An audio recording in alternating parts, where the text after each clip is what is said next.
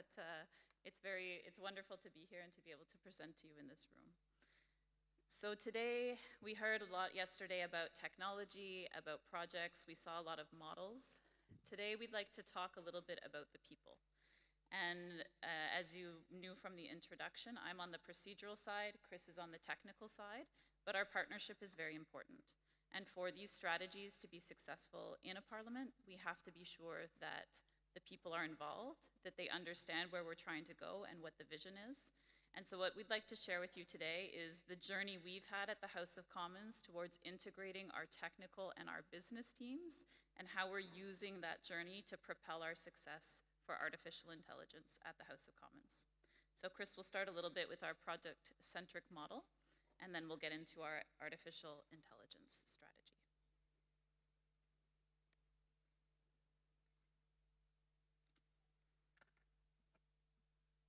Thank you, Natalie, for the warm introduction. Good morning, everybody. Let's jump into it.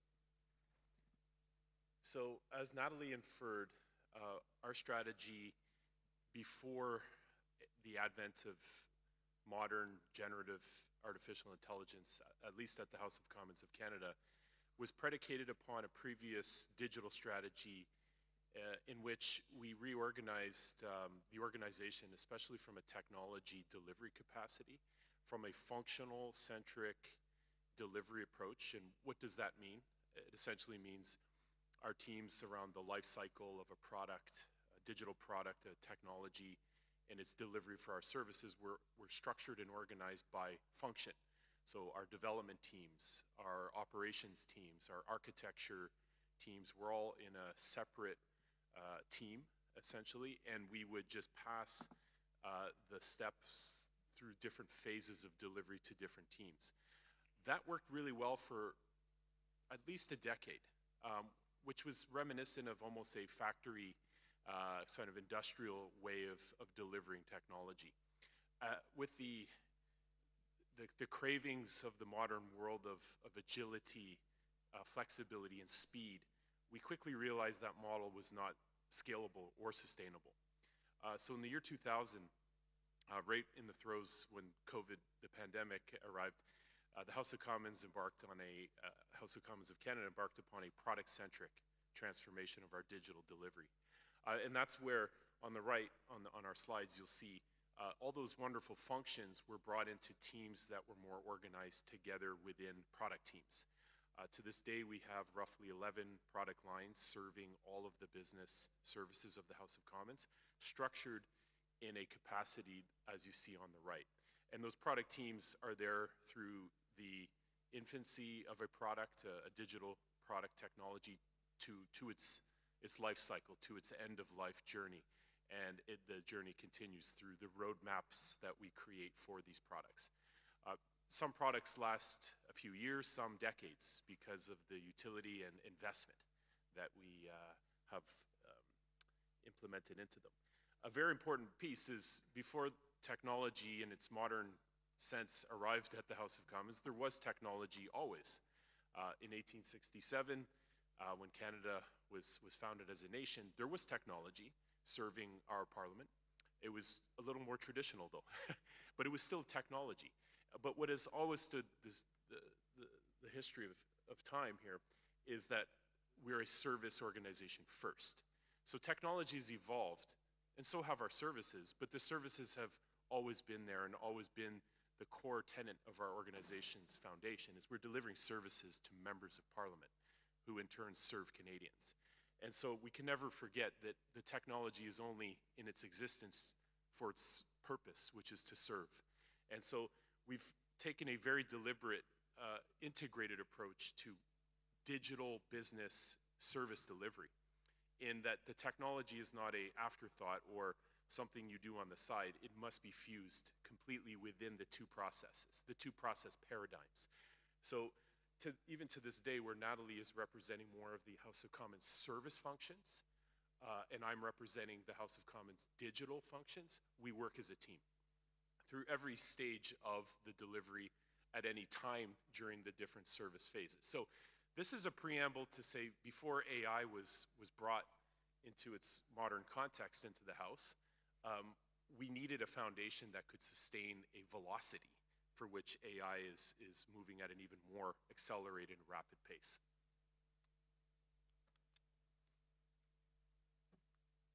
So we wanted to share a few things that we're already doing at the House in terms of AI, so you have a sense of where we sit. And all of these products and models were developed in that product-centric collaborative model that Chris just spoke about.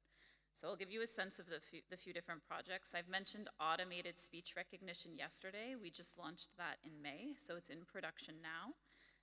We're using Whisper AI to do that, and the relationship between our teams is, and this is something that a lot of you will understand being older parliaments, but layering on that technology onto legacy software and legacy systems. And so that was where our teams really had to work through not just the technology, but what's the process flow that has to be adjusted in order to accept this technology. So a lot of you had asked questions about this yesterday, but we have someone physically on the floor of the House who, when a member speaks, they'll select the member speaking and they'll select the language.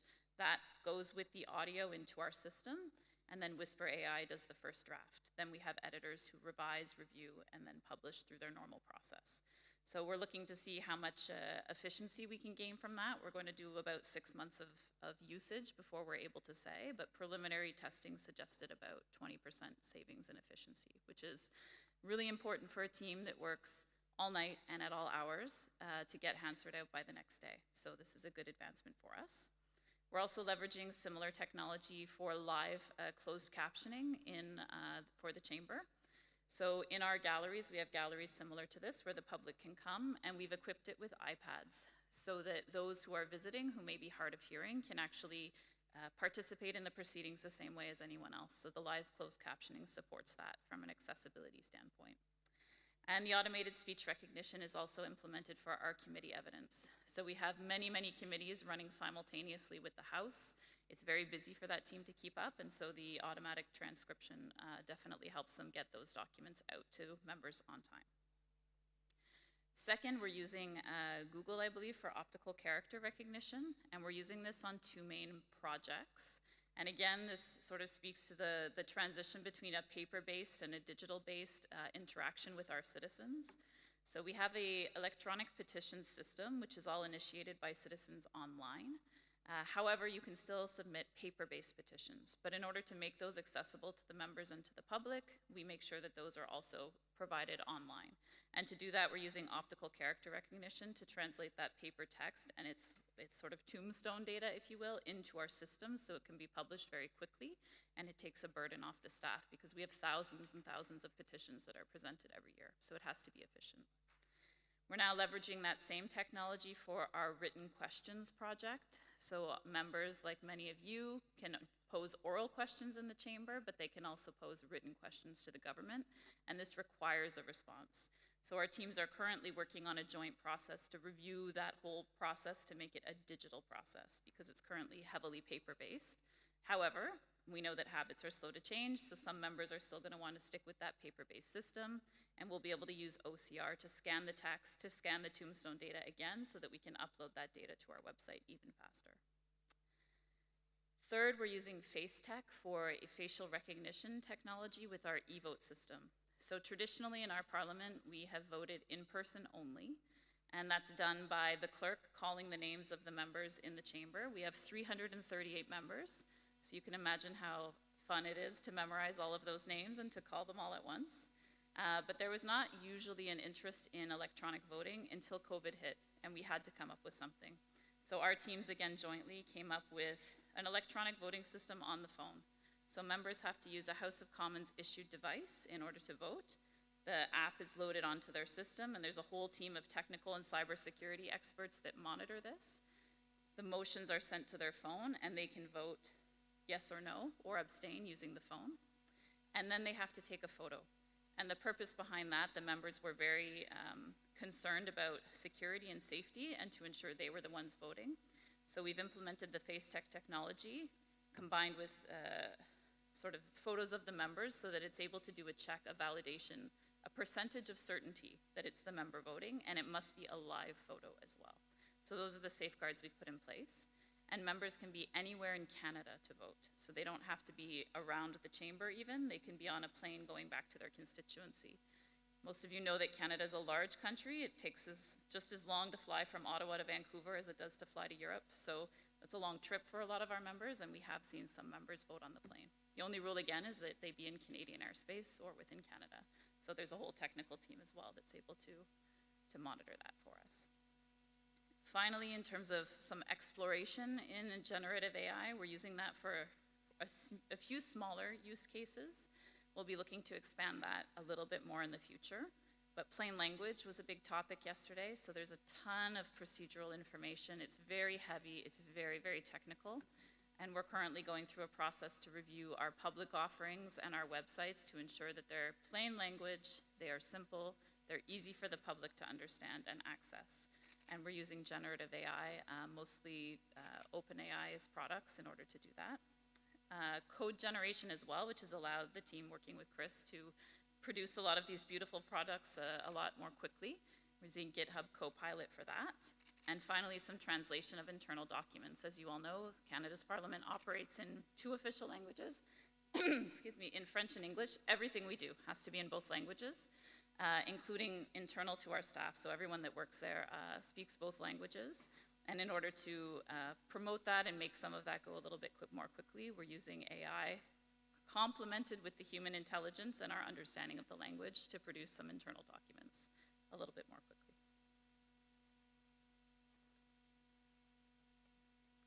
Okay. We're going to go a little back to that product-centric way of delivering value to our clients, just to dive a little deeper into the process, the flow. So yes, our product teams are there essentially ensuring that the capabilities that we're looking for in our business services can be matched, met, and delivered through constant innovation, constant resilience and support for the operations of the house. So our teams are roughly organized on what we call an 80% allocation to what we call the run, which is the life cycle, the maintenance, the support of ensuring that the technology is properly sustaining the business services. We do reserve a portion of the capacity of our teams for innovation to continuously enhance, improve, and occasionally transform certain products that are necessary through business transformations that happen frequently at the House of Commons, of course. And our brand here that we want to really emphasize is that focus execution with our business partners. So we, like any other organization, have had struggles with business and IT. And part of the reason we went towards a delivery style like this was to infuse what we call a fusion team approach, so that we're delivering every step of the way with our business partners to get that agile validation of that as a feature is being developed, how is that being seen as in the value that we deliver to our clients. So obviously our service partners are the frontline representatives of the services, whether that's a legislative service, a procedural service, a legal service, or any of our corporate services. As any parliament, it's a very campus-style service approach. We deliver every type of service industry pretty much in our service spectrum, and therefore the digital delivery for those services has to be in lockstep with that. So the process that we go from traditional requirements or needs to an end product in which there's value created is a daily routine for our teams in how we do that. It's not, we'll take your requirements and we'll come back in a couple months and see if you like it. The approach is really integrated every step of the way. And the way we've done that is through the roles and the matrix of how the focus execution is yes, we need firm definitions and responsibilities so that we're not having redundancy or overlap, that there's just enough overlap that the teams can deliver something magical in a expeditious delivery manner that is cost effective and that most importantly, as we said, is delivering value. And then what does this all mean if our clients aren't happy with it? So what if the product and service providers have thought they've delivered something magical, but our members of parliament are simply looking at it saying, this doesn't help me? So part of our feedback loop is Natalie and I, for example, will walk the halls in our lobbies and talk to members and understand, for example, with the electronic voting app, is we're planning to make some changes. How does this sound to you? And of course, there are party preferences, like anything in a chamber. But the most important part is we engage our clients on the journey as well. We don't just surprise them at the end with a communique or some kind of written materials that say, I hope you like these new changes. We sensitize them to the changes that are coming. We get the feedback. Then we deploy it, but then we do a retrospective. Just in that agile mindset is, are our clients satisfied? If there are things missing, can we bring that satisfaction into our loop of product development and, of course, service delivery? So that's just, there's no rocket science to this, but this approach has served us very, very well in taking the agile models of delivery to a state where we scale it across the organization, and ensure that that feedback loop for all member services are coming back to us. Okay, so now we'll talk a little bit about where we're going at the House of Commons in terms of an overall artificial intelligence strategy, specifically for generative AI. So as you heard, Chris and I and our teams work closely together for the delivery of many different products. And through those conversations and discussions, we started talking about AI and the impact that it could have in our environment, in the legislative sphere, but also in the technology sphere as well. And we started wanting to have that conversation at a larger level because, as you heard yesterday, people are a very key part of this process. If people don't understand where we're going and what we're trying to do, they're not going to necessarily accept, adapt, or use the technology that we could give them. At the House of Commons, we have about 2,000 employees who work for the administration itself. So this is the group of people that we're trying to guide towards this future gently. And as I mentioned yesterday, there are people who are really excited. They're already innovating. They're knocking at our doors to try to get this done. There are folks who are scared. They're worried about what it means. And there are many who just have no idea how this applies at all to their work. So we're trying to speak to all those audiences while also promoting and pushing forward this agenda to try to improve and change. So we went to our senior group and said, these are the 3 things that we would like to do for you with a group of other professionals. So this gets a little bit at governance, which we'll touch later on. The first thing we wanted to do is develop guidelines for the use of Gen AI for our staff. They're already using it, some of them are, or they're not even aware that they're using it, like we discussed yesterday. So we wanted to create a set of rules that would help and guide them in their work so that they could feel more confident with the tools as they're starting to play. And use it in their work. And so that's actually going to be launched next week when we get back to employees. So we'll show you a little bit about that. The second thing that we proposed and that we said we would like to do, which I spoke about yesterday, is developing our ambition for the House of Commons. Where do we want to go and why? Where do we not want to go and why? And how do we prioritize that?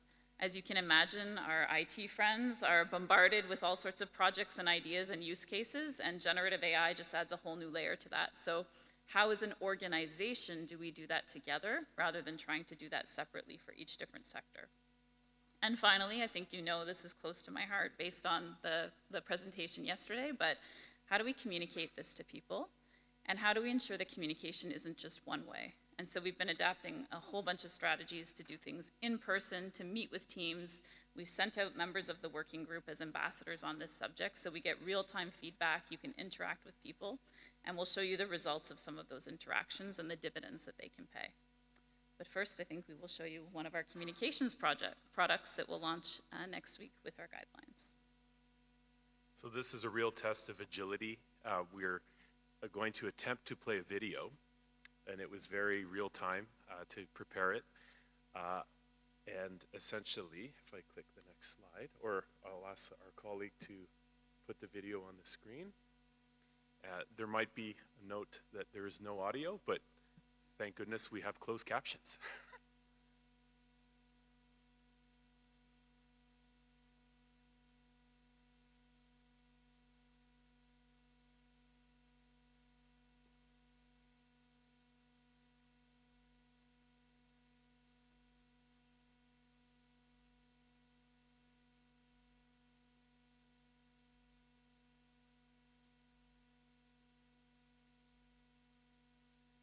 So an example of plain language, simplification, sentiment of a text.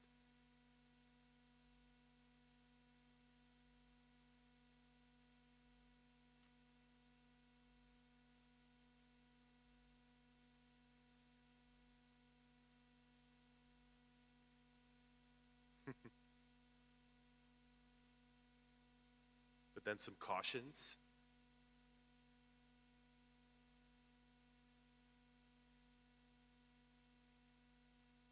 This is an example of where we need to be careful with translation. For those who don't quite understand the translation, there's a big problem there with a too literal translation. And then here's another caution with the generative video. This is a true story, by the way. This was an actual generated image of our House of Commons center block building. And this is the punchline. The core of our messaging is humans, our staff, are where the buck stops with these tools. We must ensure that they use these tools responsibly insofar as the information we share and enter into these generative AI tools, and the guidance that we provide from the results of those tools. Ensuring the accountability remains with us as service providers. That's a little bit of a marketing campaign that is not yet live, so you're seeing it before the employees of the House of Commons of Canada are going to see this video in the coming weeks. But it's part of a campaign that what you're seeing here is a very user-centric, user enablement mindset of, yes, every day we're using tools. Generative AI is just another tool. It's not there's no mystique around it.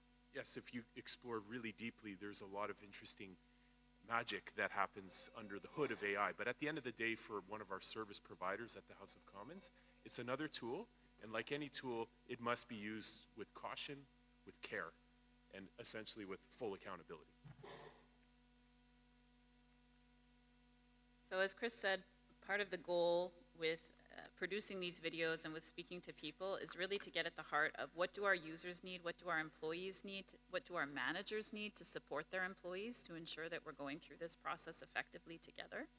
And so this is the start of that campaign around the guidelines to try to get people comfortable. What are the use cases? How could you use it in your work? So we're trying to get at all of those angles with that short video, and there'll be a series that our communications team will be producing in the fall. So I had mentioned our communications plan. Part of that was going straight to people in different fora to talk to them about our plans and our goals. One of those was our open house, which we have every spring, where it's all employees who come to hear about next steps at the House of Commons, where we're trying to go, our vision and strategy. And so we were able to use that opportunity to explain a little bit what our plans are for AI and to ask some key questions. So we asked employees whether they were concerned, whether they were excited, or somewhere in between. And we did an analysis of those results, and you can see them here. So this is our people. This is what they think today about AI in the workplace. So not a bad starting point. We have about 60% that view it as positive. They think it will bring productivity improvements, cost savings, efficiencies. But we have an important almost 40% who view it negatively. And their primary concerns are around data privacy, security, and job security. And so any communication strategy really has to address those things head on. And I would suggest that there's probably these same camps within your own parliament. Interestingly, probably because of all the media attention around this, very few were neutral. So people are already sort of sitting in one of those camps, whether they're feeling good about this or concerned. Next, Chris and I went to our managers, because in any good change management strategy, your leaders have to be prepared. And so the employees are going to be going to them as that frontline leader to ask, can I do this? Should I do this? What should I engage in? What projects should I plan? And so we wanted to prepare that group of people. So we took our guidelines to them in advance to expose it to them, to answer their questions and get their feedback. When we started the presentation, we asked them how they felt about AI, and you can see that it's very similar to the employees, 66% positive, 34% were negative to neutral. After a 1-hour presentation on the guidelines and where we're trying to go as strategically at the House of Commons, look at the shift. So you had 81% of managers in that room feeling good and positive, and only 19% still a little bit concerned. So the power of just 1 hour of in-person communication, how it shifts and makes people feel more comfortable, that was the message we wanted to share today. So in terms of the working group, what we wanted to highlight here is the structure that Chris and I put together to ensure its success. We have many different sectors at the House of Commons. It's a little village, probably like some of you. We've got transport, HR, finance, legal, procedure, tech, all of those different groups that work together. And we very purposely crafted a working group with representatives from all of those areas to get all of those different perspectives, all of the use cases, all of the concerns. And that group was responsible together for crafting the guidelines, and together we'll also be crafting the future ambition for the House as well. Constant communication, like I mentioned, both upwards to our executive groups and down to other executive levels and the management teams and the staff themselves. Making sure we're consulting with employees. We've consulted with our unions as well. That will continue in the fall. Our partners, subject matter experts, some outside consultants as well, just to make sure that we're on track. And trying to anticipate questions. So you'll see a bit later, we prepared an FAQ as a companion to our guidelines. Again, the long-term vision, this is changing so rapidly. I think we all know every week there seems to be a new development, a new pathway. And so we're making sure that we're monitoring those trends as a working group, but that all the documents we develop are living. So we're creating a website for our staff that will be able to update in a very agile way as things change. And of course, monitoring the legal and regulatory framework and how that might impact. In Canada, our bill for AI is still before committee. It's been a very long, difficult debate. And so we don't necessarily know where that's going to end up yet and how that might impact our guidelines. So we're all keeping an eye on that as well.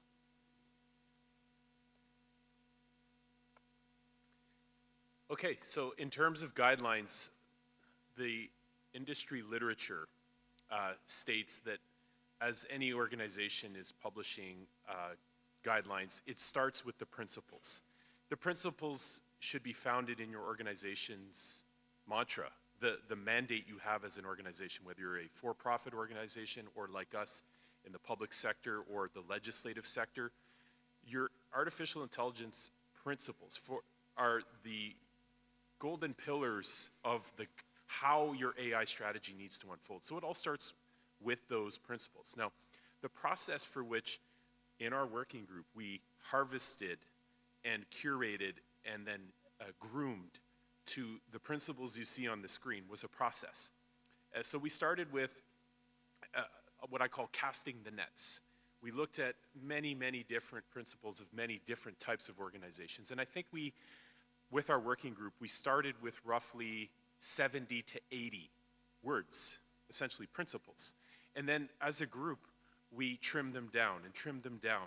And then we were constantly contrasting it against the House of Commons values and principles. And then we landed on what you see here. So it looks like a simple set of principles, and there's nothing, I'll use the word magic again. There's nothing magic with these, but they really resonate with our organization's mandate, and they really are the golden pillars that drive us towards everything we do with generative AI going forward. And if I was to explain each one, I think they're almost self-explanatory. The accountability, like I mentioned with our video, the messaging that we have for our employees, for our managers, is that ultimate ownership and accountability must always be remembered. And that goes insofar as when you're citing sources and using generative AI to help you deliver your services through these tools, do you have the last word? Are you able to defend what you are providing as counsel, as advice, as direction? And that is a golden tenet for us. The human-centered and inclusive aspect is twofold. Is that, yes, humans, we see these tools are assisting us right now. This is assistive technology. It's not to replace any of our services.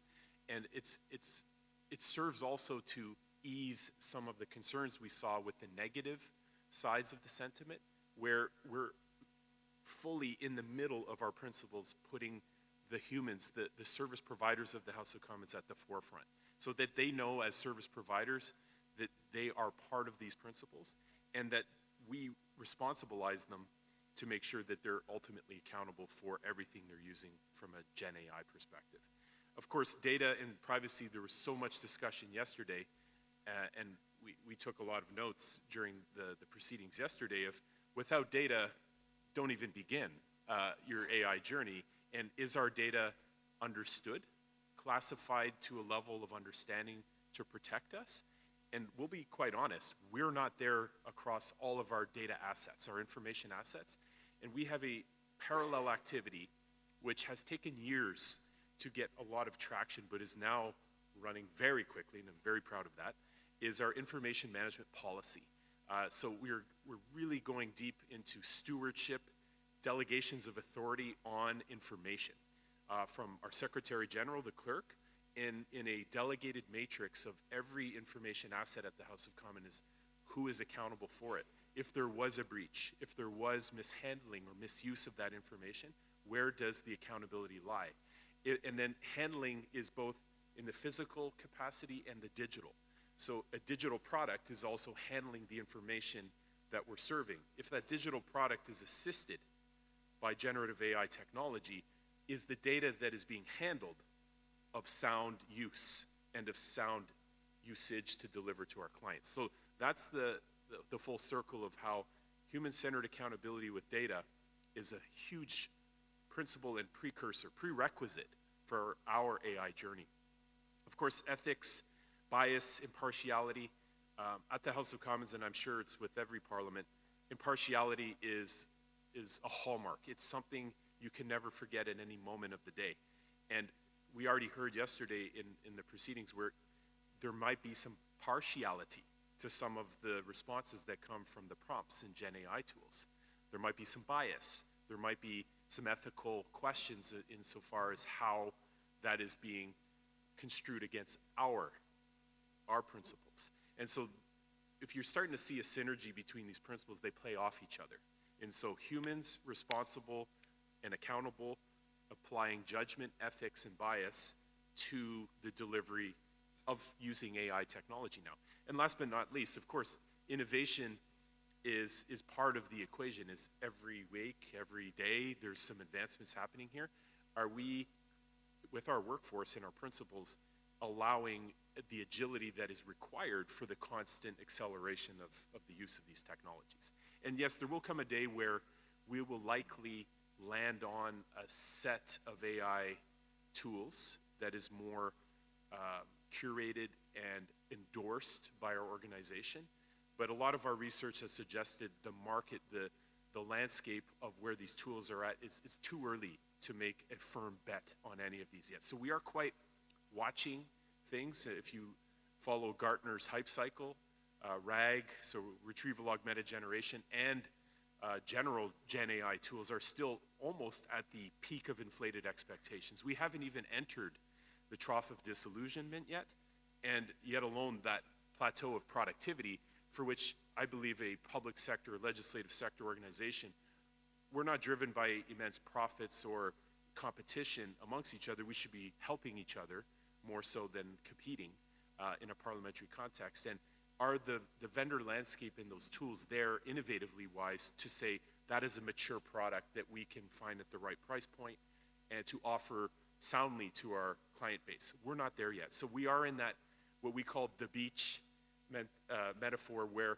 the beach doesn't have quite all of the safety that you would expect from a safe place to swim.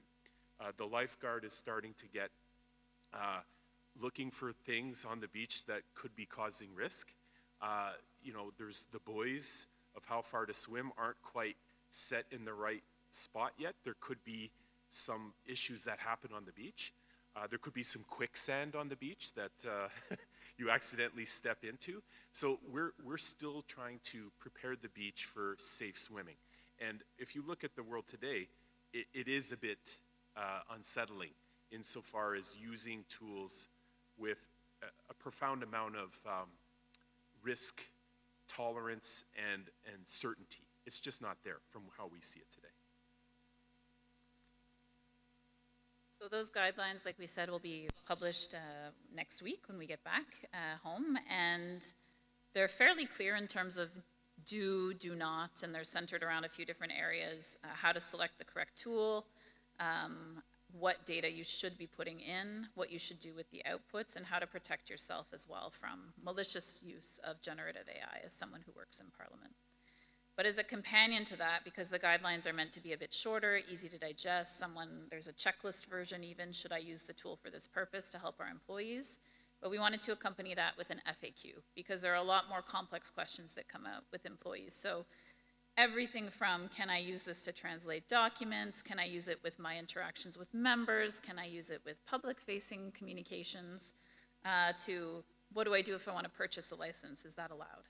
So trying to support the different audiences at the House. And again, this will be a living document. We have a secretariat set up to receive questions that we can use to update these documents and to make sure they reflect where our employees are today. So where are we going next? We just mentioned we're publishing those guidelines and that first phase of the communications plan this spring. But perhaps like many of you, this is the most busy time at the Canadian Parliament. We're sitting until midnight regularly. The members are trying to pass the bills. So it's not the greatest time to try to get the attention of your employees, if we're being honest. But we did want to put it out there so that it was there for employees. There's a first attempt at that communication, but we want to revisit that. So we're planning to host an event in the fall, a corporate event on generative AI, where we can almost relaunch those guidelines to our employees, give them access to us and to members of the working group to ask their questions, but then start to get employees involved. So we have employees and managers across the organization who they're playing with these tools, they're finding creative uses, and we want to showcase those people. And we want to showcase their skills and showcase their ideas. So it starts to form sort of almost an organic conversation between our employees and what they're using it for and what the possibilities are, which leads to more creativity and innovation within our teams. Next, we want to develop what we mentioned, that AI framework. So where are we trying to go as an organization? What's our ambition? What are our priorities so that we can make wise investments? It was mentioned a few times yesterday, this is not free. We have obviously a very professional, talented staff who can do some work, but the work pile doesn't get smaller. So how do we decide which work to prioritize, which tools, which use cases we should go towards first? And again, making sure we're including our employees, our unions in on those discussions as well so that we understand where they sit. And that, of course, will lead to that corporate strategy, the corporate planning, our existing investment process that we already have at the House of Commons so that all of those different processes are aligned so that we can deliver on some of these products.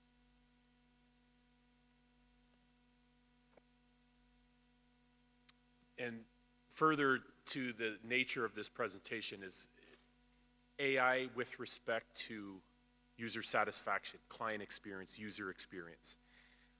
We see what we call the balance, the healthy tensions between the two worlds. And it's not just AI, that AI is not the only catalyst that has presented this problem. It's digitization, it's automation, it's the technology advancements that have been happening over the last, you could say, hundreds of years, through the Industrial Revolution to the computer age, to the internet age, to, if you believe that AI is the next major paradigm upon our society. These are constant tensions and pressures that we're balancing in the equation. Is for every pro, there's a con. For every strength, there's a weakness. And how do we balance that as leaders in an organization that care for their workforce, where every voice matters, where every skill can be tuned up and modernized to deliver as an organization the capacity we need for our services? How do we move this shift? It's not just technology. Actually, one of our biggest, what I call an anchor or hammer we drop on the table is AI, technology, forget about it. Let's talk about how it impacts our people and our workforce and how we will embrace it as an organization. So we must confront the cons. We must confront the concerns as we go down this journey, because as we're seeing, in whether it's the hype or some of you experienced that actually, is jobs, just like they were in the Industrial Revolution or the computer age, jobs are at risk if they are not reskilled, retooled, repurposed in a way that makes them meaningful for leveraging these tools as they emerge. And again, this is not new. It's just another shift towards harnessing education, training, We heard training yesterday was a big question of how do we train and prepare and use these tools effectively. So that was one of the number one concerns we heard from our workforce is you have your AI trendsetters and your top percentage of change junkies, as we call them, but that's a small amount. There's a huge portion that are either on the fence in the middle or completely almost resistant. And how do we move that workforce towards embracing this? And it is everything we've been advocating for: communication, change management, but of course support. Support insofar as training, reskilling. These are many things we're starting to look at in terms of our own programs, not computer programs, change management, training, learning and development, career planning. Is our workforce ready for this? And so that's where we look and we say, where are the investments we need to start making now? Not technology, but in the career discussions, in the performance management of our workforce. So this is where we see a lot of these strengths and weaknesses coming to bear. I think on the pros, the advantages, they're just a continuation of the same advantages we've always seen with the digital era, is the availability, the 24/7 nature, the more and more consistency can be applied in the services. Data, now that we've got our data in good shape to be AI ready, we're really able to rely on that data now. And yes, AI is a tool to rapidly understand and manage and use our data to provide decisions, which again, we're trying to say enable service providers, humans, to make better decisions. So it's really balancing the two equations every day, which can be tough because one day you'll get a grievance from an employee or a set of employees, and how we handle that gracefully is the daily routine for us right now.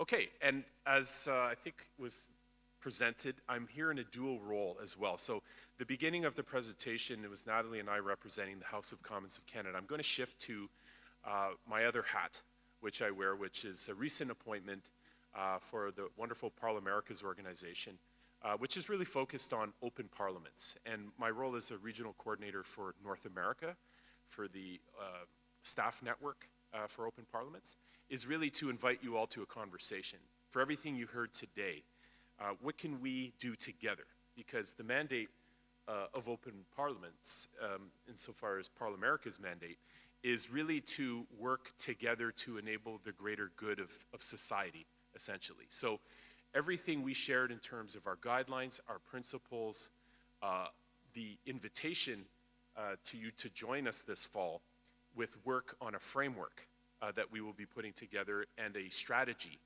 It would be a shame that it just stays at the House of Commons of Canada, or a shame that it stays in any one of your parliaments as we exchange today.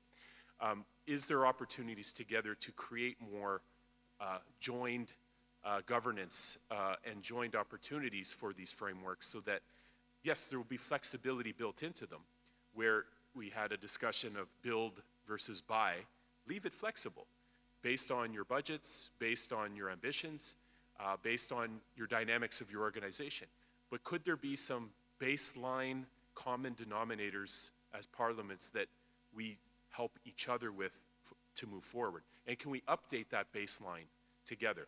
Because I'd be hard-pressed to find someone in this room or online observing today that didn't resonate with some of the principles we saw. I think they resonate generally with the parliamentary context. And so why should we, for example, duplicate all those efforts across the world, or across the Americas at least, when we could help each other?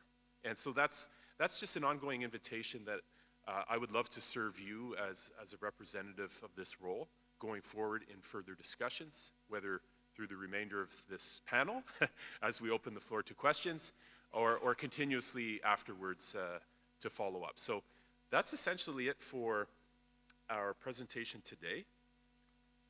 And that's where we'll turn the floor to some questions if we have time.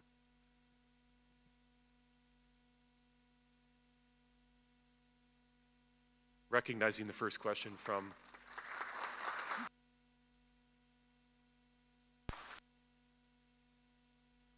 so we have a very Eager question coming from our Tenemos la wonderful primera host, pregunta Luis Quimech. Go ahead, Luis.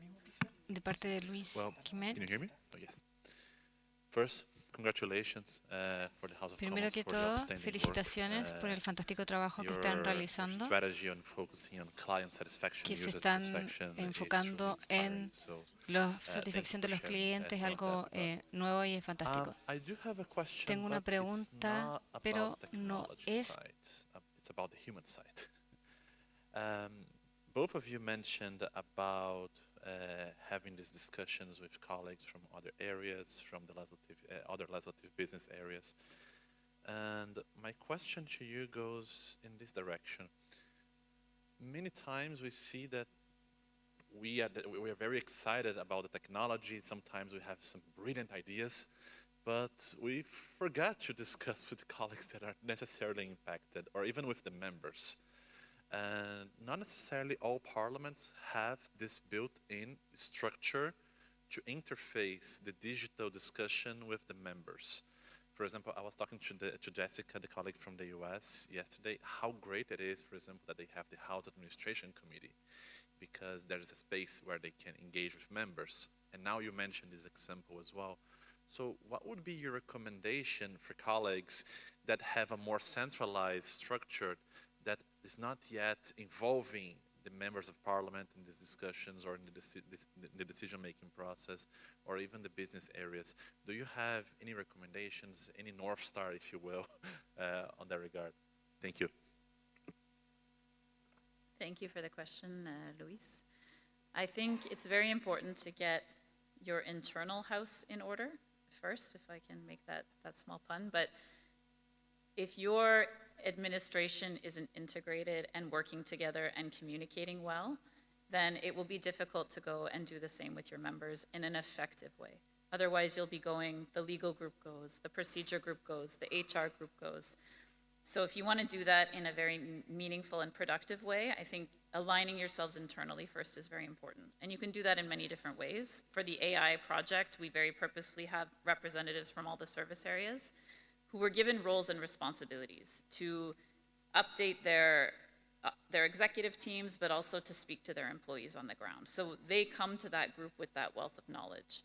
And then we together can have one voice on that file, whether we go to the administration, whether we go to members, whether we go to the executive team, whether we go outside. It's the same messages, and we all understand where we're trying to go together. So I guess my first, if I can give some advice, it's maybe build those relationships internally, build those communication pathways internally, because they will pay you back in dividends when you do go to your members or when you go to other fora to try to explain that. In terms of the members, I mean, everyone's structured a little bit differently. We have a board where our members sit and give us direction on administrative and policy matters for the House. So at the right moment, some of this can be brought to that board for discussion, for information as well.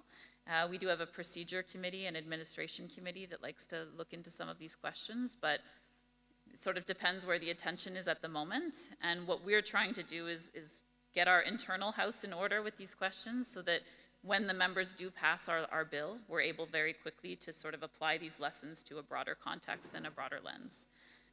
And then when you couple that with the relationships that each service area already has, you're bringing that communication piece back to that forum where we're able to share with each other.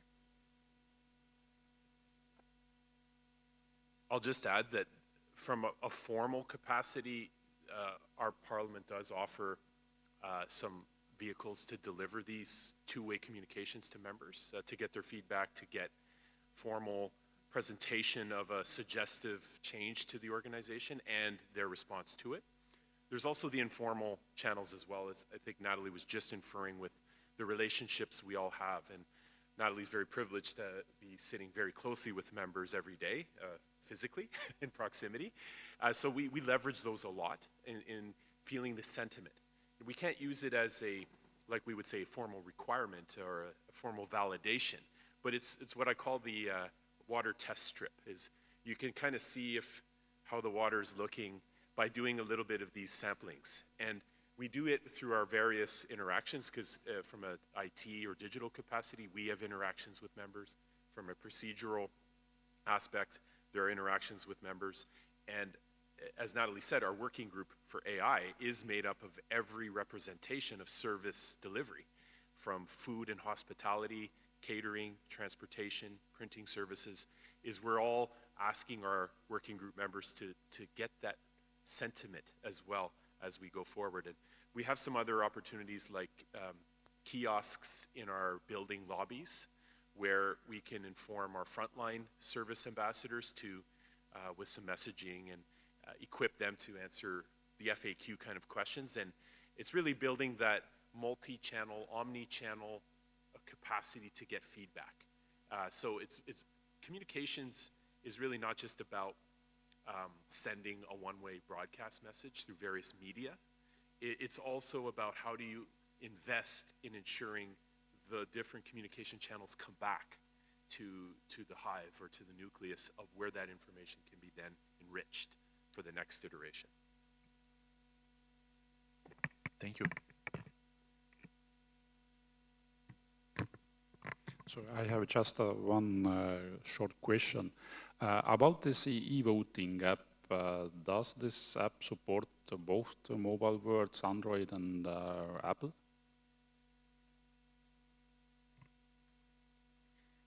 Short answer for a short question, yes.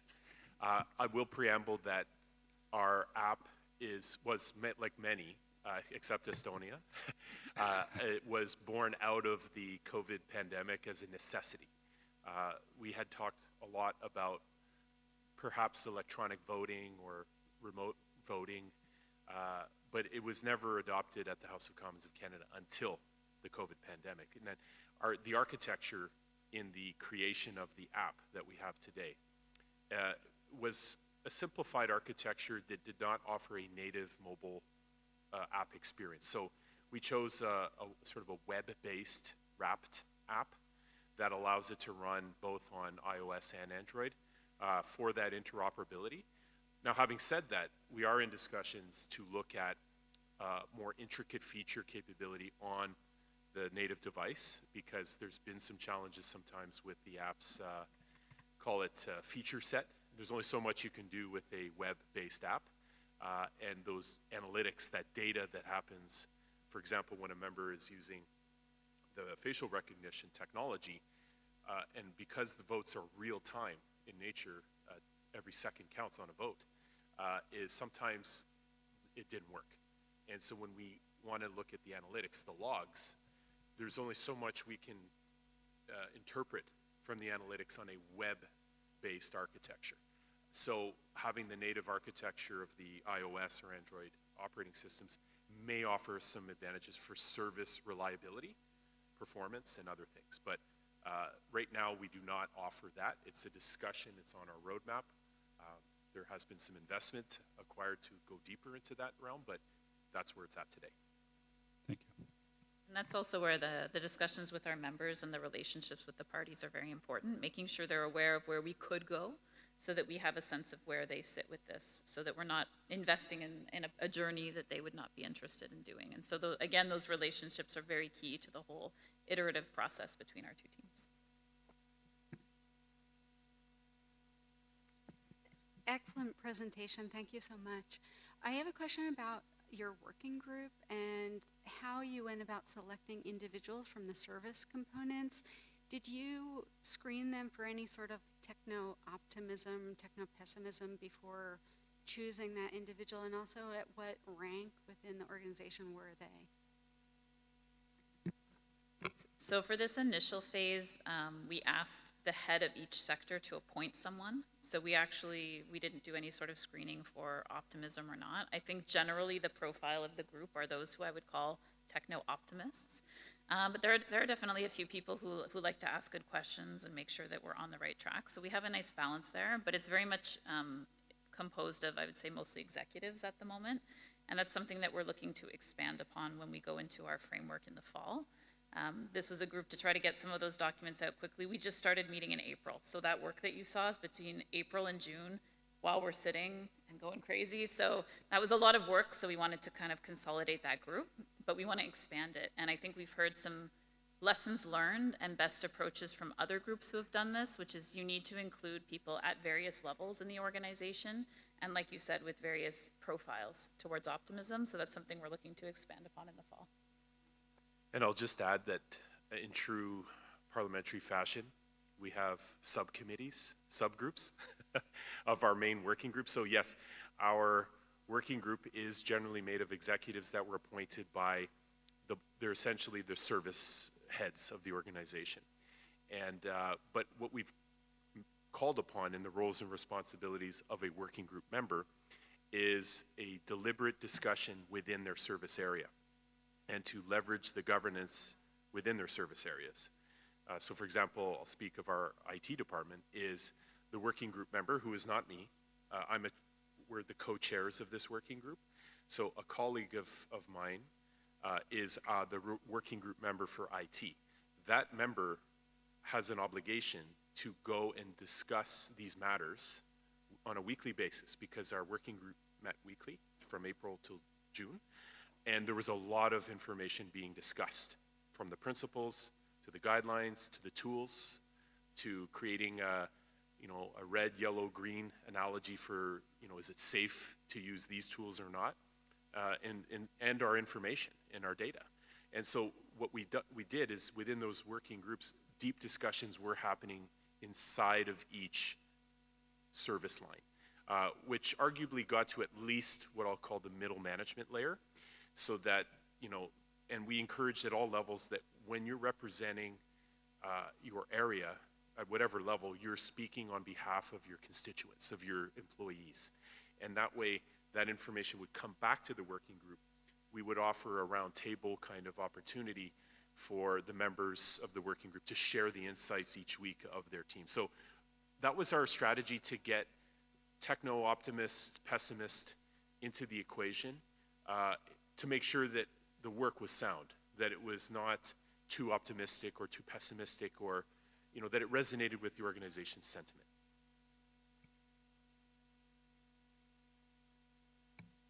Thank you very much for the presentation.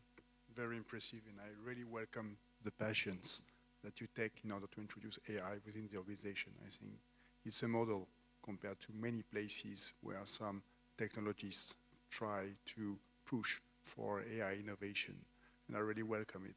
When I hear you introducing the model that you put in place, it really looks like that you want to exchange with all the different layers of the organization and to gather some potential opportunities within the business that may end by having a kind of business process description by which you will arrive at a level where you will describe tasks, and based on the AI guidelines that you have set up, you will know whether these tasks can be automated or not, and which will be the result of this automation. That's one approach. Did you foresee another approach, which is an organizational one?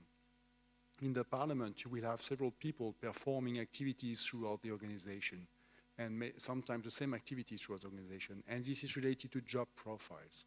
So did you intend or foresee to have a kind of organizational impact assessment that starts from job skills specificities that will precise for each of your job profiles which are the skills requested, eventually the level of expertise, and this matrix by skill and expertise will give a list of tasks that people could do, and being another entry point based on AI capabilities that could be links to these tasks to be performed by skills as an, let's say, alternative approach related to human resources. So we definitely have taken the first approach that you mentioned in terms of the use cases. Through the working group members, one of the roles and responsibilities was for them to go gather live use cases in their service area, excuse me, as well as potential for innovation. So they didn't have to necessarily be doing the project at that time, but what could they see for their sector as possibilities? And we've gathered all of that information through the working group, and we've identified and classified whether it's in planning, is it a pilot, is it just an idea? So we have a sense of where the groups are looking to go. That's where our starting point, but where we are trying to pivot a little bit more towards, like you mentioned, with involving the employee groups, and HR is a key player at our table, is how do the competency profiles of the employees at the House of Commons align with this strategy? And HR is doing a lot of work on revising those and promoting them and looking even at our executive levels down to other levels. What does it mean to be an entry-level employee versus a manager, first-line manager? We're starting to have those conversations for all sectors as opposed to just within our sectors. And so we'll be able to leverage some of those conversations to think about what types of skills and mindsets do we need at each level in order to ensure the adoption of some of these strategies or where we may want to go. So that's wonderful advice to sort of turn the question around and think about where we could go. And just to add, like, I'll add to both sides of the equation of the question. So on the use cases, just like we had a list of 70 principles to start with, we have a very large inventory of use cases that were generated, and still we have them cataloged, if you will, as a matrix of where we looked at a quadrant, you know, high cost, high value, low cost, like the low-hanging fruit, and could we as an organization look at some of these from an investment perspective to put on a roadmap for delivery in the coming years. So that's how we're starting to integrate AI with general budgetary and financial planning of how our organization's corporate delivery looks like. Is don't treat them separately. Our general mandate for AI is it's not other than our working group, is all of our governance layers, whether it's investment, performance of our organization, is start to infuse AI as part of it. We will never have a specific AI job title. How do you infuse AI into the jobs? If I look at a job description, and we just did a massive job description renewal at the House of Commons, we call technology as products, but we also in our HR world call job descriptions products. That went through a product-centric revolution as well at the organization, from almost, in some cases, a one-to-one mapping in some teams of job descriptions. So each employee had a different job description. That's an extreme. To how do we make them more, not generic, but flexible? And are we putting language in them that is adaptable to some of the AI and innovative concepts of how the work is being done? Whereas they were very prescriptive before. So having some more flexibility in the way we craft the job itself, when you're attracting talent, retaining talent, is a tool from a leadership perspective to allow some more synergy to say these roles can be exerted by different functions in the organization. And in that way, we're not as sort of tailored to very specific functions within the organization. And to use the analogy you asked of can we use AI to inspire the requirements of the job more and more, we haven't looked at that yet, but it's certainly a part of the journey with our member from HR. We'll be very attentive to that. And there's a lot of digital HR literature around AI in terms of best practices of where human resources are evolving to respond to AI. And we must say that our HR department is very agile and responsive to the job market when we are looking for some, let's say, whisper developers or some of these new skill sets that are coming. Is we're seeing, thanks to our previous investments with the job description reforms, we're seeing it's able to capture the attention of the job market. But there's still some work to do to make it more defined with their skill set. So thank you for that question.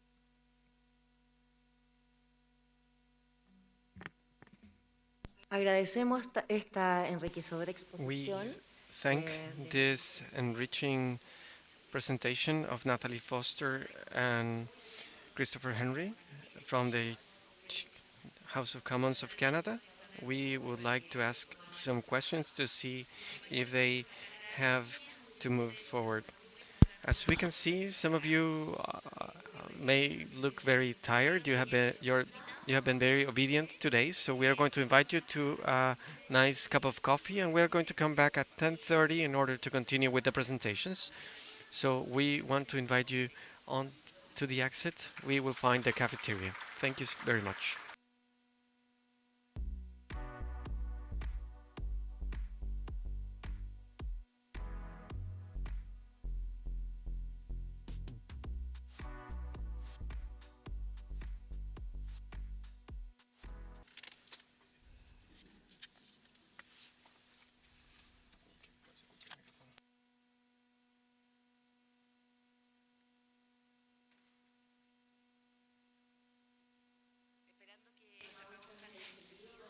hoping that this coffee break give you more new energies. I invite you to retake our agenda to this session of the Artificial Intelligence in Parliament, organized by the Chamber of Deputies of Chile with Busolatec. Now we are going to talk about governance and guardrails, AI. The speaker is an expert in communicational innovation, Jessica Smith, from the U.S. House of Representatives.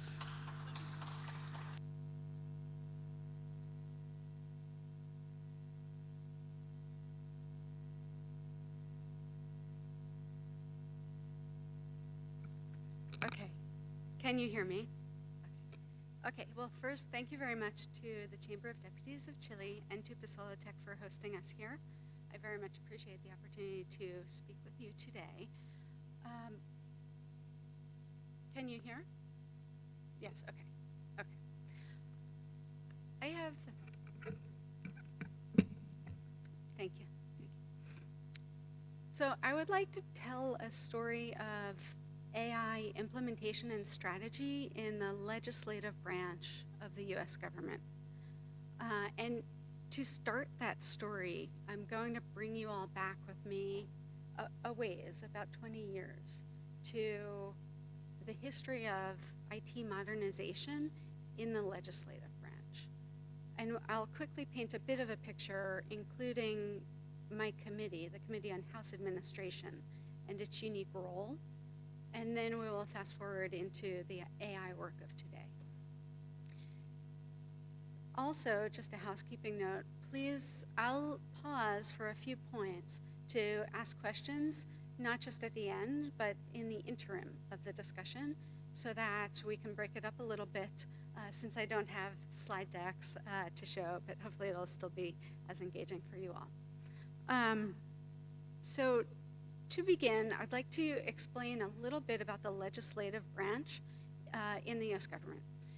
We have dwindled in size of our people over the last 20 years, which has been a subject of much debate within our government, and it has raised questions about whether or not congressional staff are as equipped as they could or should be to perform the meaningful oversight over an executive branch, which over the last 20 years has spiraled and grown quite substantially, not just in terms of people, but in terms of budget. And so when you look at the legislative branch, and in particular congressional staff size, you'll see overall a shrinking in the number of people who are available to support from a policy perspective, any of the committees. And now I'll focus in on science and technology support to Congress for a moment and give you just a bit more background. Nearly 20 years ago, we had a congressional support agency that focused only on science and technology support, which was defunded in the 90s, which led to a gap, a dearth, in paying attention to forecasting disruptive and emergent technologies. Much to the Congress's credit, this function moved over to several support agencies, and the remnants of that, kind of like the embers of a fire, continued on within legislative support agencies for the next nearly 20 years, until 2019, when, with the advent of not only AI, but quantum technologies on the horizon, with 5G discussions ongoing, there became more of a realization that this was a critical and missing skill set.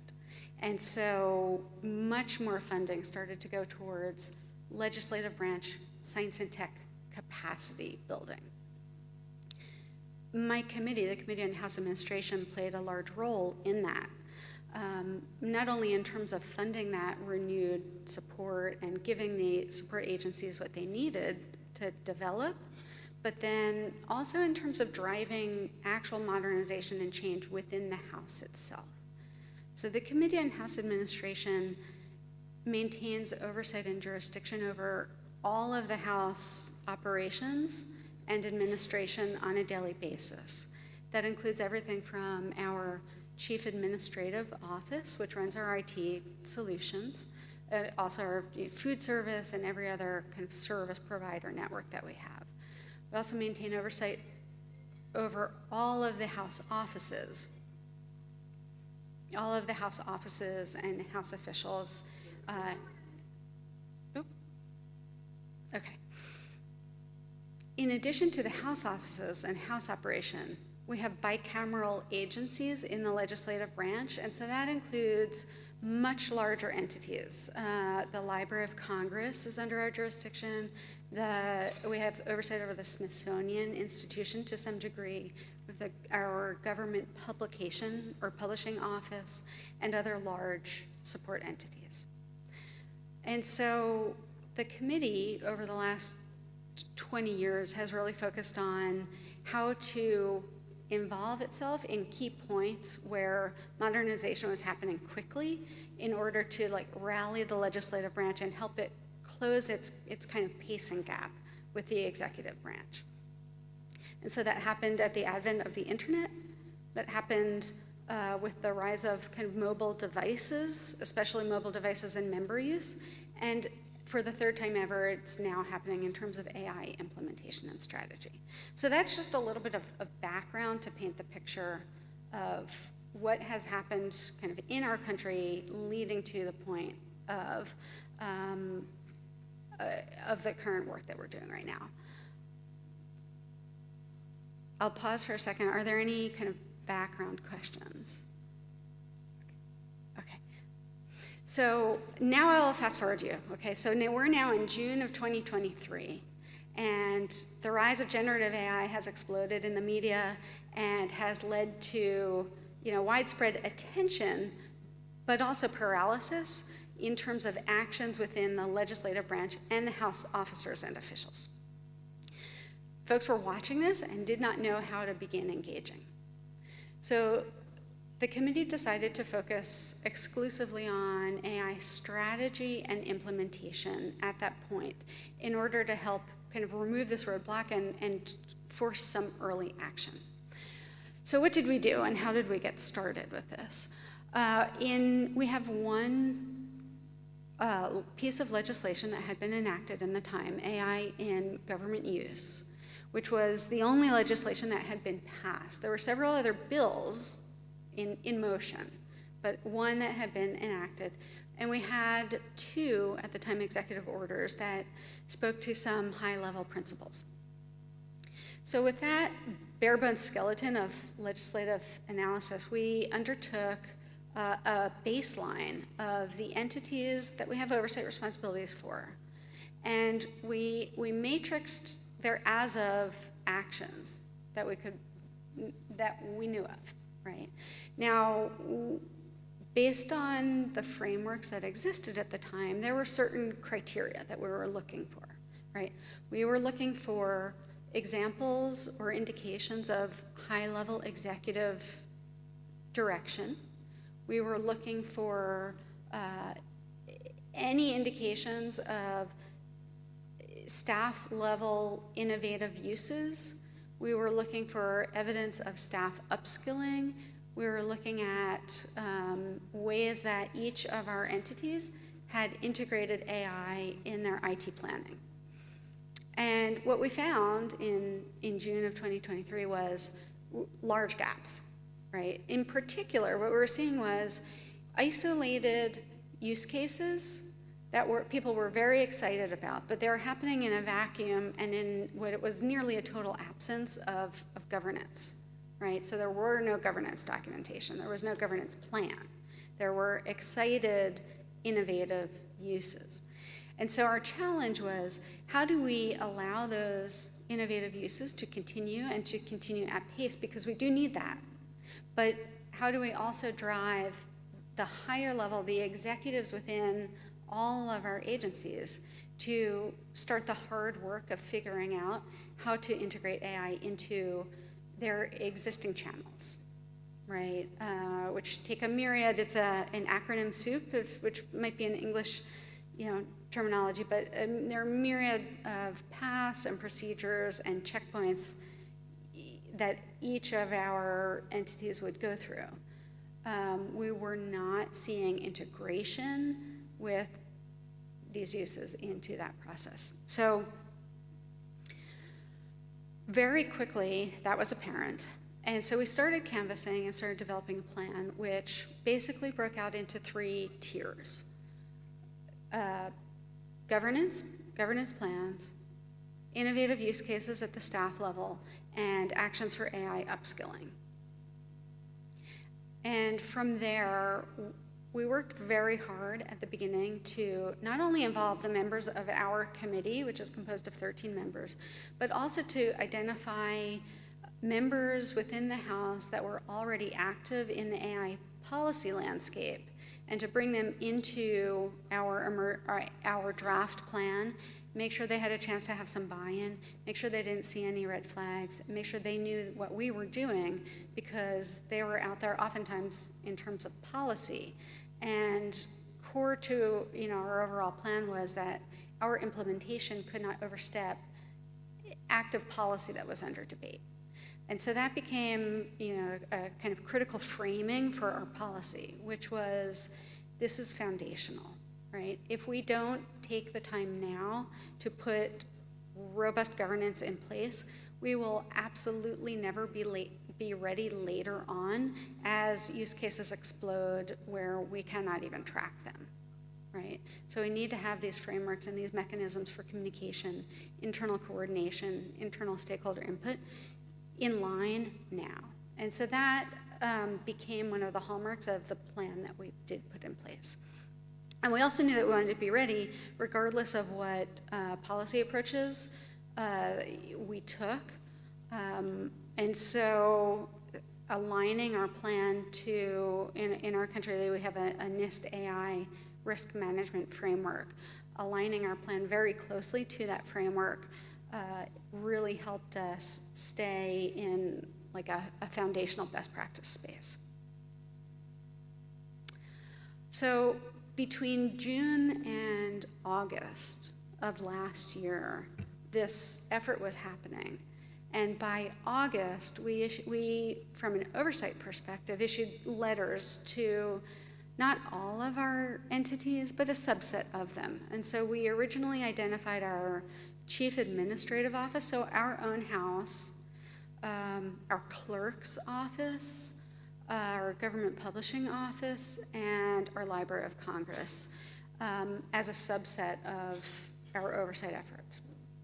And the reason why we focused on them was because it was the closest to the legislative process, and we wanted to we had to prioritize our efforts, and we wanted to start there. We knew that we'd have a lot more later to come, but we felt like for a near term, this was a bite-sized amount for us to handle. So one other feature, in the letters that we sent out to those 4 entities, what we asked was very challenging. We asked them to report on those 3 elements that I previously mentioned. We asked them to report to us monthly in terms of their status updates. Now, there's a range of different ways that we can ask entities to report to a committee. The reason why we chose monthly was because we knew that if we just asked for one answer to a response, we would never drive the change that we were looking for within those 4 entities. We wanted relationships to start. We wanted working groups to start, and so on. We wanted small, sustained action. So we asked for monthly reporting, and in the world of kind of oversight, where I come from, that's sometimes referred to as agile oversight. It's rarely used at the committee level. It's much more common as a concept in the world of IT management. But trying to blend agile oversight with an oversight approach to AI made a lot of sense because it allowed us to move very quickly. It allowed us to spot weakness and errors, and allowed us to jump in then and help support those entities where they needed it most. And so what we found was, for example, The Government Publishing Office was doing amazing work, in particular with their AI upskilling and the way that they were focused on upskilling their staff. And so we knew we did not have to engage there. They were doing fine on their own. Whereas we might have another agency who was having more trouble at the governance level and needed help connecting or figuring out how to start having conversations with stakeholders around planning or building an AI inventory. And so this agile oversight approach helped us jump in very quickly.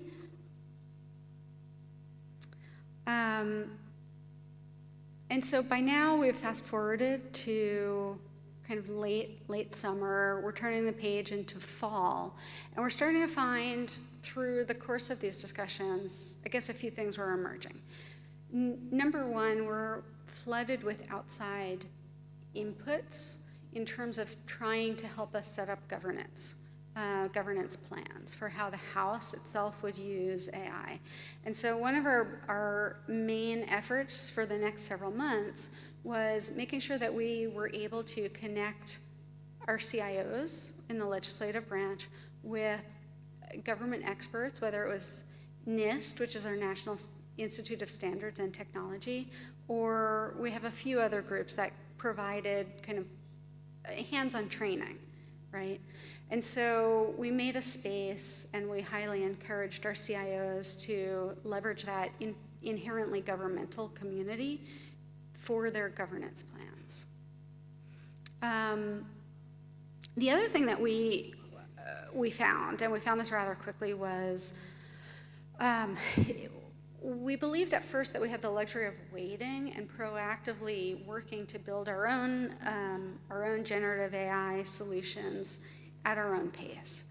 What we started to see over the course of the fall was, in the rush for our current software programs that were already approved for use in the House, they're in a cutthroat market to deploy generative AI solutions nearly right away.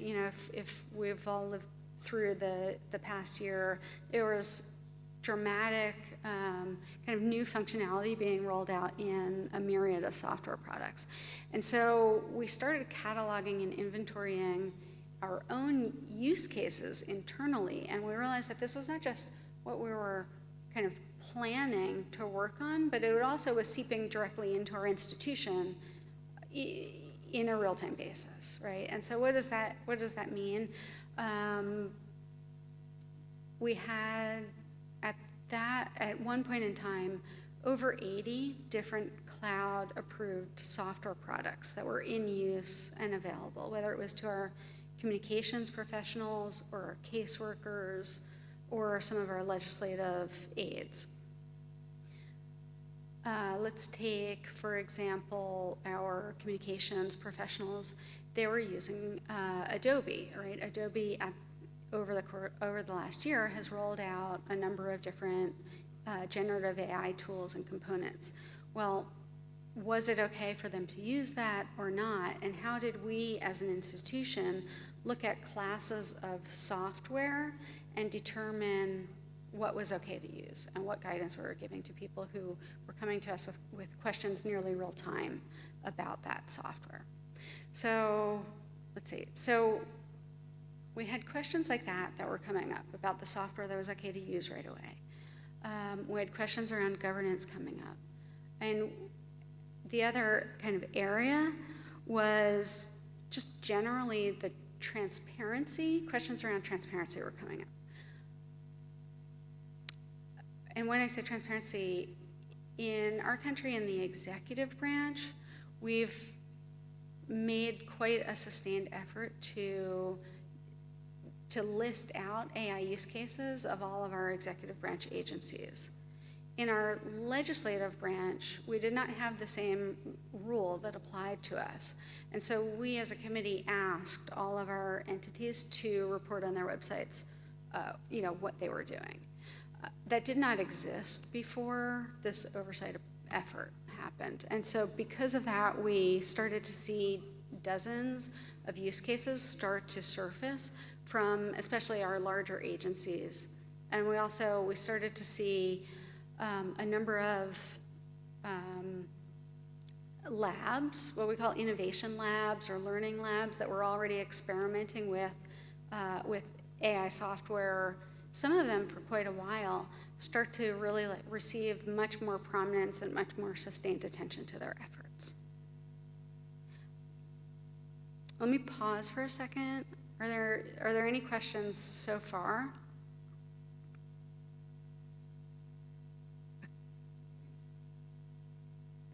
Eu tenho uma pergunta.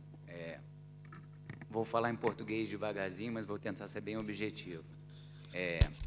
O I have a vetor. question. I'm going to speak in Portuguese.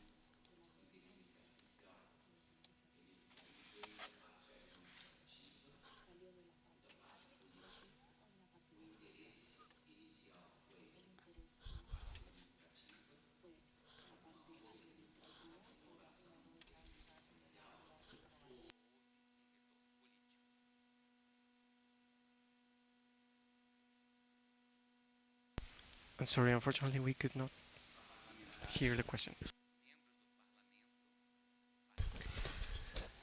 Did the members of parliament participate in this effort, or was it a decision from the administrative sector of the House that then gained political support? Thank you for the question. It's a very good question. The members of the committee, we have 13 members of our committee, and of those 13, there are 4 who are very directly involved in a modernization subcommittee. And those 4 members, which include our chair, our ranking member, and 2 other members of the committee, have been very active since the beginning. And so they were looped into the plan as it was being developed, approved our plan before we ever contacted any of our entities. And we've been quite lucky in their kind of active engagement, not only in terms of AI implementation, but also just in terms of general kind of digital transformation within the institution. Okay. Okay, so I think I was talking about transparency and about how over the course of the fall we uncovered and made available to the public dozens of these use cases that were matriculating up throughout the legislative branch. I'll pause for a second and just go into a few of those use cases, right? Because what we found was really, really impressive and exciting. So for example, our Library of Congress has a mandate to make their information available to all. They also have a section of the library that focuses on low vision and blind patrons. They were using optical character recognition to ensure that there were library patrons who could not see, that more of our books are digitized and brought into formats that they could read, see, or hear in order to help those low vision patrons that they were trying to serve. So really interesting use cases like that were starting to emerge. We're also seeing in our government publishing office, they were using expanded search capabilities internally to help their human customer service representatives who would be on the phone with either a congressional staff or a member of the public trying to find specific government documents. They were using enhanced search capabilities and which relied on natural language processing tools to surface the right government product. And that, in their case, stretches back to the founding of our country. They retain all of our government publications there. We also uncovered a tool that had been built. We've talked a little bit yesterday about the decision to buy or build software like this. We have a tool called the Comparative Print Suite tool, which was already built within the House. Busola Tech knows it well. which had already been built within the House and relied on natural language processing to compare versions of bills that had been passed with draft bills to redline and quickly and easily see the differences between the bills. And use cases like that before this effort were not even public. Nobody knew that the House was using this tool and this technology because it was only available to congressional staff. So just exposing use cases like that helped quite a bit to, not just talk about what we're doing and not just be transparent with the public, but also to excite and connect the innovators within these different branches to understand that they were not alone, to understand that there were other major kind of innovation labs that were available at a peer level, and to give people who have an idea on the business side, even just an idea of who to go to, or the fact that their agency is actively working on this.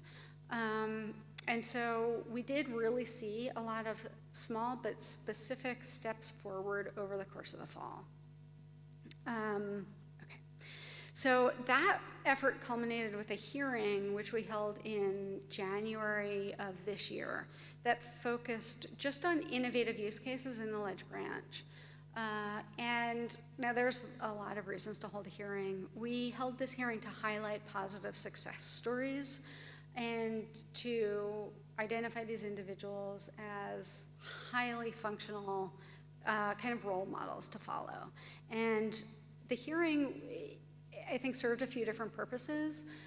Number one, it reinvigorated our members in terms of understanding that this was active, that it took a lot of sustained management attention from them, and that across the board, what we were hearing even at that point was governance is critical and keeping humans in the loop is essential across the board, and that our CIOs and our agency directors needed support, as they continued to move forward.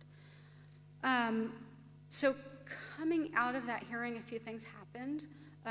Not only were our witnesses at the hearing much more visible and kind of fielding a lot more requests for kind of technical information exchange and kind of the highlighting of their work. But then also, privately, our members turned around and said, okay, what is our next step if we really need to continue to be engaged, and how do we move from a hearing that's looking outside of the House to a hearing that's looking in the House? And so from there, we started planning a large AI guardrails event that, to the best of our knowledge, I think was the first instance of parliaments directly pulling members together with national experts to focus purely on what AI guardrails should be for House operations itself. So, not just legislation, but internal operations. And so leading up to the planning for that event, I think the biggest focus that came out was kind of authenticity.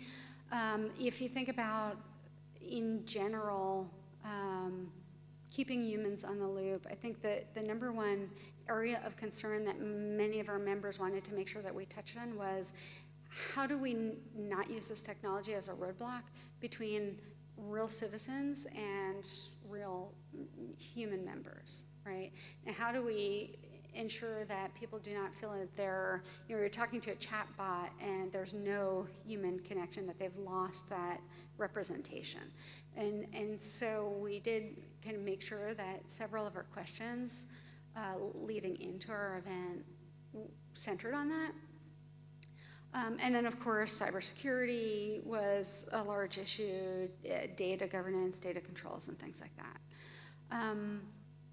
In terms of the planning for that guardrails event, we had a few choices. We could have made that public. We chose not to because we thought we were going to get a better discussion if we kept that in-house, so to speak. And so it was not open to the press. It was only open to House employees. We made sure in the experts that we brought in that, we had a science expert. We had somebody from our Department of Defense come in because they're a similarly sized and fragmented ecosystem. But then we included civil society, and that was very important to me because we wanted to make sure that we were not operating in a vacuum and that we had a perspective that was generally negative to the technology and cautious about it, who could represent a voice at the table. And then we had a former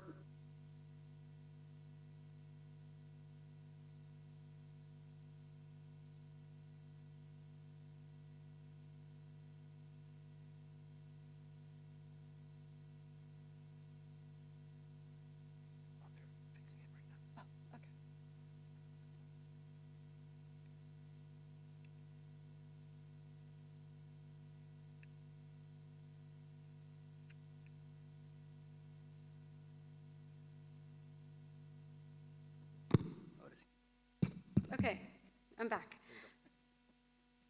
Okay, so the discussion going in, we decided to keep it private. We included experts. We brought in every one of our House officials to the discussion.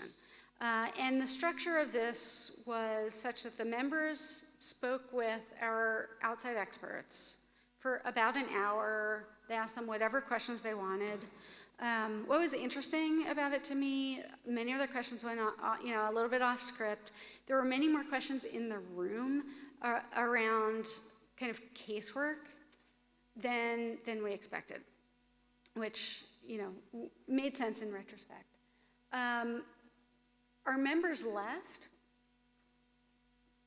and when our members left, we then took the next hour to take our external experts and connect them with all of our House officials. And at that point, what we did was we held kind of a series of kind of mock scenarios where we took problems that affected multiple of our internal offices, and we let our officials talk through where it would be important to keep humans on the loop in those. And so, for example, where should a human be on the loop in a legislative workflow and a legislative publication process when that process touches 4 different offices and 2 external agencies. And so how do we coordinate something like that? And so from the outcomes of that discussion, which lasted about an afternoon, we synthesized that. We involved every chief of staff in our institution that had a role for their member in external AI policy.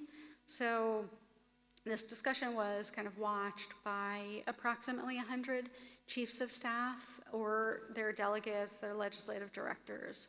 And then we developed guardrails that have now been published to our website.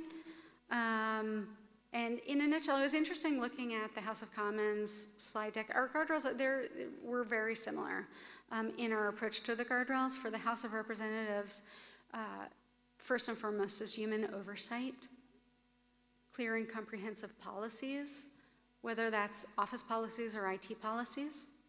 Transparency and disclosure wound up being very important and is something that we're still working on in terms of day-to-day use and what is the duty of our staff people to disclose to their direct supervisors, let alone the general public, when they're using generative AI to draft portions of work. Routine testing, I'll go into that a little bit more later in terms of how that's playing out, and then also AI upskilling.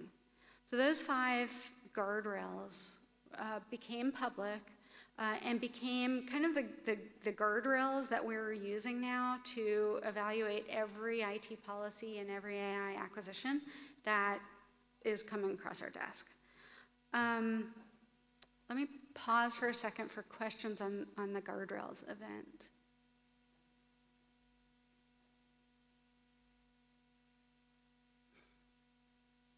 Okay, so moving from guardrails to policy, right? This is kind of where we're at now. So I've covered a lot of history.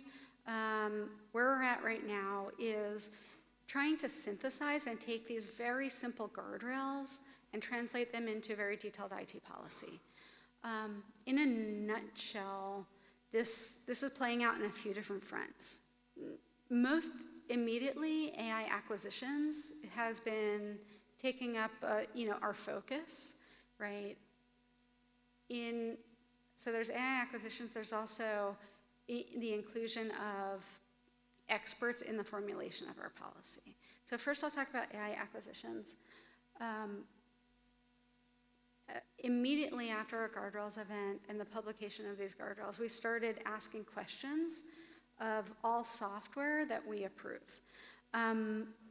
Who is the human who is responsible for oversight of the data that is going into this tool? And routine testing, how are you testing the output of the tool? Those two in particular wound up being almost the most challenging from kind of a tactical operational perspective because they fell outside of our typical IT governance. And so as we started working through this in like small scale acquisitions, we started getting pushback from our IT group saying, well, we can't verify that. We can't give you an assurance that there is a human in the loop in the use of this software. And it made it very clear to us very quickly that we have a problem with our process as it relates to AI tools, and that we'll need to communicate better or communicate differently when it comes to the supervision of data and the expectations for managers as we approve these tools for use in the house. And so that's a little bit of the focus of like what we're working on right now is what are those new processes for how we need to reach out to the end users and include them in expectation setting around how to responsibly use these tools, how do we make them aware of the guardrails that we have. At the same time, we're very close to issuing a formal IT policy.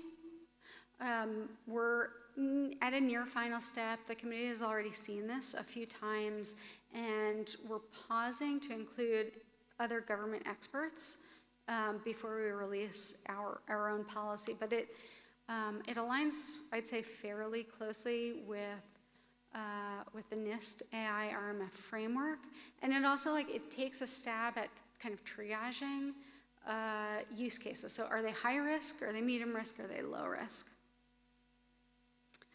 And then just being sensitive to the time, I'll just say, so, what's next for us? Not only are we focused on policies, but the training for the chief of staffs. So that's coming next for us. And within about 2 weeks, what we're going to be doing is issuing, and this is not, this is planned, but similar to House of Commons, this is not widely known to our internal employees yet, but we'll be delivering kind of a range of best practice documents to our chiefs of staff that fit within our guardrails and give them just samples. If you're unsure of the technology or you want to resist, you want to wait a while, here's an approach that you can use for your office to kind of hang back. Or if you're a member who wants your own AI chatbot and you're chomping at the bit, how do you do that within these guardrails, and how do you do so responsibly, while looping us in? And then the final point I want to mention is, at the beginning of this talk, we were talking about the shrinking size of the legislative branch, right, and some of the pressure that puts us under. Well, so what's next for us? We have a court case we're soon to have a ruling on. It's called Chevron, the Chevron deference rule, which in our country, it allows congressional staff to write somewhat vague rules with an expectation that our executive branch will fill in the details through regulation. We're watching this court case very closely because if the ruling comes out where congressional staff must write much more particular rules and regulations, if we need to be much more precise in our own crafting of laws, this will represent kind of a radical sea change in how we gather information, how we synthesize information, how much information we need to understand in part of the kind of due process for writing laws. And so we're looking at pretty much every tool very closely as we start figuring out what would our game plan be for a near-term future where we need to be much more specific in our regulatory writing.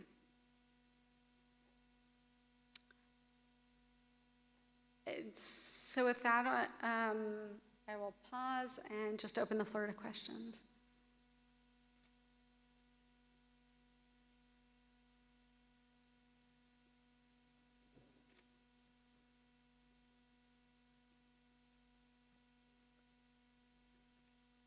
Yo voy a hacer una pregunta. La voy a hacer en español. I'm going to make a question. It's going to be in Spanish, though. Escuchaba I was hearing, very carefully, hearing that you are going to publish a document with the guidelines to the administrators. How does this affect the use, with the use of new technologies, how does this affect the members of parliament? Is there a guideline for them on how they can use this? I know that maybe they could pay for a chatbot service or any type of apps and use them. Is there an internal regulation on how to do that? We have already published our guardrails. And in addition to publishing it, we actually gave the working papers for those guardrails for how to plan the event and how to host that guardrail session to Busola Tech. And I believe it is already translated all of the work papers into Spanish for easier access. And so that is a framework that I think that any parliament can follow if you're looking to host a similar event. Now, the guardrails do not go into specific tools to put in place. We try to stay very general, also because we know, a typical non-technology focused parliamentary staff is short on time and just wants kind of what do I need to hit the ground running. So we stayed very high level, but to the extent that we are continuing to move forward, in particular on ways to use the guardrails to look at acquisitions of technology, we can continue to, and we will continue to make those public.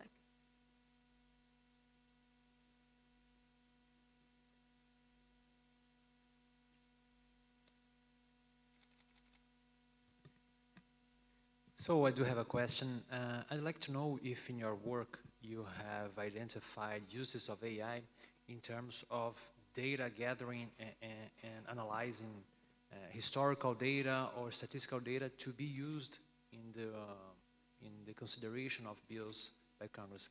I was just checking here this flash report you recently published, and the Library of Congress has some of these tools. I don't know if I'd like to pinpoint some of them. So the question is, let me restate, is have we found historical data that we're looking at for, an AI use case? Yeah.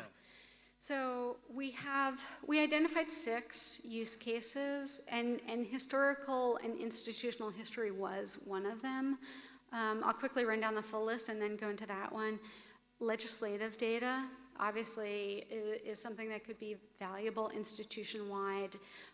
We, right now, publish most of our legislative data to congress.gov, and we have a civil society and an academic institution looking right now and working on building an LLM on top of congress.gov as kind of an early stage pilot to look to. Appropriations data is another kind of pan-institutional use case. That is less publicly available. We're working on internal dashboards, potentially using Microsoft Power BI to see if we can streamline and automate the internal process for that data. And then committee history, member history, institutional history is actually, it's a really fun one. If we have a historic building, it's hundreds of years old. We have, it is open to the public. We're constantly giving tours. And so if you can kind of like imagine for a minute, these tour groups coming in with virtual reality goggles on, actually seeing the fires that have occurred in the building in the past, or historical members coming in, and walking by them. I mean, there are really cool use cases that we could get to in the future. Right now, what we have troves of committee data. You know, and one idea that we've talked about has been, could we take historical members and using the data that we have with them, kind of bring them to life in some sort of like chatbot or way for the public to access and engage with that historical figure. We're not quite there yet, but that idea, I think, is something that people are really excited about. I will also just mention one other use case that is much narrower, but probably of interest to this group is bill summaries. So as we publish bill summaries to Congress.gov, one of our kind of pain points in that publication process is writing a one-paragraph summary of a bill and how that occurs. So in our ecosystem, we have 13 individuals who write those summaries, and they're highly trained and dramatically overworked individuals who take great care to make sure that that summary is nonpartisan and accurate, which can be very challenging when your bill is 1,000 pages long. And so that group is starting to partner with their relevant innovation lab to look at a few different ways to make the process more efficient and, you know, to make the first draft something that they can generate with an in-house custom-built tool, you know, and then they can just supervise and review.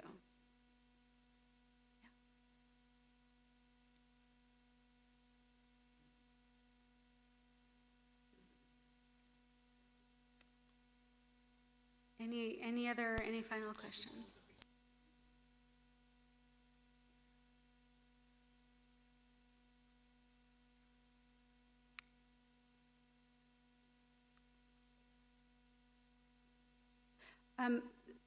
There's one area that I did not touch on yet, but I will raise because it may be affecting your parliaments as well, is casework. So casework is one of the other use cases that has really kind of sprung to the forefront for us.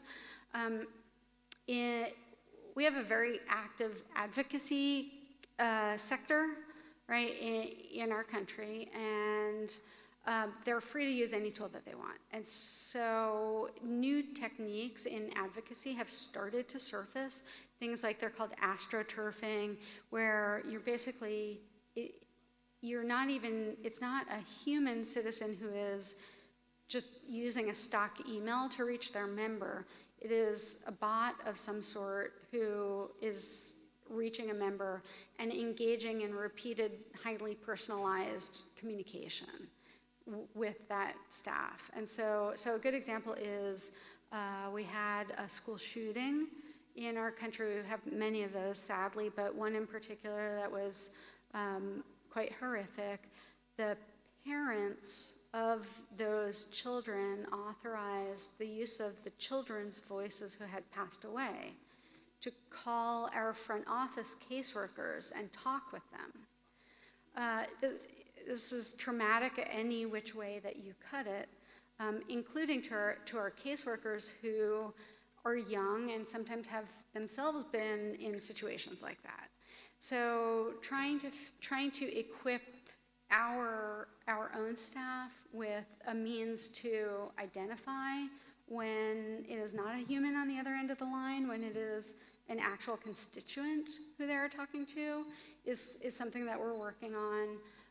And that, you know, these are complex technological challenges that cross from phone to email to web forms, you know, and take multiple manners of communication.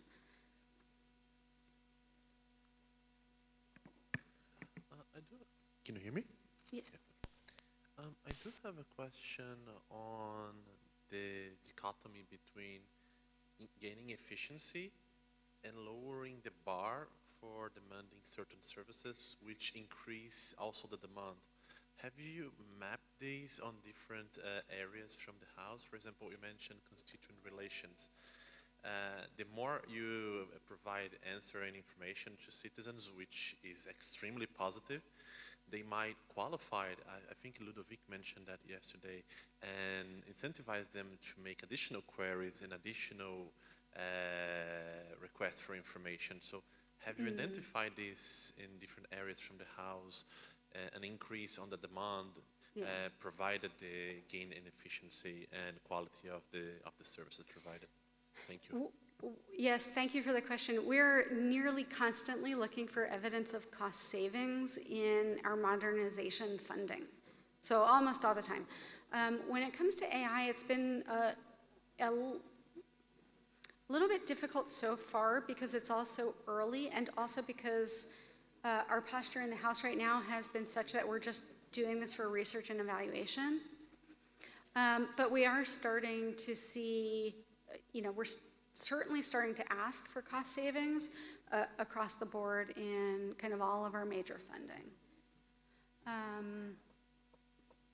Yeah.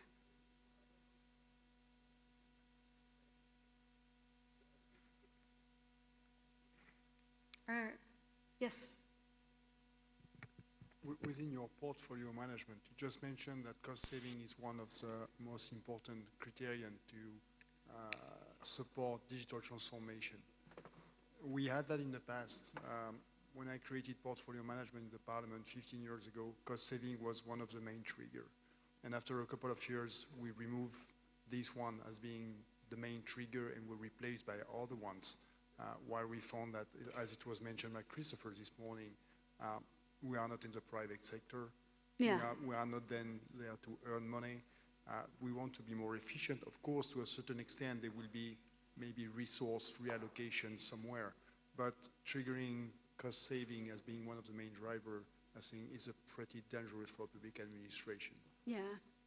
No, I agree with that point. It is one factor, and not the only factor by far, right?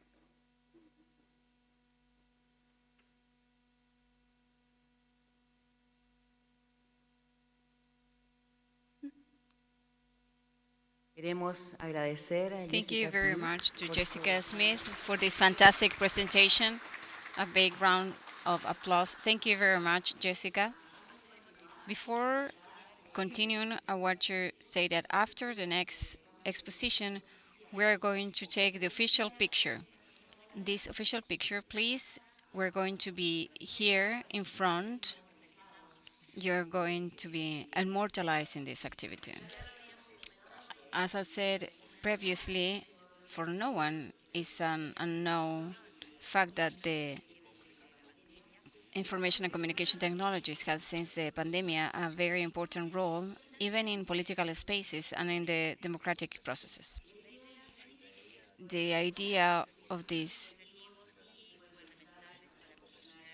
information and communication technologies is to improve the administrative services and the government services in order to make them faster and more efficient, to diminish the administrative costs, which is very, very important, and diminish the time that is dedicated to this task, as well as to provide a better access to the services, as Jessica was saying previously. Now, I leave the floor to the General Secretary of Mr. Miguel Landeros Perkich with the project Caminar.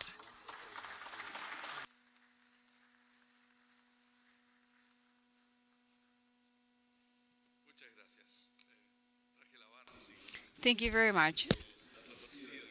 I brought my own torcida, which means people that are here giving hoorays for me.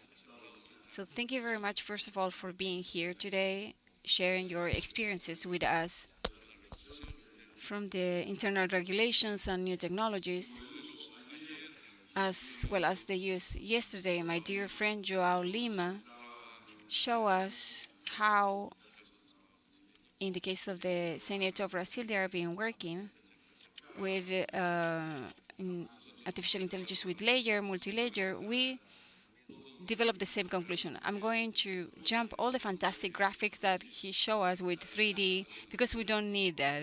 We're going to do it just in 2D. But anyways, I'm going to let you know what we're doing and where we're going. The Caminar project is an answer that is innovative answer that comes from different situations that the Congress face, especially from the administrative point of view, in a specific area that tomorrow is going to be talked more in depth. She showed us the importance of the use of the database, and then all the applications that we developed in the 2020 plan for an improvement in the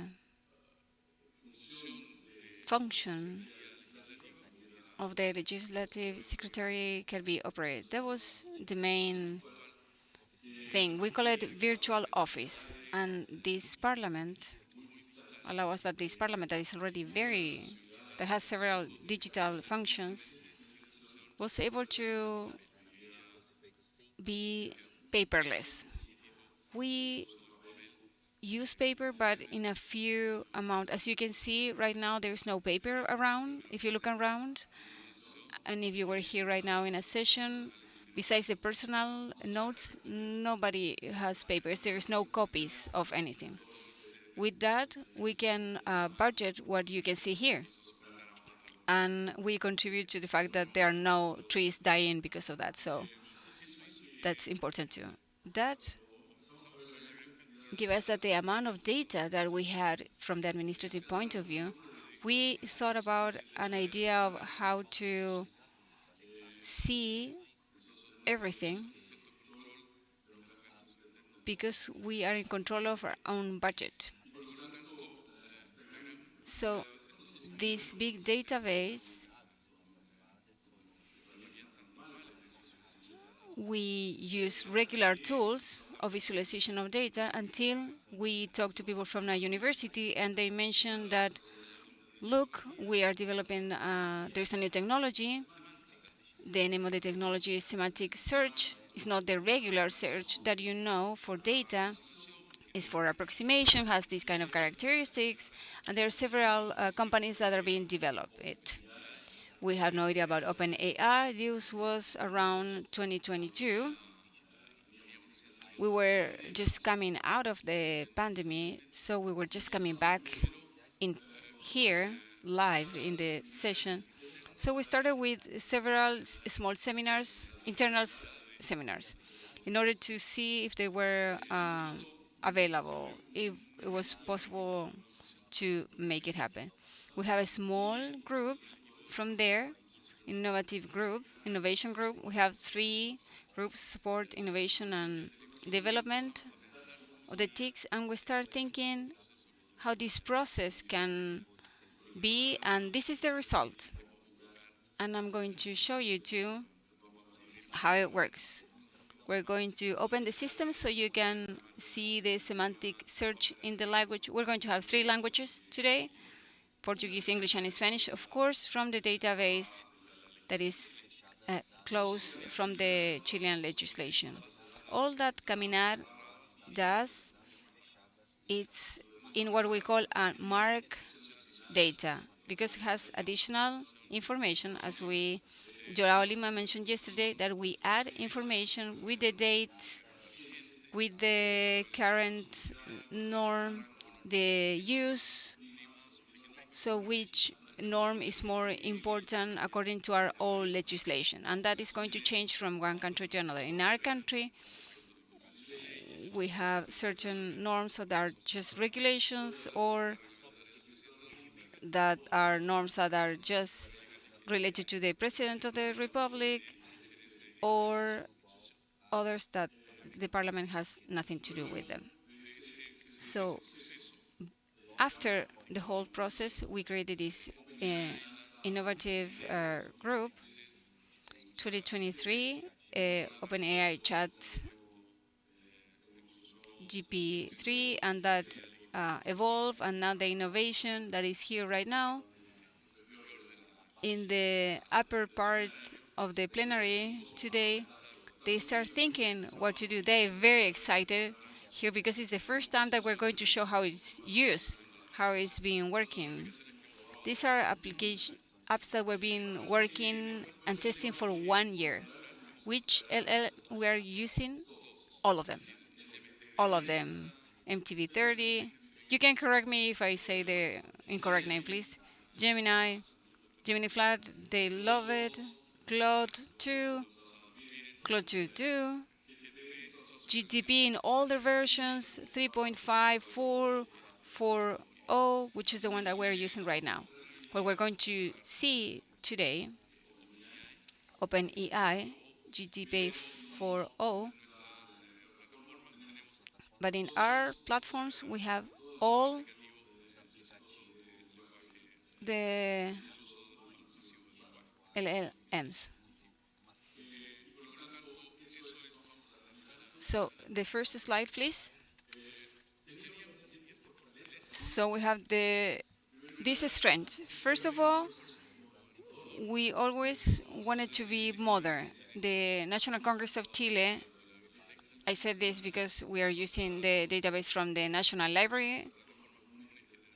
We're using the database of other platforms of the Congress. So we always have been an innovative Congress. Since 2000, we started this process. What you see here in the session, that's when we started with the digital part. We're going to see a program that we use here, because I'm going to show you an example from yesterday and what the citizens see in one session. And the second, there is a collaboration between the chambers and the Senate. Unfortunately, the members of the Senate was not able to be here today, but we collaborate. The chief of the library cannot be here too. We use our database. I have to say thank to him all the time because yesterday we were in their offices too. The second strength is related to the digital strength. Our Congress works completely in a digital environment, paperless, it's quick, there is connected with the government. We are connected with the government via digital way. There's no paper involved. We have electronic signatures on all that because it's part of our system. And what is very important too is that the National Congress of Chile has a big normative repository that is known as Ley Chile, which includes all the Chilean laws since 1811 until today. And what is very important, so you can suffer a little bit, I have to say that is structure, as he likes. It's in different layers, as he likes. So in the article, each layer has its own layer and different parts. That provides us a big strength. Since 2090, since 2000 until now, we have HTML from the different sessions of the Cámara chamber. That is a big advance when you start this process, because the vectorization process is very easy when you have everything organized. Otherwise, it's a problem. And besides, we also have all the National Constitution Tribunal Court that, as Joao said, is also a structure.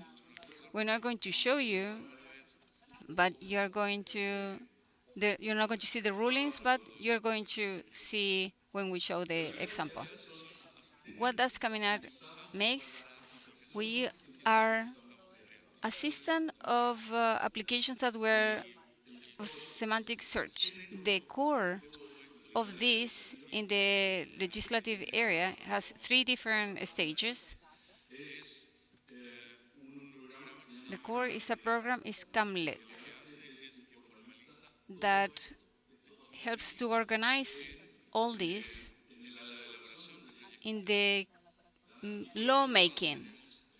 And on the other side, we have different assistants or different programs that have a very similar task, and we're working a new one in the transparency. The abbreviation CAMINAR is an acronym of the words Cámara, CAM, Chamber, Intelligence, and in Artificial Intelligence. Has two meanings, because first it was a good word, and secondly because we needed to caminar, to walk and not run. Even though I think that we are behind. When you see YouTube and internet, you're going to see the amount of AI that are being appearing every single day for different things. When I was checking 2001 in Leonardo or with this kind of presentations, grandma, so you can see how you can see in everyday things artificial intelligence. This is the script, and that app that is free helped me to organize it. So I did it so you can see it. So Grandma helped me. Thanks, Grandma, for elaborate this. Caminar L is the legislative program which nowadays has 18 components. There are other components. We are not going to show them to you. They are internal, but in terms, for example, of the regulations, someone told us yesterday that they have the presidents. Of course, we also have presidents in our files, in our regulation. I still have a lot of memories, but I can still recall presidents from the 20th century. Up to the 19th century, it's very hard to call them. In the past, a deputy told me, "Dear Mr. Secretary, please now start with presidents from 1990s on," because in the past I used to quote all the presidents. Caminar L1 was the first one we started. We had a dual constitutional process. We applied the first starting points of international artificial intelligence. We included them in the constitutional process in the year 2021. Back then we had one issue. We had two chambers working at the same time, and we were in charge of providing support for both chambers. We had to first deal with this chamber and then the other one for the constitutional approach. So what we dealt with was by using we didn't have any automated models for the transcription of the debates. It was very funny because in the past we used to work together with closed captions from YouTube, and then later we had different codes. The president stated, "We are going to start the word Kimai, the last name of the person," and then they said that it was a brick of text that normally was going to be included in the transcription, but this was read every time and helped us gain time in YouTube, because back then the minutes of the committees as well as the sessions of the plenary were used by the MPs. They required a whole year. They required the transcription of the debate in order to work with this information. Although the chamber has an automatic draft, they can also have the use of a transcript provided 2 years after the session. This item was perfected after the secondary constitutional process. Back on 2022, this system was more automated. We used to work with OpenAI, with the platform called Whisper, and to that we started using different applications of AI and more normal applications. For example, now we're working with automated work from our committees. In the plenary is not necessary, but now the plenary sessions use Whisper, but we also have correctors to review the transcript. Transcripts are more literal. We used to have a I used to have a discussion I used to argue with people on the transcripts because I argued that in the past the transcript helped you improve the debate. But because in the 19th century people used to sound like Plato, and the drafter always counterattacks, and they said, you know, language in Spanish. I'm not sure if this occurs in other languages, but they said the Spanish is different from when you speak it until you write it, because you don't have the opportunity to emphasize certain characters which are not capable of being added into that software. That is why we still have a mixed system, where one that is automated and the other one requires a human collaboration. I'm pretty sure that human collaboration will not stop existing. The second Cámara used a semantic search of the regulation of a specific matter within the judicial regulations in order to ensure that the MPs would use this assistant in order to search. For example, if I'm looking for creating a bill, they look for the Chilean regulation and they try to see how this is regulated.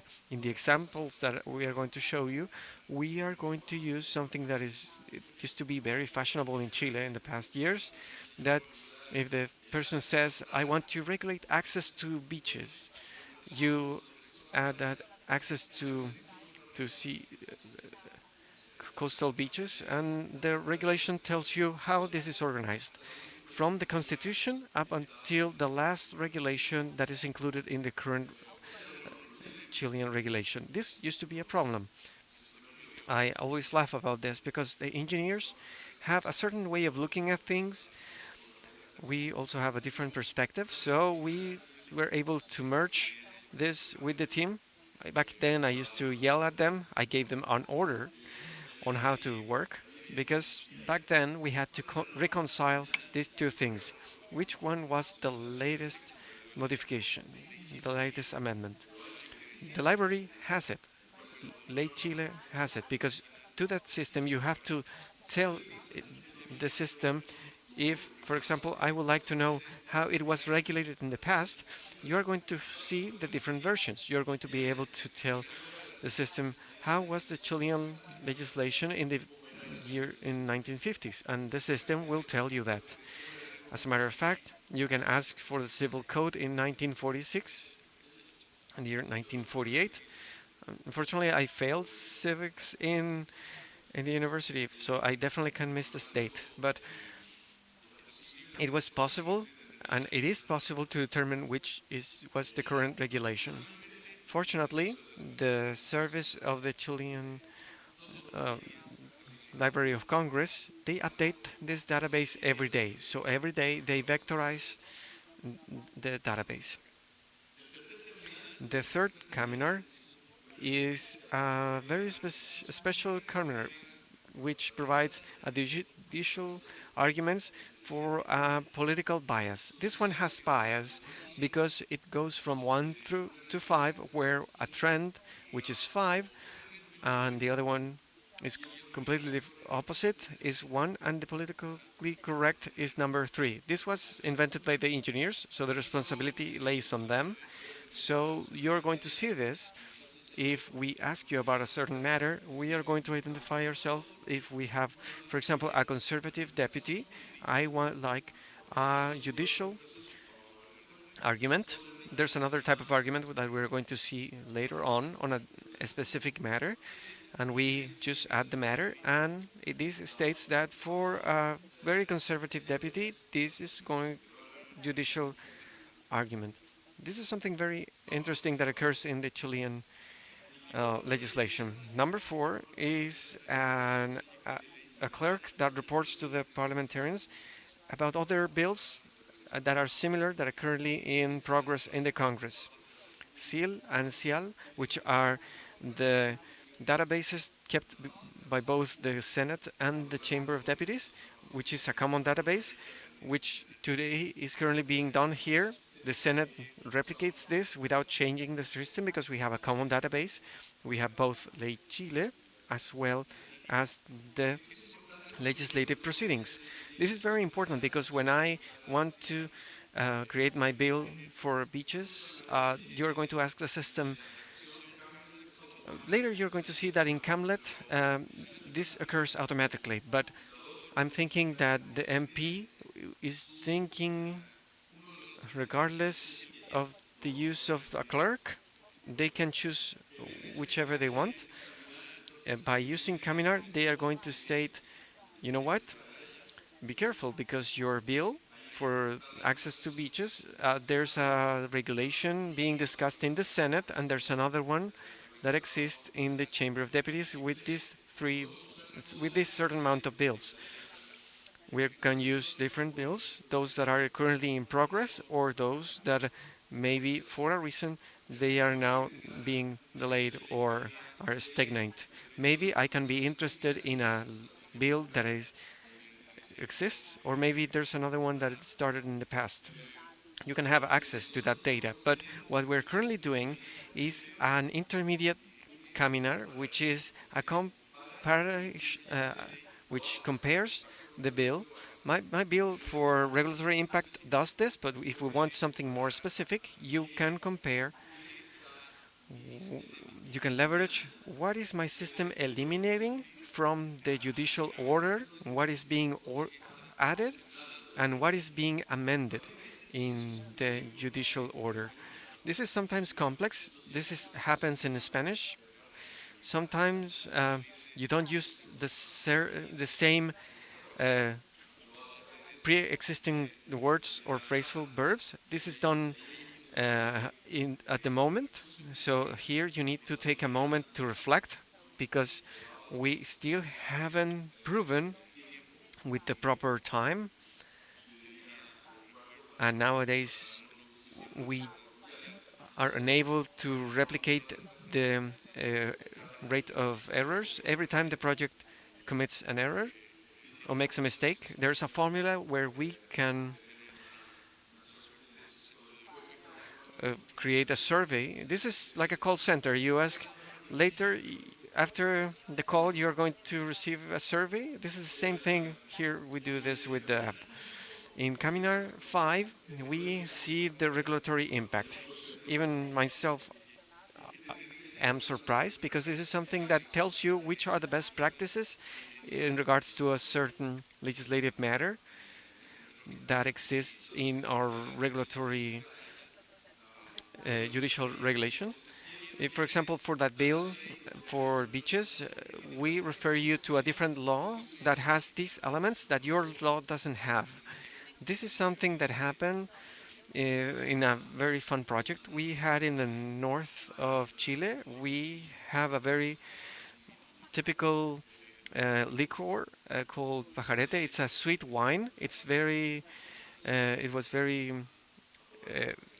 difficult. We had to declare that the use of that wine, of that sweet wine, it was called the Day of Pajarete, and the clerk gave us a full version. You know what? There's a different celebration on that day. Be careful with celebrate this on that day. Maybe you can make a promotion, since Pajarete it's alcoholic beverage. It was difficult to promote this as a bill. The day that you're choosing, for example, is the day of the, I don't know, the drum, the day of the drums. So we have to consider, for example, national holidays. And sometimes we also have, very rarely, regional holidays. And this would transfer every region to have a regional holiday.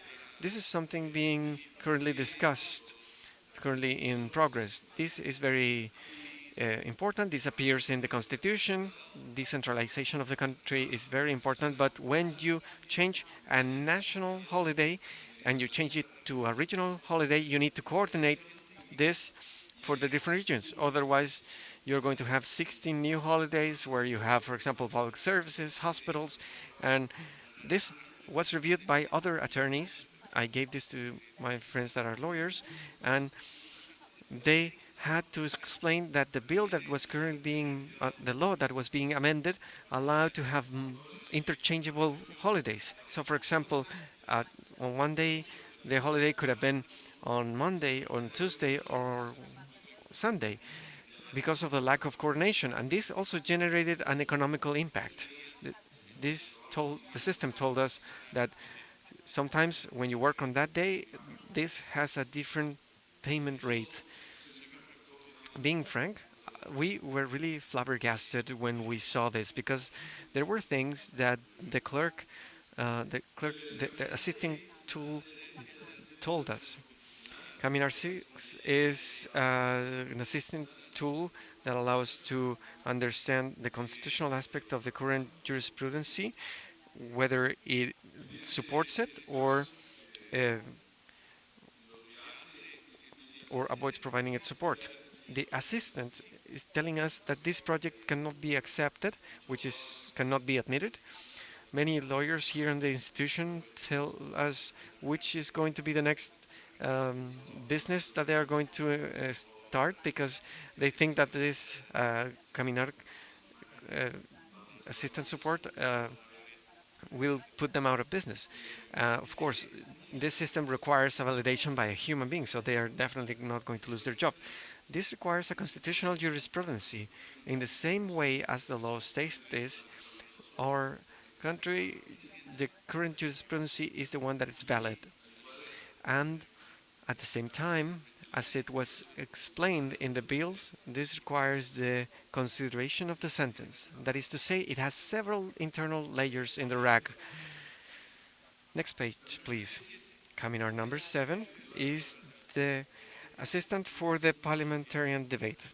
This is the one that is currently being developed. It's something that we're not going to show you, but it allows us to understand the background history of the debate, of the matters that you want to legislate. This is important because in our debate since 1990 to date, it has different flags using HTML. So you're able to understand what has been said by each MP for the past 34 years. I have been very interested in the presentation, for example, of my friend Elipian, because for us, this file helps us to structure, vectorize, and systematize the parliamentary debates since 1911 to 1925. So imagine the big effort that we're going to make. It's a 10-year project that is going to be led by one of our internal offices. And why? Because here we have two things. Since 1940, I would say before that, 1930, we were working with typewriters, but back then everything was handwritten. So we are going to do a similar work to what the European Parliament did with their files. We are going to do something similar. And the last one, which is also a big project, this is a bill very important. This project allows us to understand a pre-existing doctrine about a specific matter. This is something that will not be approached on our own. We are going to start with the constitutional debate we want to promote with the library. This is something that is going to be done with the Senate so that we can do this project in regards to legislation, specifically with the volumes that our library has. Our library has a lot of books about several matters, so what we want to do, we want to digitize them and we want to vectorize all this information. But at the same time, it's very important by having the copyrights of each books. Of course, we want to see in which cases we are going to be able to use free access to books. Of course, it's difficult to have access to the authors. Sometimes maybe they might not be alive and their copyrights might not be up to date. And of course, if they're alive, they might not want for us to be using their written texts. There is a Caminar that I'm not going to show you because it's Caminar 9 and Caminar 10. They are internal for legislative proceedings. The other one is for regulation, and the other one is for regulation and precedents. And the other one, I'm sorry, it's an internal regime tool that will allow us to understand the internal policies for our staff and those are the ones that we normally review internally. Which are the guiding principles of Caminar? The first one, we want to have vectorized databases from the chamber. We cannot use other databases that are not those ones. You cannot go online to internet and find a database for something else. We have a bias regulation. There are apps that are unbiased. For example, the legal norm. That one is that. There's no other, there's no bias. And there's another one that modulates the bias. We always have a human modulation, a human validation, and we have the principles of the normative hierarchy. Clerks always provide a response consulting the most important norm that exists in the decrees, but we also have other matters. If they have regulatory nature, they go for those domains. How do we do this? Because this is something done internally. We're not going to mention. This is something done by the search engine. Let's continue. What is the integration of Caminar? We have three processes. Each process is incorporated. Caminar L, which is L for legislative, groups the clerks for legislative work, transcription of debates, semantic search. Caminar A is for administration. It provides clerks the tools on how to manage resources and internal processes. This is something very important for us. And as I said before, this is one of the pillars that I believe that gave us the first steps for advancing with Caminar. And Caminar T, this is the least one we have developed. This is the one that allows to develop applications for the citizens in order to ask institutional information in a more expedited and efficient way.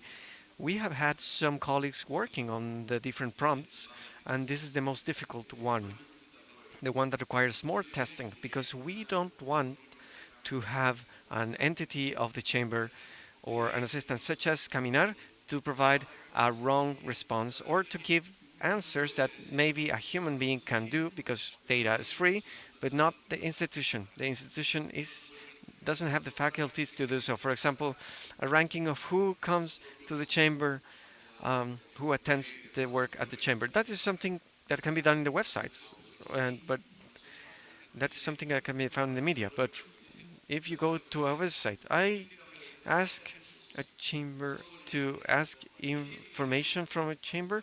It requires information, for example, for a bill.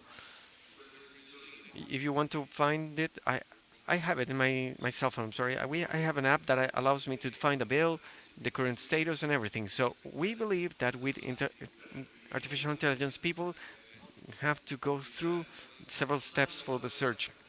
Now it's literal. If you don't know the exact word, it's going to be difficult for you to find the project, the bill. MPs have a very important problem, which is that generally they name logs that have no relation, for example, for the text. For example, the doggy law or the law of someone's name. So you have an internal name. We gave them a different name so that internally we could understand which one was referred to by those deputies. Every day I work right next to the president working on this, and deputies during the debate, they said, you know, the debate Cholito law, which deals with the harming of animals. Of course, they gave a pet name to the bill, and the president has to regulate that. So that's the objective of that one. The benefits of the project, what we think are the benefits, there may be even more. First of all, the assistants help with the efficiency. When I have a human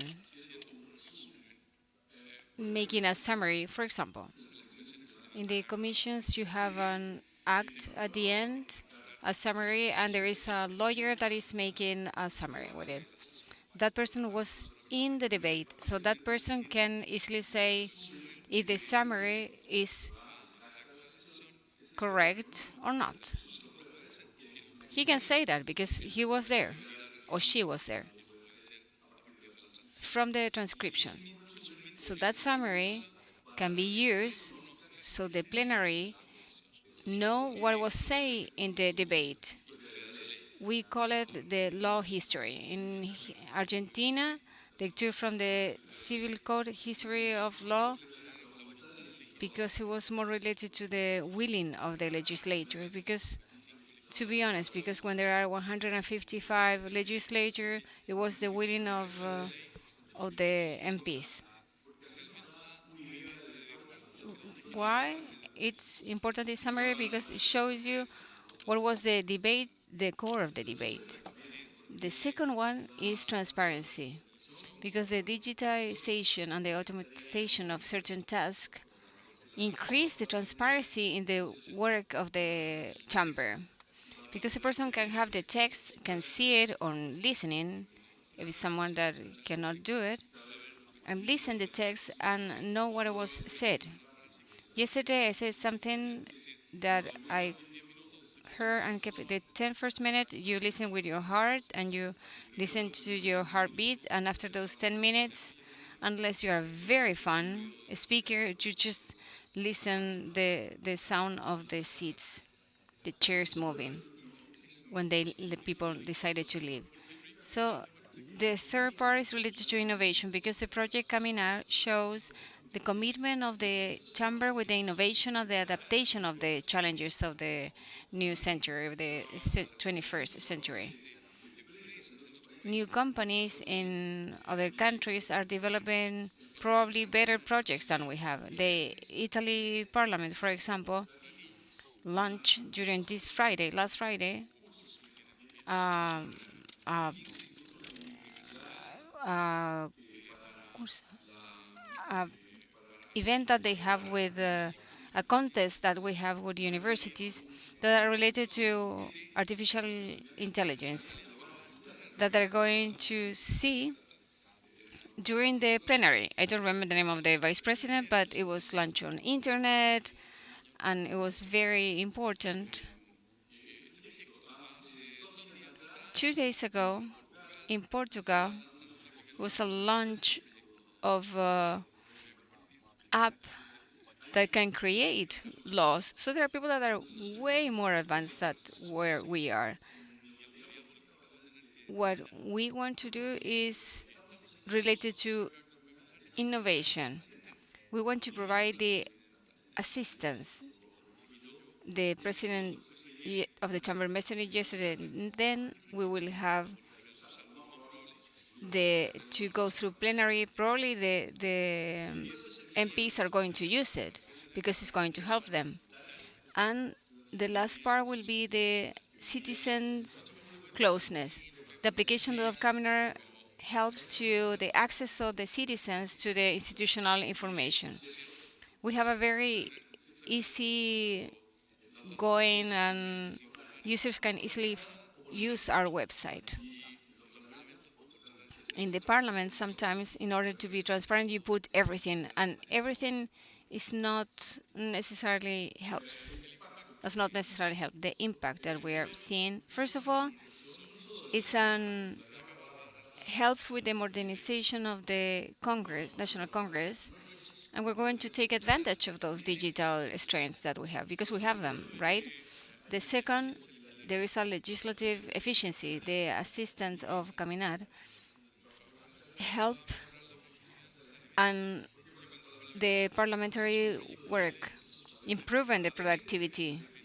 When we know that there is a project that is 20 times already done, we're going to tell the MP, look, this was already done previously.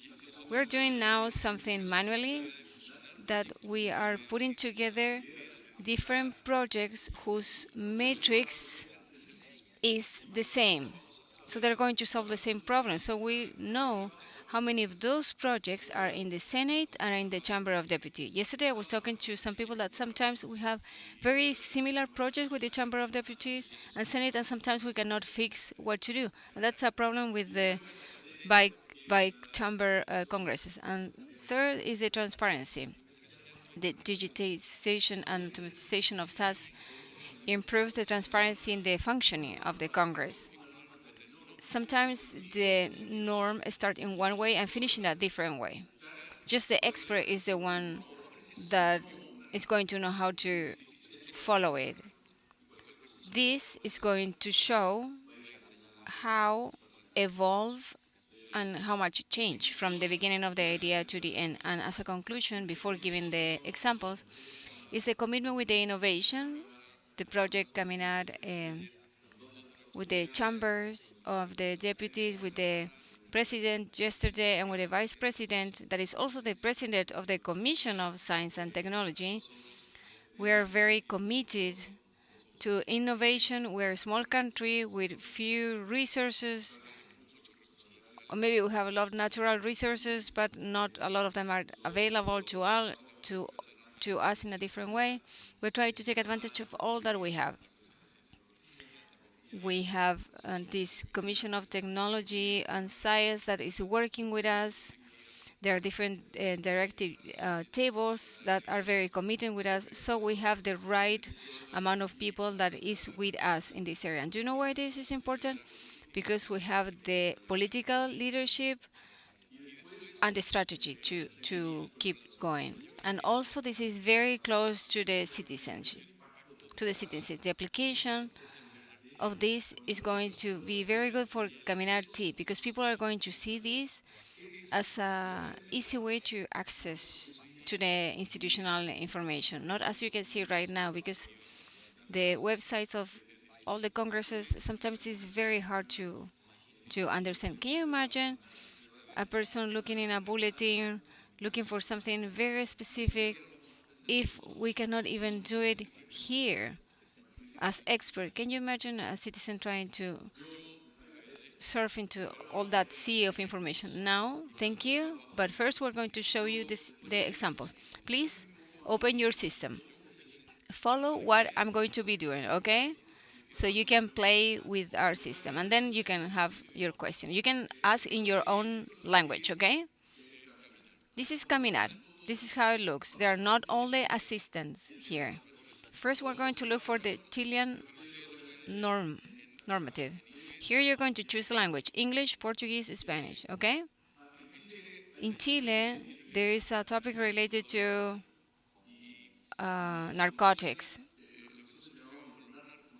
We had something that we call narcofuneral, which is the narco funeral. That can be a little bit rough to translate, but it's basically that it was someone related to a cartel, to a soldier of a cartel, a drug dealer. It was a lot of cars and fireworks and all that. So we have to take this and make a law related to that and regulate narcofunerales, which is a drug dealer cartel funeral. For us, that word does not exist, narcofuneral. Okay? So remember OpenEIO, that's what we are being working here. So the amount of questions are not limited, but here we're going to make this more focused in order to have a better answer. So here, I cannot read from here, but I think that you need to change the resolution. Okay, thank you. We are changing the resolution, but check what you can see here. The regulation related to narcofuneral, to these drug dealers funeral, because it does not exist. That's why it's between quotes. So there are diverse legal parts that are related to guns, weapons. According to this article, for example, the Constitution establishes as follows. In terms of death, that's also included. What is important here is that completely interconnected. If you want to be more specific, and goes to straight to the law. and shows you the name of the article, the number. It says, for example, the person in charge of the cemetery, the owners of a place where there is a cadaver, a corpse, needs to follow certain regulation, and this is live, okay? So, for example, the penal code sanctions to whom exhume a corpse, all the related to the words drug dealer, drugs dealer, death, all of that is going to appear in your search. The second assistant is related to the legal assistant, and we're going to ask which kind of project in the National Congress regulates the narcofuneral.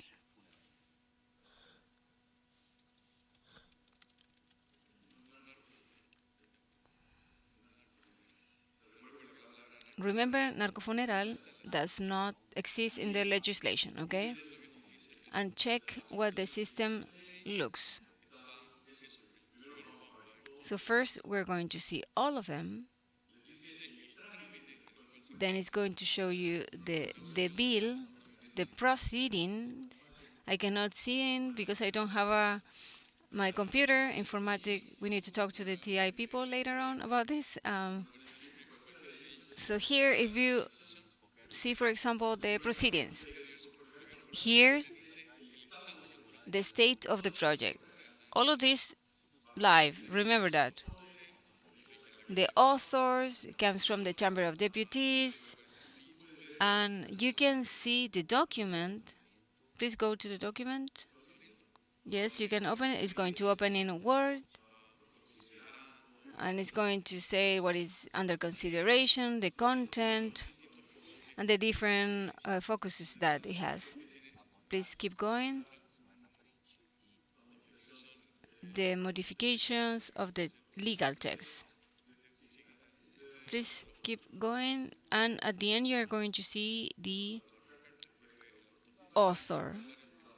And Alvaro Carter, that's the main author. So what the assistant does, one of them is comparing. Now let's go back to the main page. Then I use an argumentative assistant. I am a conservative deputy, and I would like to know if there's an argument behind abortion. So I would like to have the proper arguments. There are prompts that are forbidden, but in the systems that MPs have, that they are going to have, they're going to be explained what can and cannot be asked. This is with bias. When approaching the legislation in regards to abortion, it is fundamental to. I cannot read that fast, so I'm going to wait. It gives us. I'm going to read the beginning. When approaching the principles and precepts of the Constitution of the Republic, in first place, gives us a link to the law. Go to the bottom, and at the end, it states that having considered these legal parameters, the legislation needs to promote the rights of life and the rights of the female in order to permit that the legislation might achieve an equilibrium, and we need to continue with the legal values stipulated by the Chilean ordinance. So if you're a deputy, you can add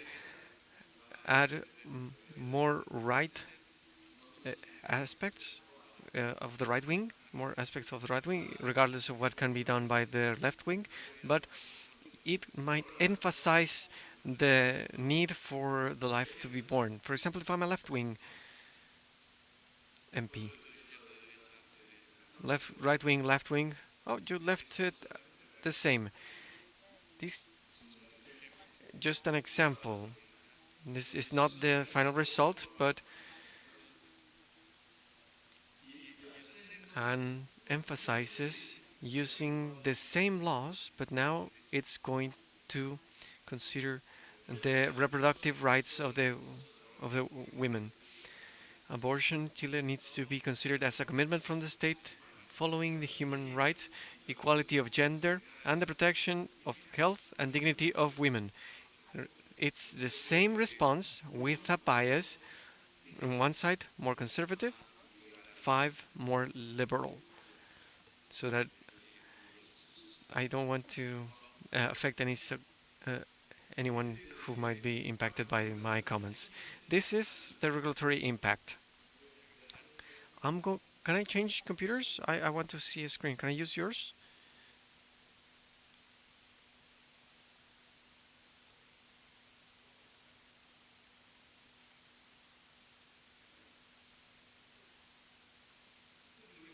What I'm going to do is very interesting because I want to move here because here I'm going to have access to the computer. I am going to visit the website of the Chamber of Deputies. Since old people like me require non-electronic devices in order to see the screens properly, I'm going to log in to an app from the Chamber of Deputies that is public,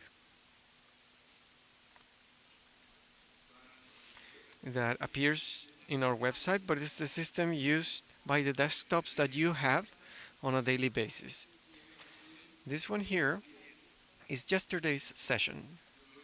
I'm going to go here where there's work in the session, and here we have 2 applications, works in committees and works in this session, plenary session. What we saw yesterday was the debate. We had to discuss a bill, and here we see the comparative text and the one that's current. This is not something that I'm interested in. I want to see the account where we informed the session that there's going to be a bill that will be read for the first time in the committee. I'm trying to use a common term which we normally use as the first draft or the word of the day or the agenda of the day. And here we saw different legal aspects that were presented. We are going to see one. We are going to find here the bill that modifies the penal code in order to prohibit and sanction the reproduction and trade of illegal pets. This is the electronic file. This states the committee. It has a lot of data that is important and allows us from a legislative point of view. And here we have the bill. We have all the having considered. Here we see the matrix, what needs to be resolved, the objective, and it also gives a proposal of the new bill.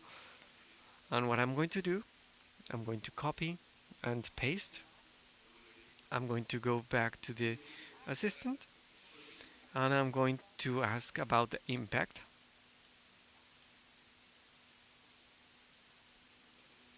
I skipped the accent here in Spanish. What is the regulatory impact of this bill? I put the one referring to pets because this one in Chile, it's a very important issue, and I'm going to enter it. And here I'm going to obtain a response to my query. Since there are a lot of pet bills here, I think I put something wrong. It prompts me that it's out of context.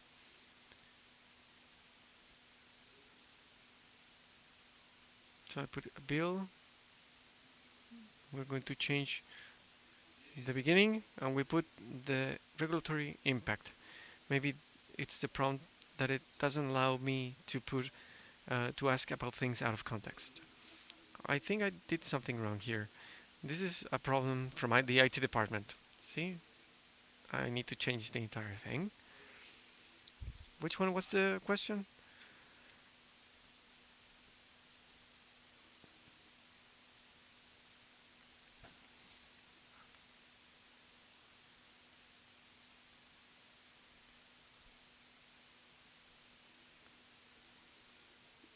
Even though I'm the secretary, I forgot how to ask the question. Always when you're doing something live, there's something that goes wrong. It adds to the emotion. See? Here, now it's working.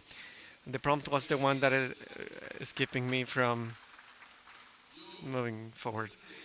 I would like to read from this because this is something that really has us amazed because we have database. The database doesn't give us hallucination. It's going to give me a response from a bill that was informed yesterday. The bill that tries to introduce sanctions and clear proceedings for the harm of pets. What it did was to give content to the bill. It gives several having considered in order to approach this, suggesting recommendations. Hear these terms: suggesting, in providing improvements to the extract, which is the current legal database. An article with a certain number, I'm not going to show you the link because you already know that, adds sanctions that are severe for those that harm pets and animals. These can be expanded in order to include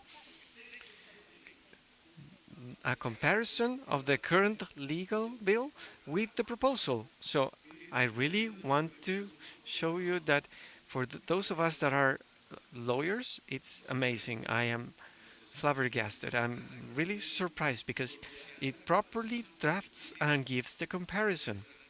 As you can see, all the engineers that are there, they spend their time playing with their PlayStation consoles every day. They have achieved something that is marvelous. They are able to provide a comparison. This can be expanded with the support of providing psychological support for those that cause the harm because using a similar bill. This bill, I'm not going to skip it right away because it goes in depth. Decree RA4, published in 1963. Look at the database here. Promotes a framework providing fines for those that cause harm in order to ensure the proper implementation so that this proposal can provide follow-up and guidance to those that are in charge of the response. It tells you which is the structure being used for the article number 721 from the ministry.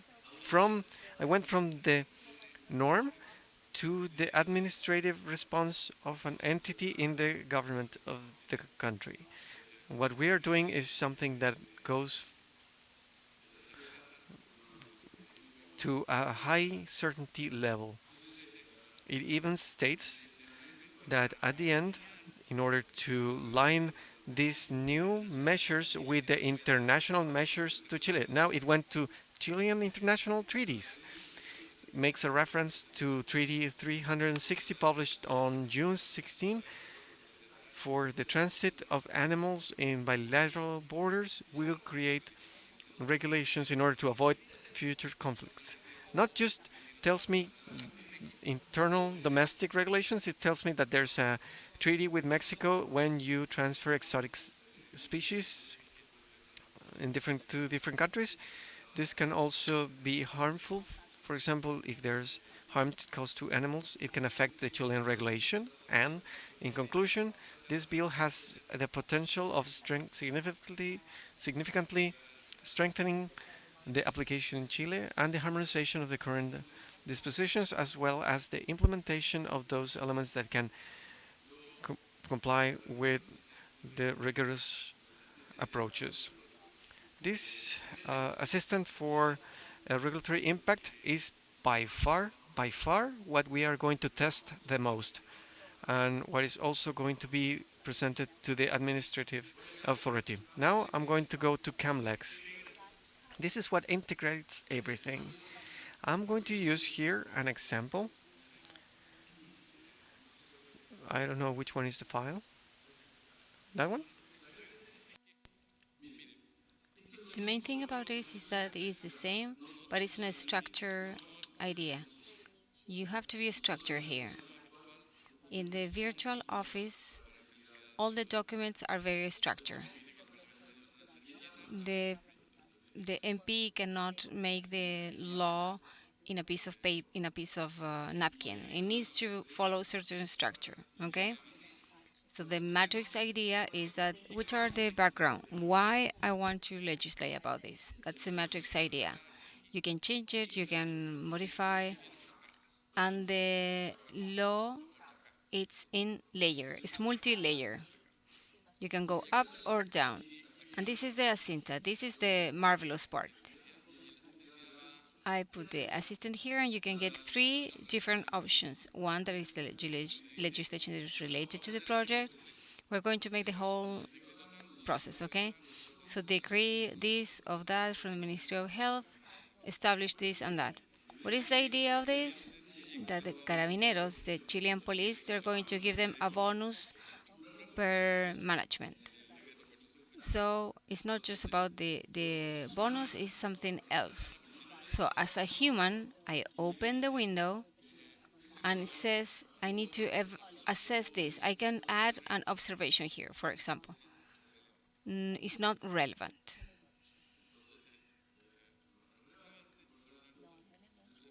So I choose it's not correct. And the assessment was successful. Then I go to the second part in related to the idea, which are there other programs? And I can say, yes, this part is relevant to me. Here there is a human doing this selection. Then we're going to go with the follow-up. Please wait for me, okay? Now we go to the law related to the bonus for a general law that the Chilean state has. I'm going to say this is correct too. Correct, incorrect is because it's going to allow us to make an assessment at the end, okay, in order to improve the system. And at the end, the decree 18 from May establishes that in article number 4 talks about the overpayment. And I said, yes, correct too. So now I'm going to the follow-up. Once I finish with that part, yes, I know that we're beyond time. I'm so sorry, guys, but if you agree, we can keep going with the example. The assistant is complete, okay? The follow-up, I don't know where it is. Here? No? That one? Okay. The follow-up is there. So who put correct? Mr. Miguel Landeros from the Chamber of Deputies, and each of these at the end appears if there is something that is under evaluation. Here you're going to see who generate the text and who assess it. So with that is the same following who is assessing the text and says pending. Why? Because there is another human that needs to validate what the assistant made. And then the qualification of the quorum. And it says what in Chile we establish with a qualified quorum. So sometimes absolute majority, and in other cases we have, in very specific cases, we have a 4th, 7th majority. So the article that was proposed by this MP required this kind of quorum. And you can read here which article are mentioned. All of them you have to validate them. I'm not going to do that, but the decree number 100, for example, is very important here in this case because it establishes that it can be done through their own school and blah, blah, blah related to benefits. I'm going to provide a benefit. So the article needs a certain type of quorum because it's related to the organic law. So I ask to the assistant, is my project feasible? Can I put it into work? And it says no. Why? Because the President of the Republic is the only one that is in charge of changing this kind of benefits. Now it went just straight to the text because I'm a smart MP. The secretary is not going to notice, so I put incorrect, okay?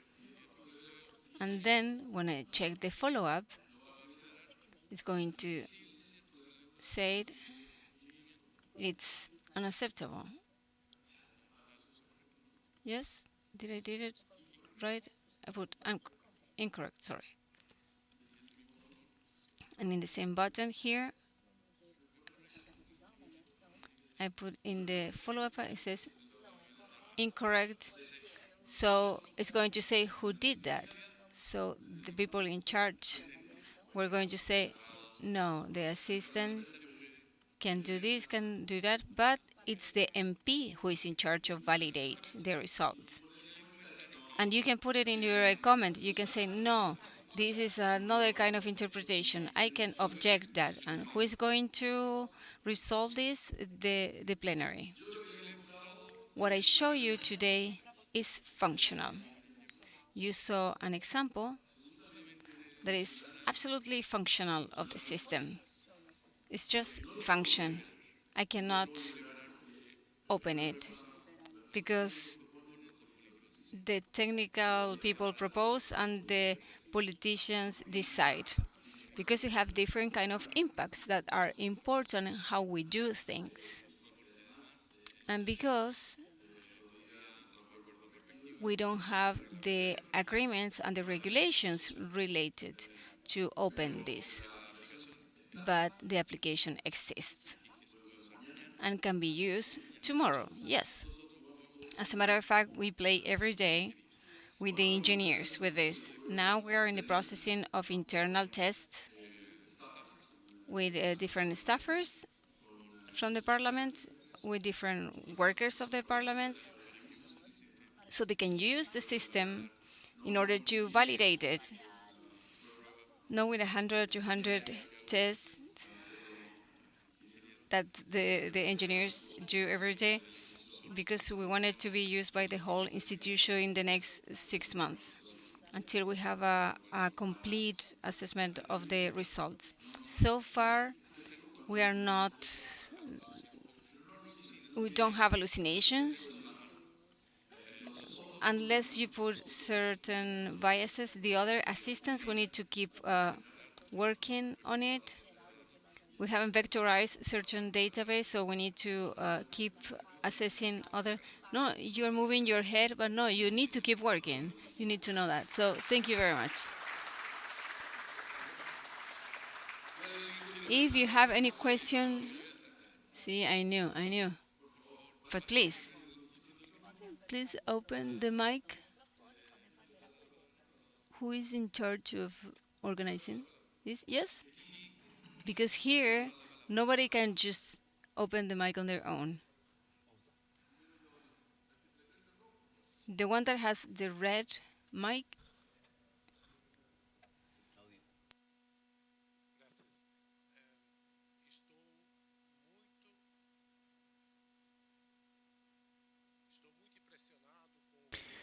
I am very impressed from the Caminar project. It is very interesting how you talk about democracy and access.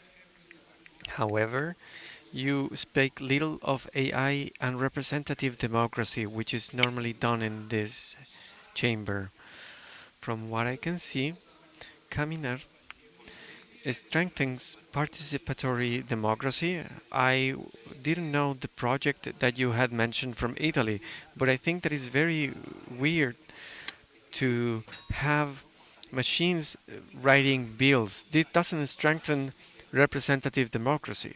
What I can see that Caminar in many levels increases the representation. And I can see that is a project with different stages properly prepared, and I congratulate the team. And yesterday I understood one of the motives of the success of this project. Dr. Miguel Landero, besides from being an attorney, is an engineer, and it is necessary to have the political support in order to have them occurring, to have them working, so that the team can work. Without that support, the team cannot advance.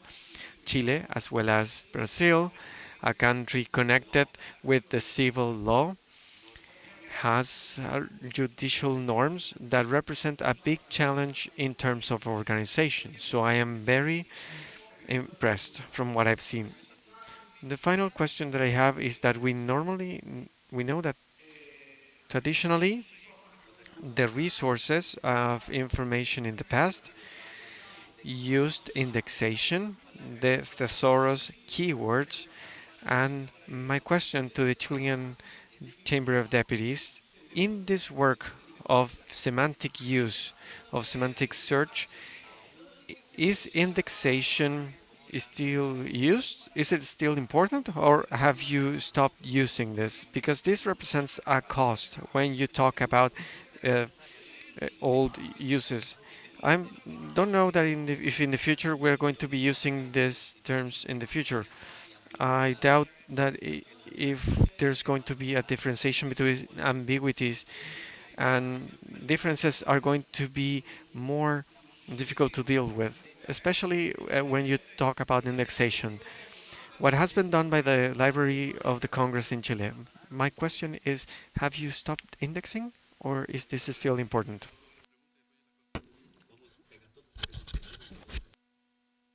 Do you think it's important if we do all the questions and then we continue? We want to ask all of you to identify yourselves before making the question.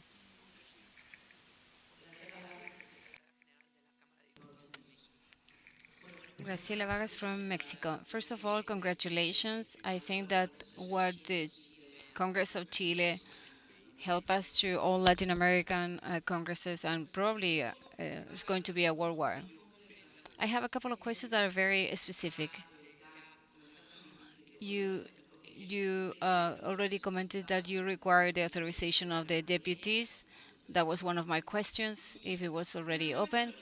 Once that is going to be open, it's going to be available to everyone. You said that it's one of the objectives, right? I think that something is related to the consultation of the Chilean framework. Can be helpful for the academia, but also for lawyers, for uh, companies.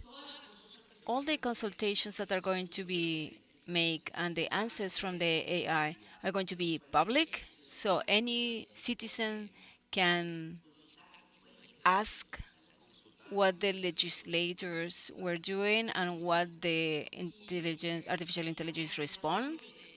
And for the develop of this task that is so valuable, did you have the support of an external consulting company from Chile, or consultants from Chile or from abroad? And in Chile, have you think about to develop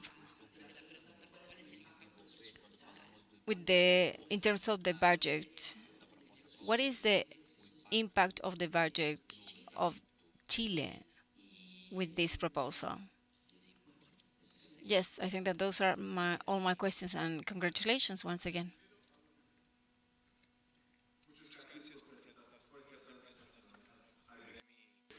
Thank you very much for my presentation. I'm going to ask this question in English. I really appreciated the use case and kind of the demonstration of the technology and the variety of LLMs that you're using, but I'd be curious to understand how much work went in preparing yourself for the use of data-enabled technologies, or AI even more largely.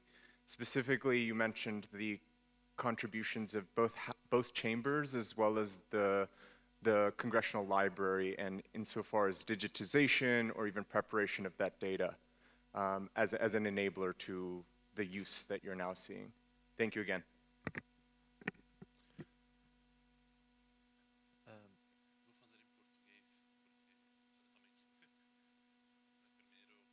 I'm going to make the question in Portuguese. First of all, I would like, as we say in Brazil, I would like to agree with the presenter Joe Lima.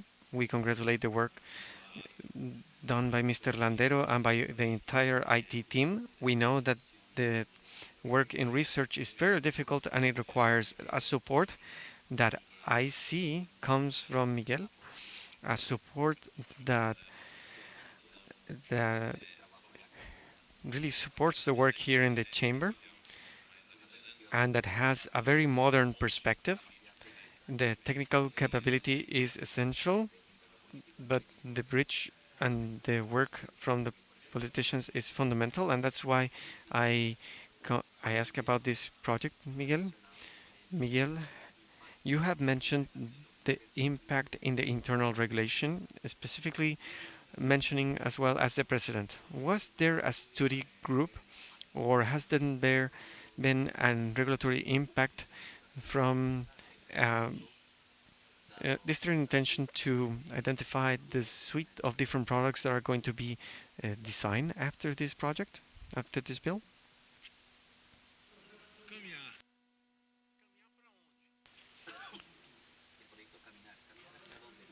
Caminar, this project, where are we headed? Towards the future. With whom? Together with happiness, with the progress, and the people.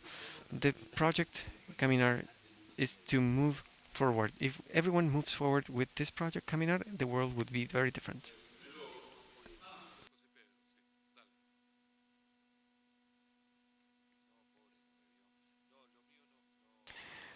No, my thing is not a question.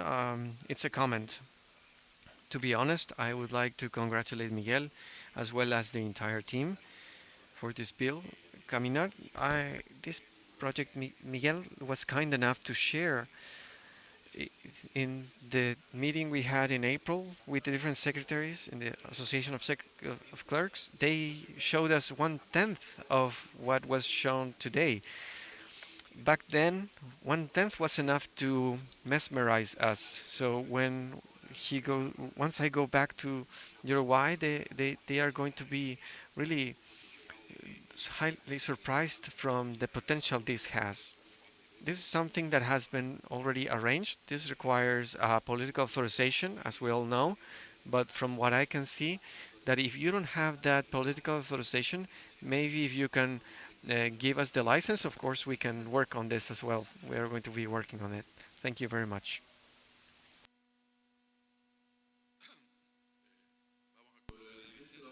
Of the licensing, we're going to talk in private later on, okay? There is always a plus about that. So I'm going to start with Joao Lima question. About the index, the National Congress Library is the one is charge of it. HTML, they have thesaurus. We just follow the structure because Ley Chile belongs to the Chamber of the Deputies and the Senate.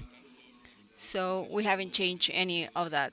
And of course, when you use vectors, yesterday I was mentioning that we keep adding additional information, time, dates, and so on.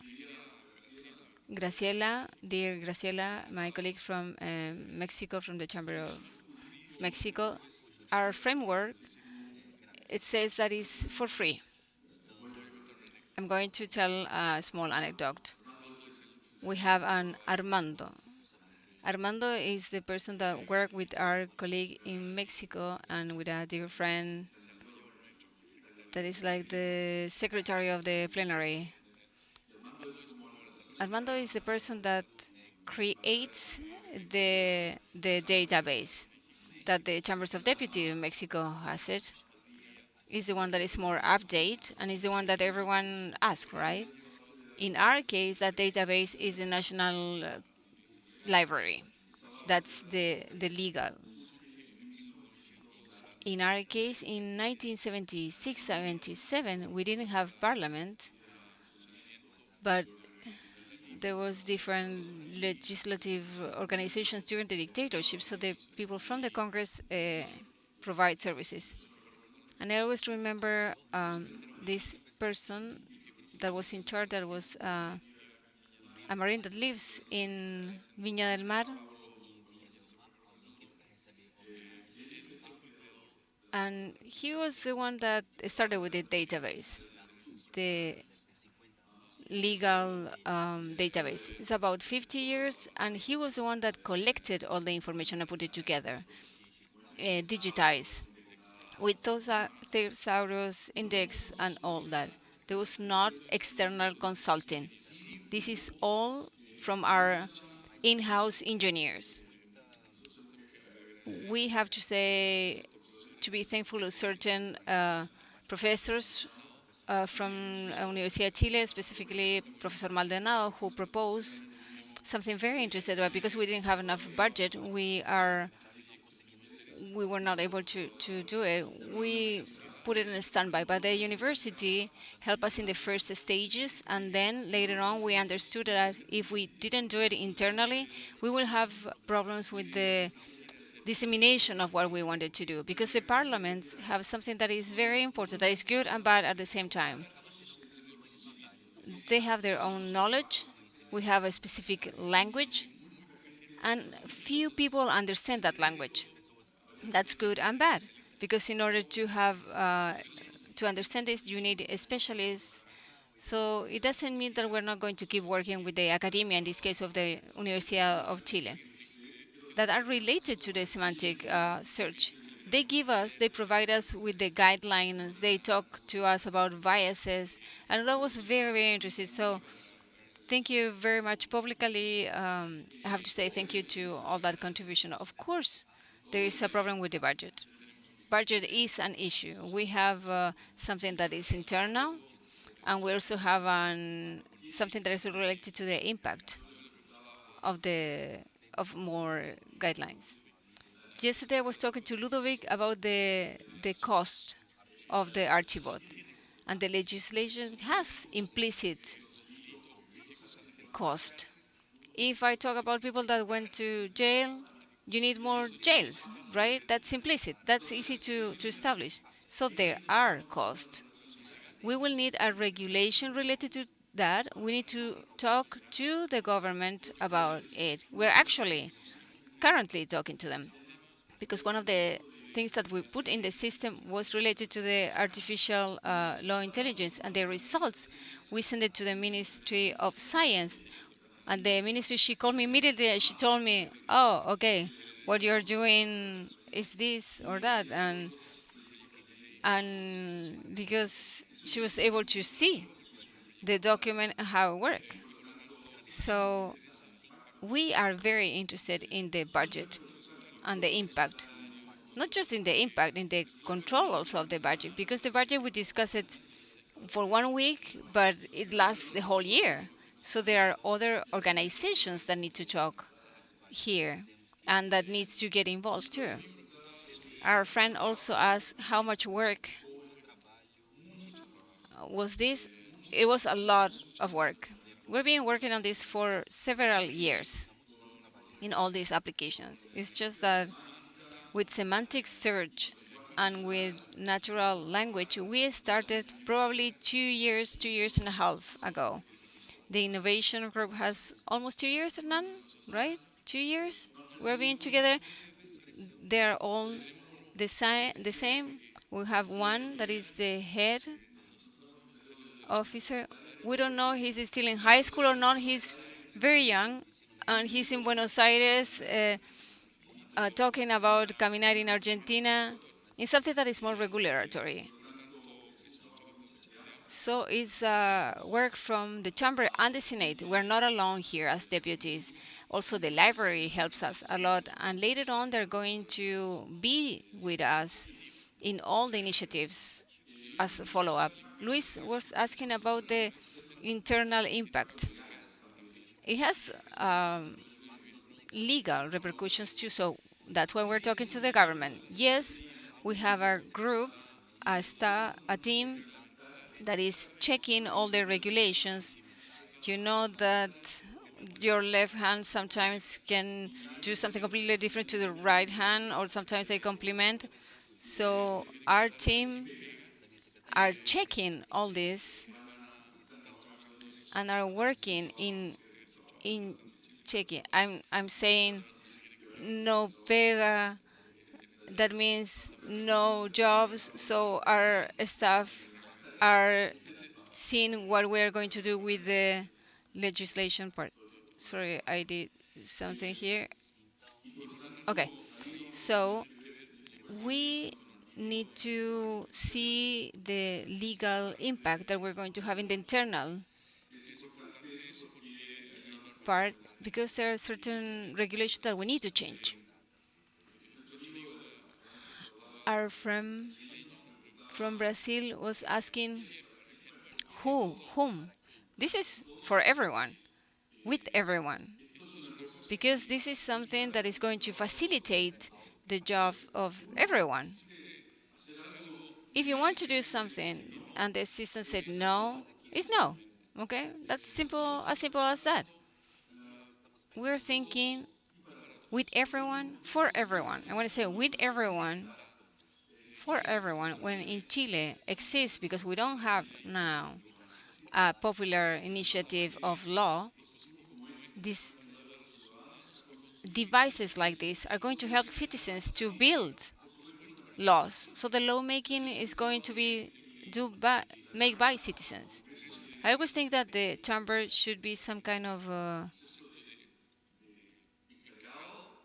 person in charge of the relationship between the citizens and the chamber, so the citizens can present the idea of lawmaking. We don't have that here, and probably we're going to have it in the future, in the near future. And why with everyone? Because people need to be involved. So someone was asking how people can use this. Well, maybe citizens can use to this. People can check the comments. People are going to be using public resources, and that is a decision that is also political, because we're going to be able to see who did not recognize something or check something when the machine made a mistake, because transparency. I'm going to make a prediction right now. The technical job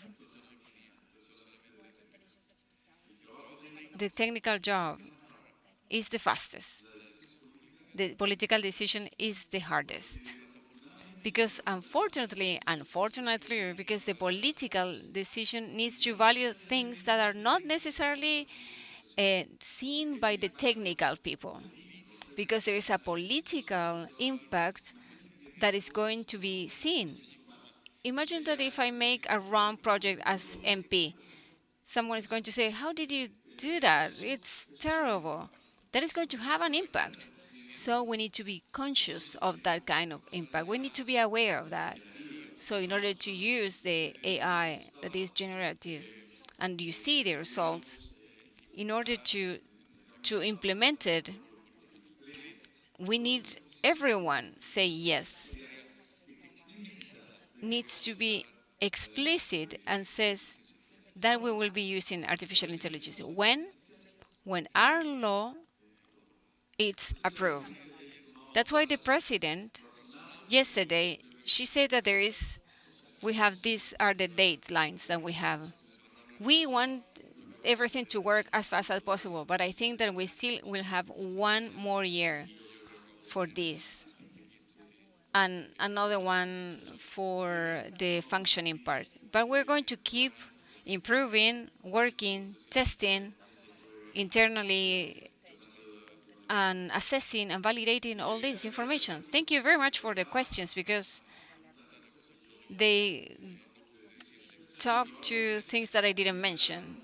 And there are several things that I didn't mention, but as you saw, this is the application that we have, and this is what we want to use. And okay, last. Oh, okay. Of course, he's going to ask something now. Almost exceptional. Thank you very much for the work done.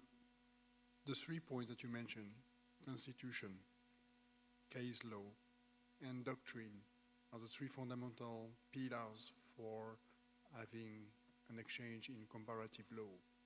when you have new domains that are appearing, such as biotechnologies, artificial intelligence, and you want to evolve the law of your country, it's pretty interesting to make comparative law with other countries or other legislations which are addressing the same. Do you intend to develop your system in such a way so that you can make comparative law with your tool to other constitutions or other case law or other doctrines to get some inspiration for the one which could be compatible with the Chilean law?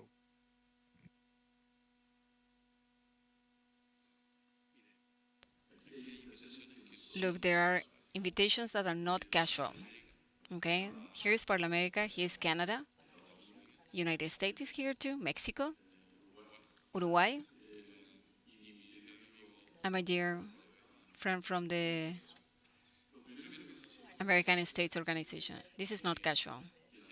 This is not by chance. First of all, I'm not going to even mention Brazil because Brazil is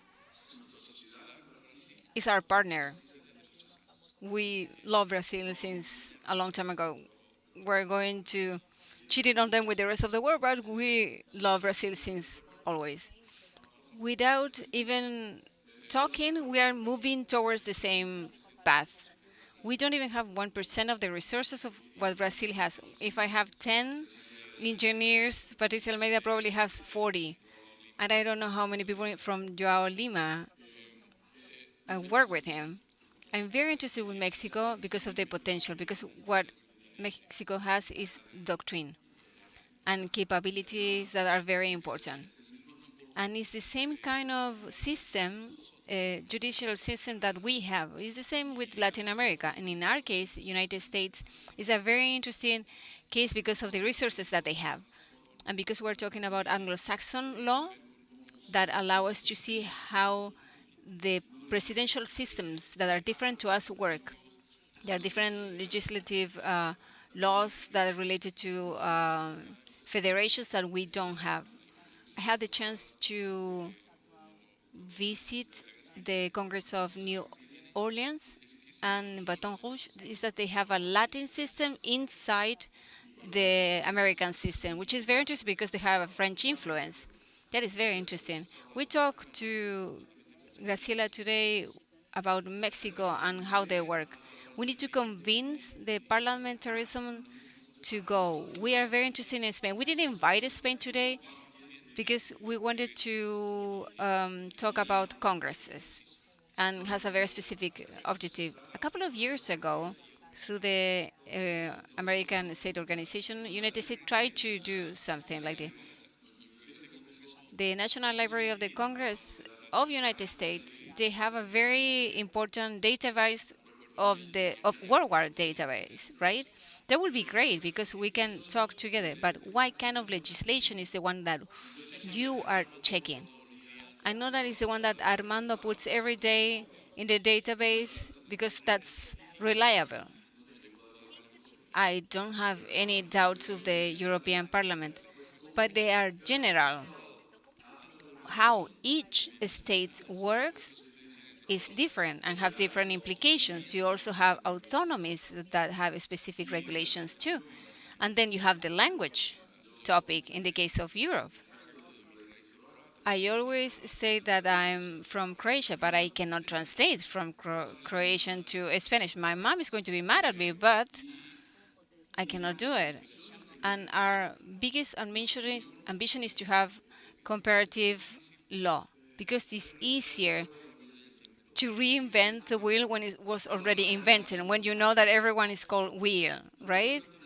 I'm going to tell you another anecdote. I'm so sorry organizers, but I used to work in the Commission of Finance, a treasurer, and we were talking about the project of I don't even know the name in Spanish, to be honest. Something decuriosation of credits, and we couldn't find the right word. The legislation that we saw at that time was from Colombia. I'm talking about 1993, 1992. That was the legislation that was more advanced in this kind of topic.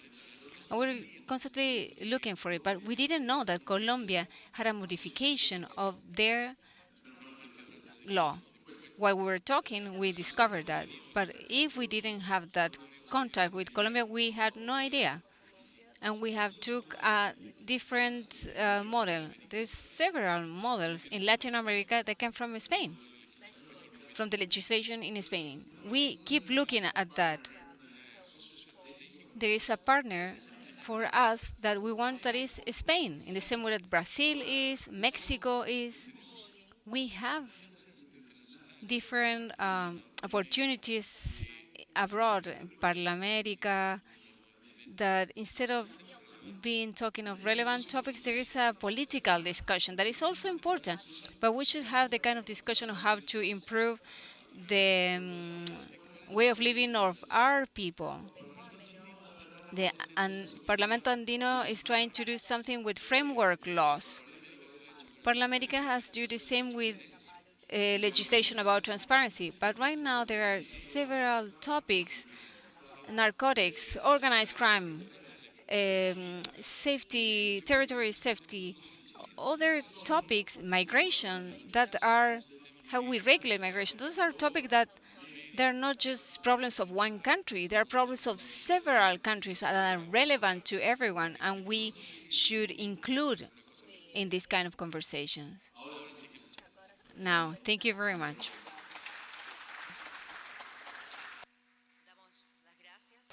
We say thank you to the General Secretary, to Mr. Miguel Landeros. Let's keep with the program Caminar.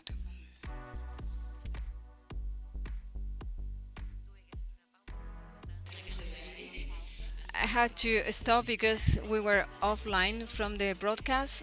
So now I invite you to take the picture all together for celebrating the collaboration and discussion. So please come forward. We're going to take the picture, and then you can go and have lunch 90 minutes, and then we will be back here in the same place with the same people, but with different topics.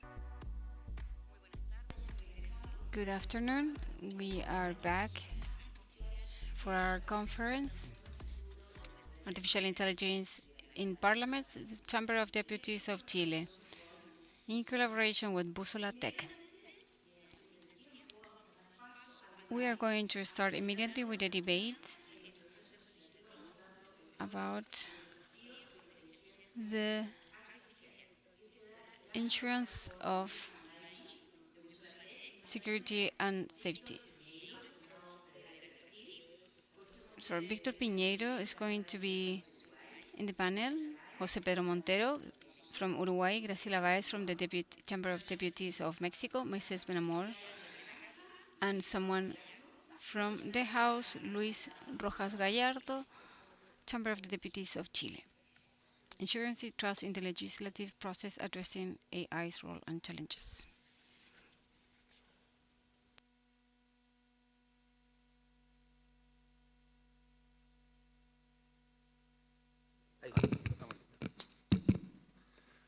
Boa tarde a todas e a todos. Peço desculpas. Good afternoon, everyone. I apologize for being the moderator of this panel. I am waiting for José Pedro to come back.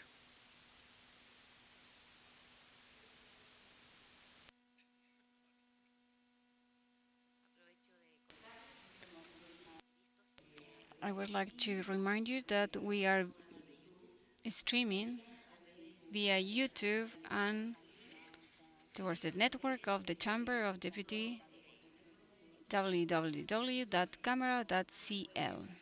You can also find different information on our website with a banner of the name of our conference about artificial intelligence, and you can find there the agenda, photograph, and other important information that you can check.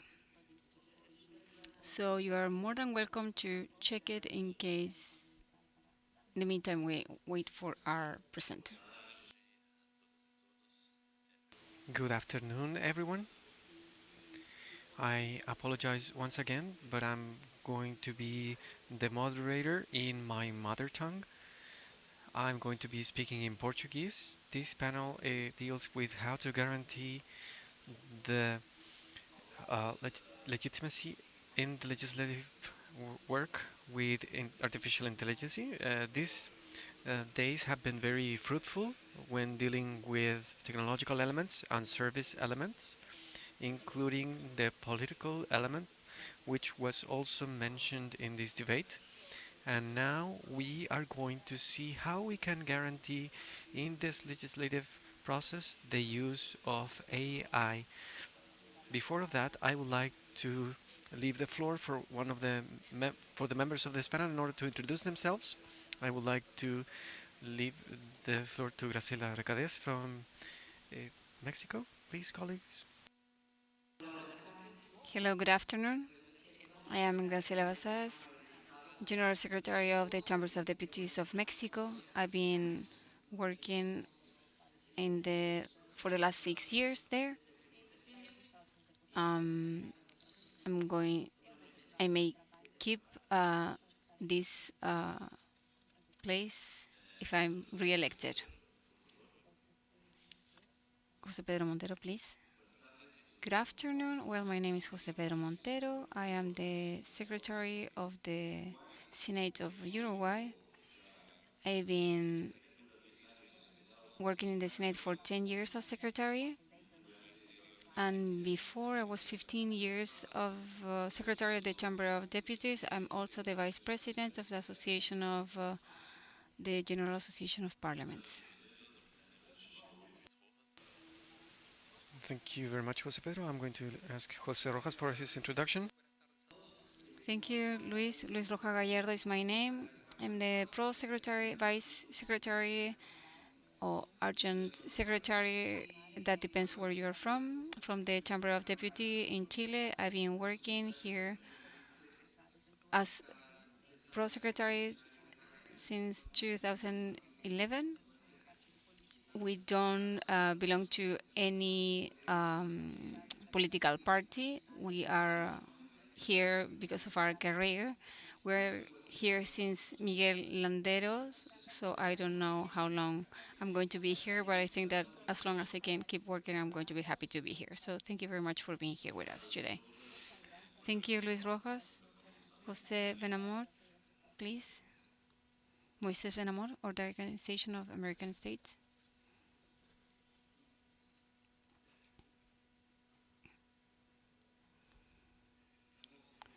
We need AI microphones. My name is Moises Benamor. I work in the Organization of American States. I've been working there for 20 years.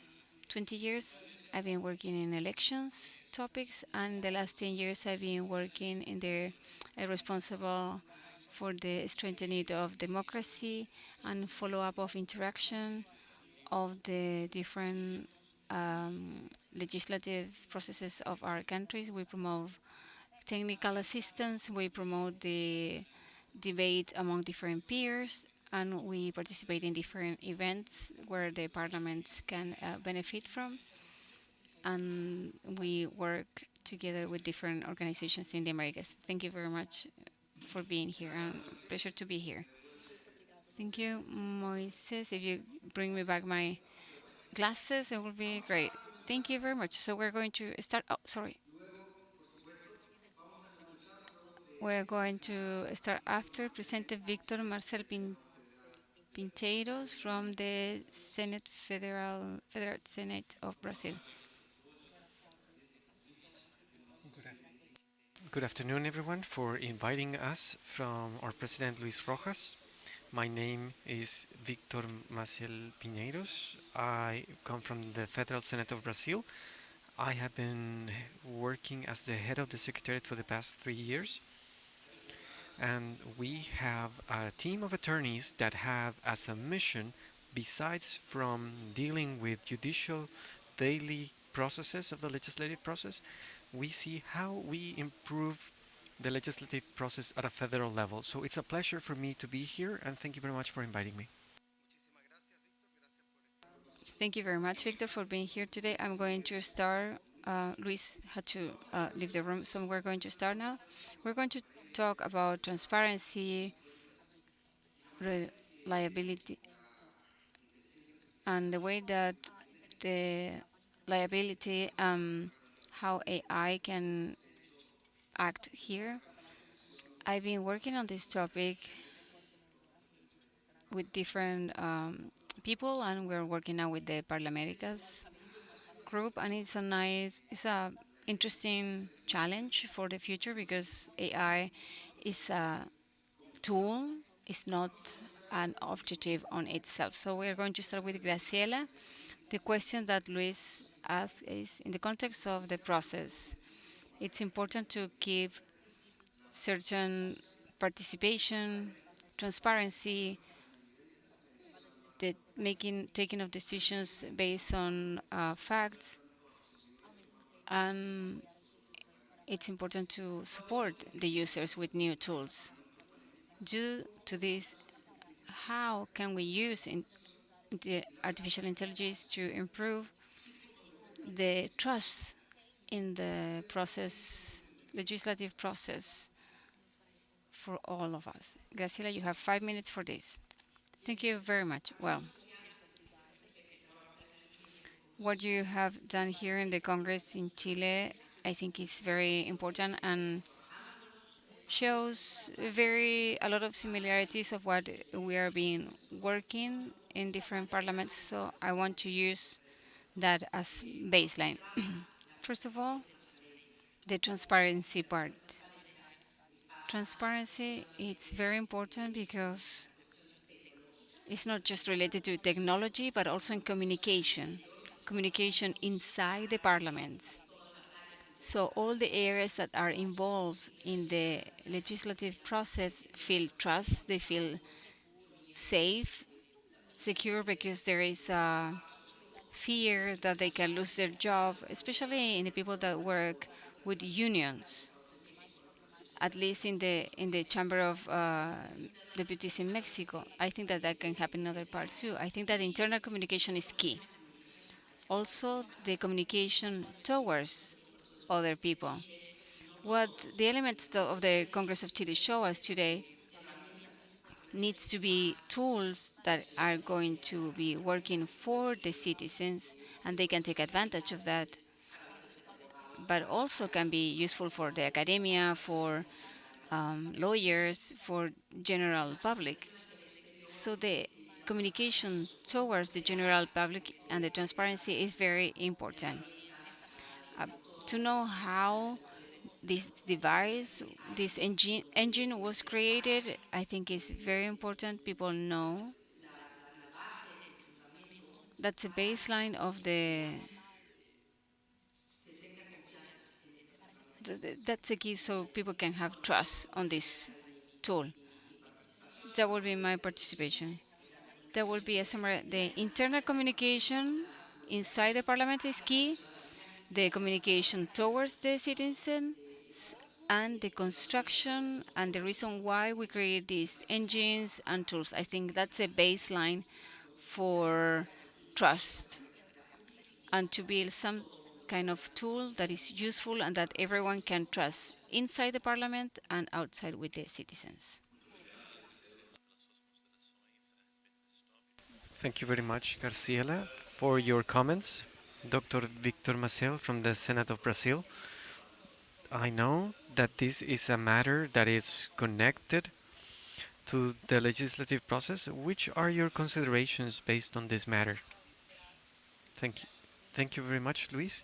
Besides from being an attorney, I'm also a member of the academia, and I always question myself, how should this legislative process work? It should deal with principles. When we talk about the legislative process, I always talk about political equity, the political minority, argumentation, which is also taking into consideration for this legislative decision, and conscience. When we deal with intelligence, with artificial intelligence, the debate that we have is the beginning of the legislative process, which is called efficiency. But since all institutions, whether they are public or private, we need to consider how do we make more with less? How do we optimize the resources in order to obtain an optimal result?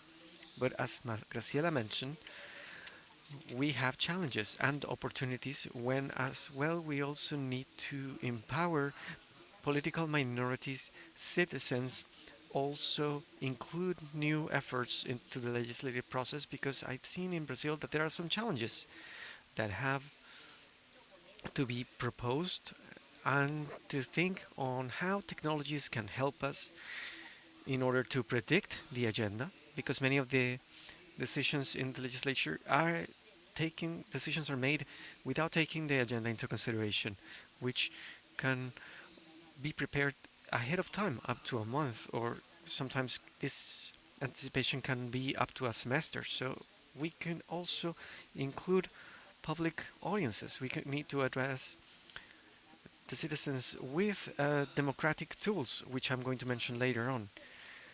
We also need to navigate from the omnibus legislation, where we unite different topics which are also included for the society, and members of parliament do not understand, from the members of parliament, they don't understand what is being debated. They don't know which are the texts being included, and I'm very eager to hear more information from the colleagues of Chile, because the political process from members of parliament, which we hope they are based in data, in studies with a realistic prognosis, which can provide a basis, a justified basis, in order to guide the best decision for the parliament. Thank you very much.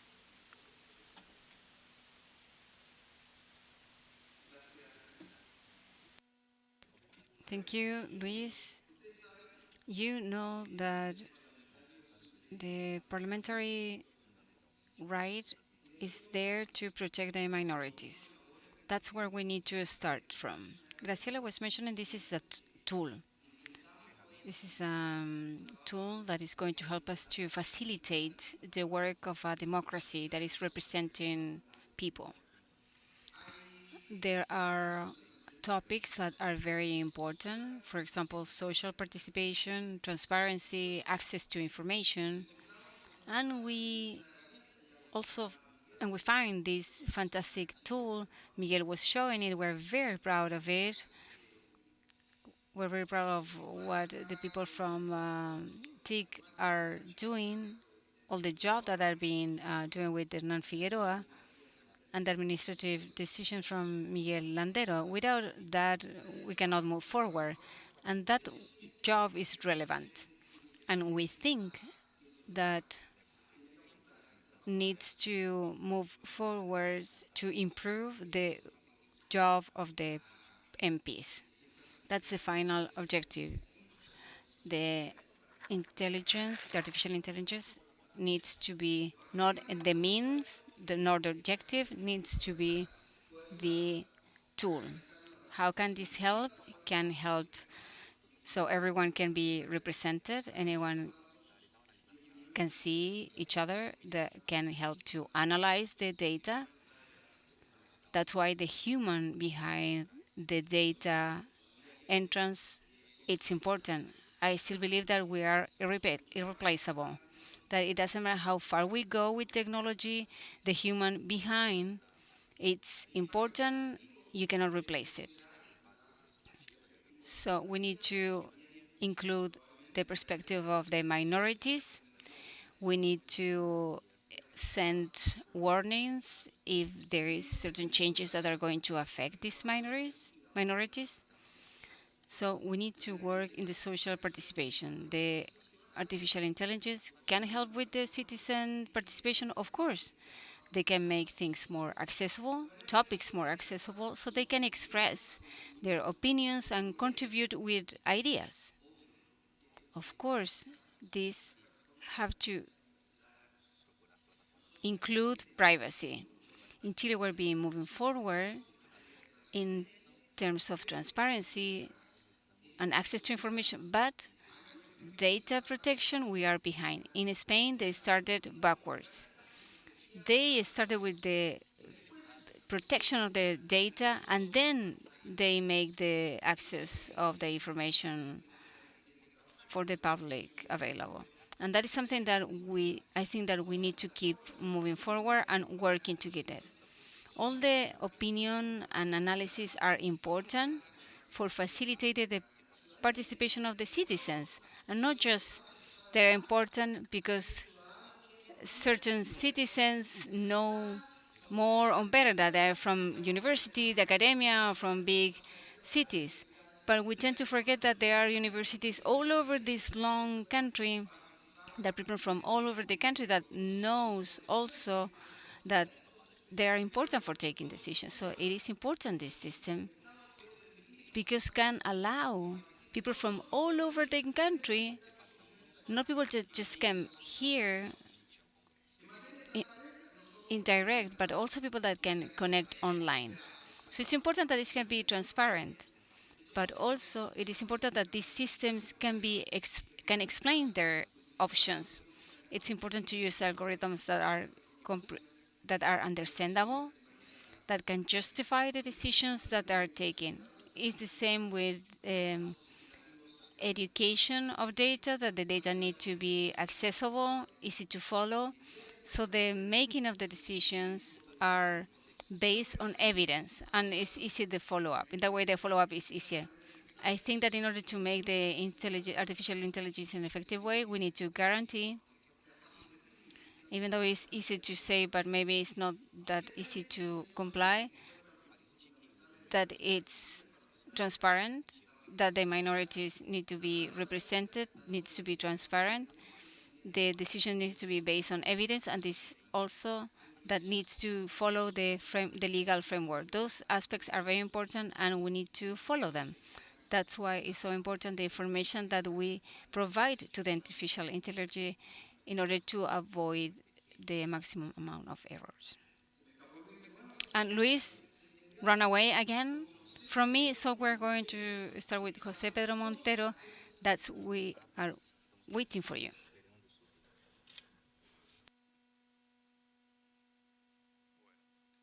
Very well. I am going to approach this from a different perspective in regards to the question made, in the sense that the previous speakers already mentioned the importance of artificial intelligence and how AI should tackle transparency, the inclusion of minorities, and social inclusion. But I'm going to move ahead of that. I'm sorry, I'm moving 3 steps behind of that, because when you have it already working using AI,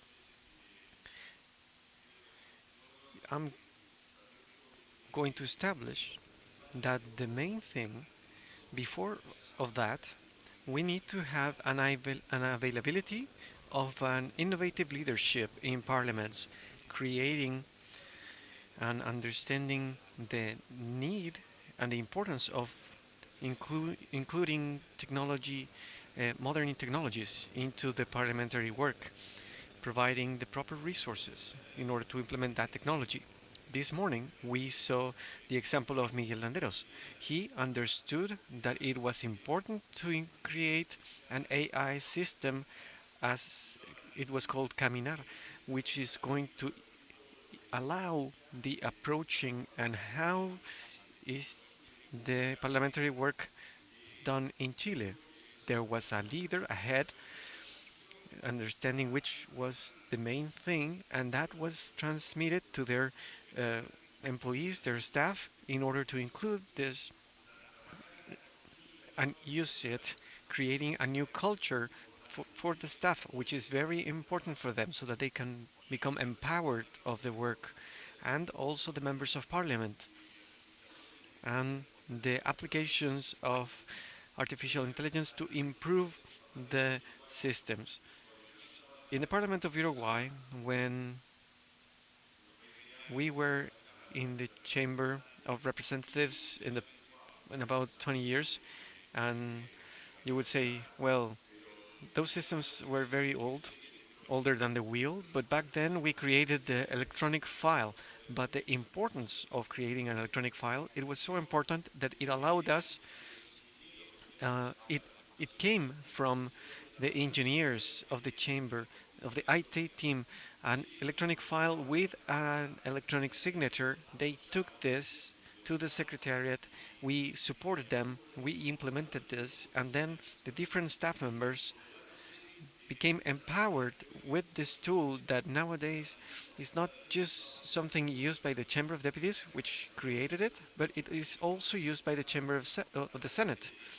And we communicate between both chambers with this electronic file. They empowered a good technology, and it was successful. AI, if you don't believe that is something useful, then the rest, for example, transparency, reaching minorities, and the social inclusion, will not have any sustainability in order to be maintained over time in order to function. So we need to promote the cooperation with experts and specialists with the tools of AI in order to identify the best applications with the proper knowledge in Parliament. In this sense, we will continue, for example, with the Caminar project of Chile. Thank you very much. Thank you, Jose Pedro. You are absolutely right that one of the main reasons to work with these kind of tools is to try to connect not just the people that work with it, the staff, but also the political side. Transparency, access to information in the political parties. Initially, the public officer thought that the information belonged to them, and it was very hard for them to share it to everyone. The declarations of the patrimony, the everything that was working inside the parliament. When you give one step forward, you don't come back. So it's good to go forward, baby steps, but any kind of a step. Moises Benamor, representative of the Organization of American States, is going to talk to us now about this topic.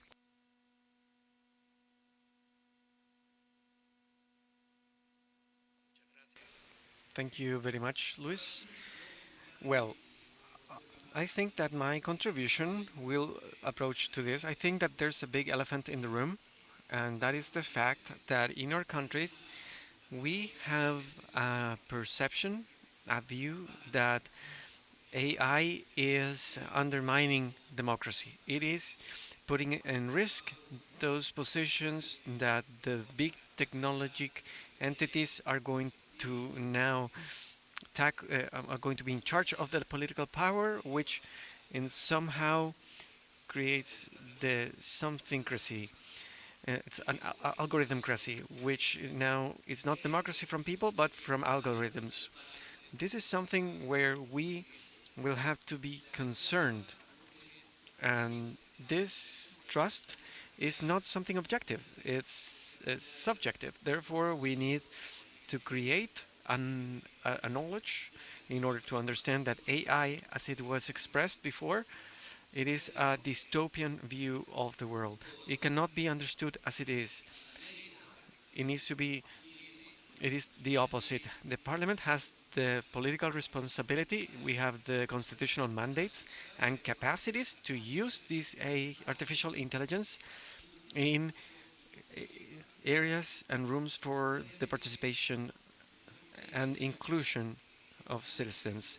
We have been working for more than 20 years, since the year 2000, with the Open Parliament initiatives, the electronic files, also talking about future committees. So there is a committee in order, there's a commitment to move forward, including citizens, including the other statutes, the academia, the civil society, the private sector. It is true, we need to deal with this, understanding that the problem exists in the perception, and we need to take care of that perception and taking care of it as it is expressed today. And there's a lot of things to do, especially in education, and that is key. We need to educate our employees, our staff. I would always ask to the different platforms that we have known so far, how much have they achieved in regards to collaboration within those parliaments? How many committees, those people that participate of a generative platform such as artificial intelligence, how are they being, uh, how many of them have been trained, including them into the process? That is what I would like to reflect in this first part. There is a global perception about the threats that we need to work continuing on them with the opportunities that AI provides. Thank you, Moises. Now we're going to continue with the second question that we have prepared for our speakers today. Luis gave it to me in the discussion that we have, especially in the representation of society, representation of citizens, the base of the evidence, and other domain that you think that needs to be included. What do you think is better represented in the sense of artificial intelligence? Which area can be more benefit from artificial intelligence, and how this technology can make more efficient the job, the task of the legislative procedures? Can you please start, Victor?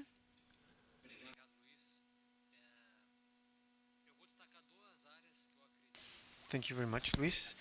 I would like to highlight two things that I think are more promising, and I'm going to give an example from the Senate. First, the evaluation of the legislative impact. I would like to say that I really enjoyed the project presented by the colleagues from Chile, the modules where different bills, how they are impacted in the future of the judicial aspects, as well as different elements for the judicial participation in the legislative process. It has high potential. Here we have the opportunity uh, where a colleague of mine, Mr. Bruno, deals with the impact into society, and now citizens, for example, there's a database of more than 20 million citizens that participate of the legislative process, sending their opinions, participating in a digital manner in public audiences. And I would like to highlight 6 tools, 6 steps that have been developed in order to give you an example of what the Brazilian Senate has been made in this sense.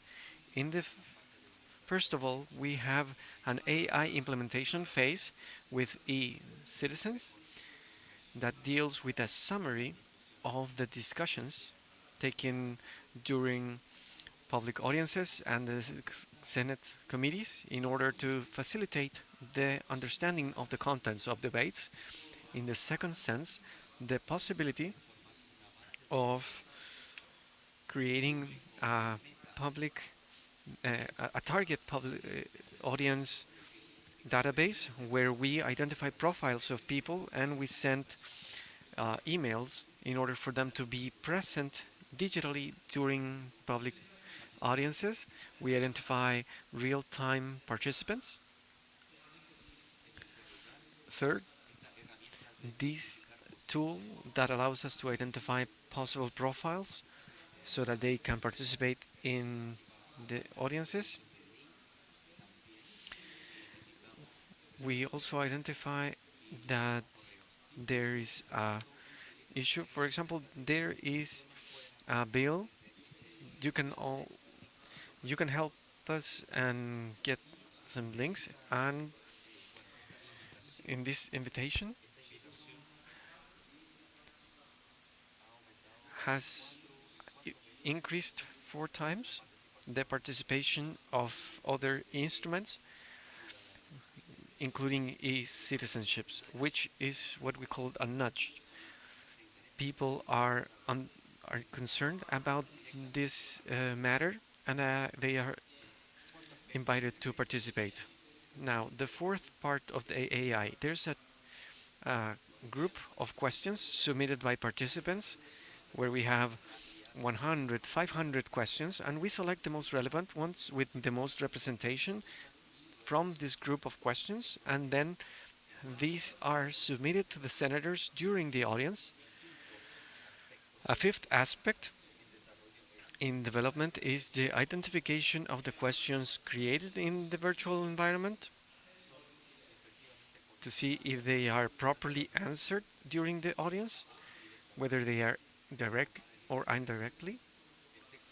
Then we compare the text of the questions together with the text of the audience to see if we dealt with all the topics and how we have dealt with the concerns. Then there's an interaction with questions and answers. And a sixth area of concern was that after concluding the public audiences, we include the comments of the public participation, and these summaries are submitted to the senators. They understand if they have more favorable comments and to see if they have an idea of what has been prepared for the public, and we ask for feedback about the debate. This is an area where we can explore, and the AI can help us to do so. Thank you very much, Victor. Now we're going to listen to Graciela Baez. Well, maybe each parliament is different, but in Mexico specifically, and what we're being developing in the AI that we're being developing in the Chamber of Deputies, what can help us here is that an example that I have is that in this tool that we develop, we have fitted with the three general laws that we have in the framework of federal law. So a semantic question to the Center of Studies of the deputies takes around 3 months. Depends on how complex it is. Okay, but in this case, specifically, took 3 months to review these 300 laws. When you ask the consultation, the question, to this tool take 5 minutes. That doesn't mean that the job of the researchers was replaced. No, it means that it was faster and easier. Because at the end of the day, those researchers have more time to make a context analysis or even to work with the demands of other MPs. So what is very important key, that is key for me, is in the research that is going to liberate, free the researchers from doing a lot of tasks, and they're going to allow them to have time to do other kind of analysis, and they can attend other demands from the MPs. And I think it's very important, and this is important to talk about related to the minorities. This tool of the artificial intelligence can help us with the tool that the Chamber of Chile presented, Caminar. Why? Because in the Congress of Mexico, around 20% of the legislators don't have a bachelor's degree. So a tool that helps you with the arguments that are related to law, left or right, that can show you, that can show where there is not a technical staff for each MP. The commissions have a technical staff, but each deputy that they are not the president of a commission, they do not have a technical staff. But if they have this tool, they're going to have that, the access of an argument that they don't have they don't know how to make it, how to build it, but they're going to be able to debate, show, and participate by knowing it, and that is going to allow that the minorities can have a better participation, and it's going to allow even, maybe I'm being too optimistic, but it's going to permit to elevate the debate of the parliament. Thank you very much, Graciela. Now we are with Mr. José Pedro Montero. Thank you, Luis. Well,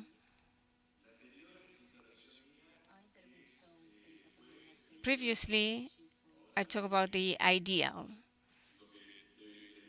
Now, it's what it's supposed to be. The Parliament of Uruguay, in terms of artificial intelligence, we are in the 20th century. We haven't moved forward. I'm going to be very open about that. When Miguel asked me to be here, I said, we know nothing about artificial intelligence, but he invited me anyway because I'm the vice president of the CGP in the association. We've been talking about that.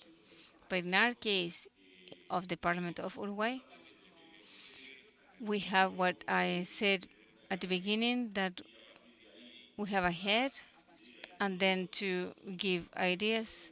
We don't have that. The political part hasn't get involved at all in the transformation, digital transformation. We do have, actually we had 10 years ago a commission related to technology that was integrated by an engineer and a couple of technical staff, and we did a lot of things. We changed the website and we make it easier. We took the servers from the parliament and we put all that information in a cloud.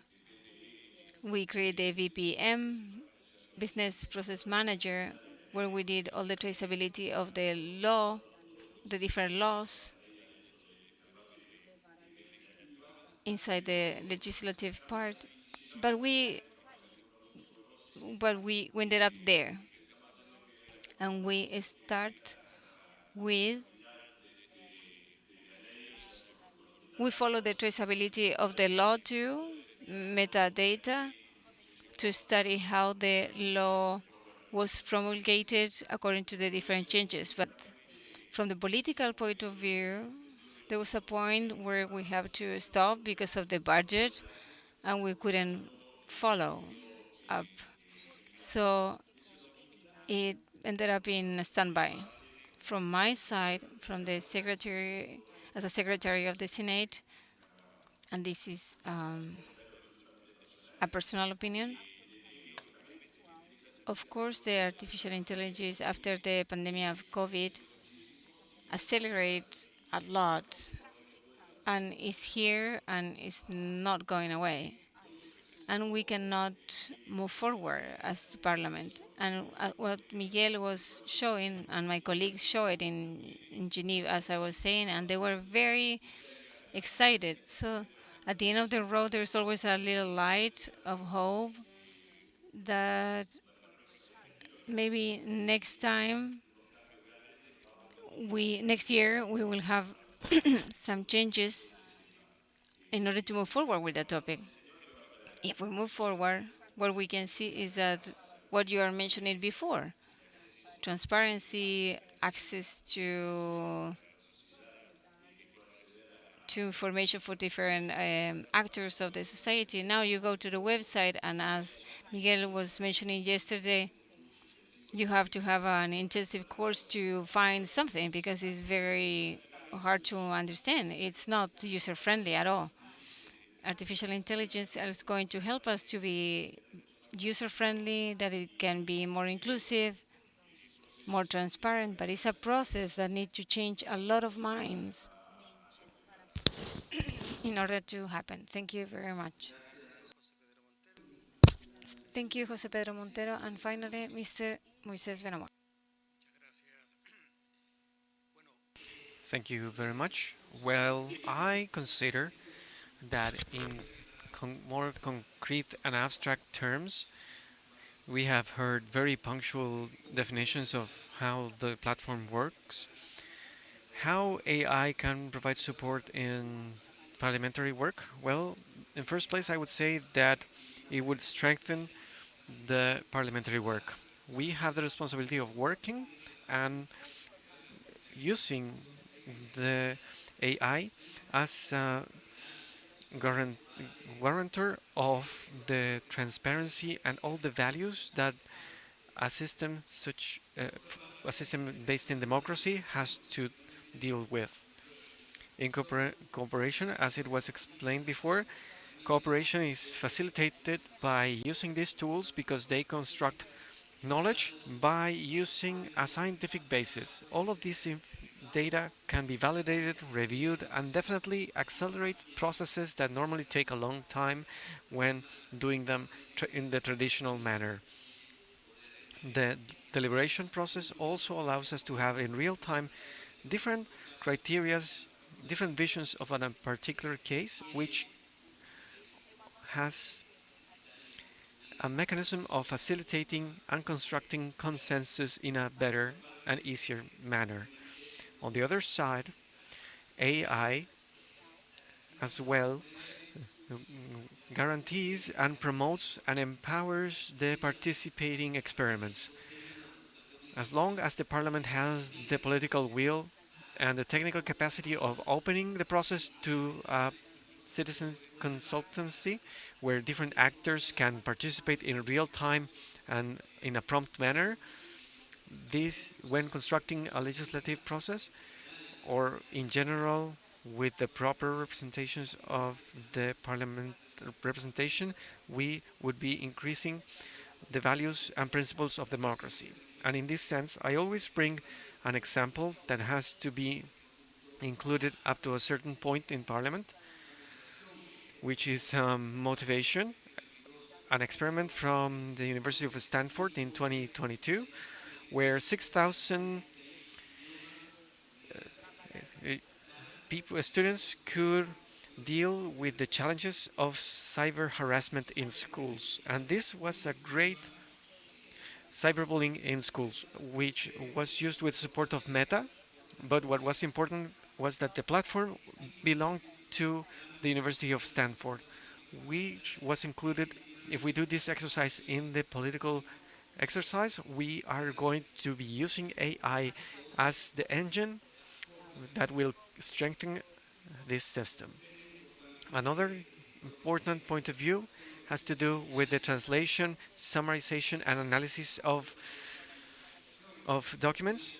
Our different colleagues from Estonia and Canada and the project of Caminar, by using these tools for the translation, for analysis, and everything that has to do with the construction and the creation of summaries, not just of text that might go beyond the parliamentary work, but the capacity of working with library files is a key component where AI can strengthen objectively the different capacities of Parliament. And last but not least, I would like to say that it's important to include the capacity of dealing with risks. We are in front of permanent threats where new technologies of synthetic works helps us, for example, disinformation, hate campaigns, fake news. In many of our countries may be affected by these type of mechanisms where non-regulated use of these elements or not perceived as a harmful threat might be an issue. Therefore, AI is a key component so that the Parliament can approach through these risks and deal with these risks, converting this as a tool that will be an ally in order to solve many of the commitments and the challenges that exist in this matter. And finally, in this part, AI, we hope that it can create awareness for the political will in order to create rigorous budgets so that these parliamentary entities can tackle these challenges in order to work based in the generative technologies. Thank you very much. Thank you very much, Moises. As you can see, all the speakers are willing to understand and keep going forward towards to the potential of the artificial intelligence, of the topics that we're being talking in these different debates. We're going straight to the questions. It's not easy to be in a panel right after lunch. You know that is the most difficult part, right? So thank you very much for being here. So now if you have any questions, please to any of our speakers here, or you want to compliment something, you want to add something that was mentioned before. As usual, we're going to ask you to introduce yourself and then ask your question, please.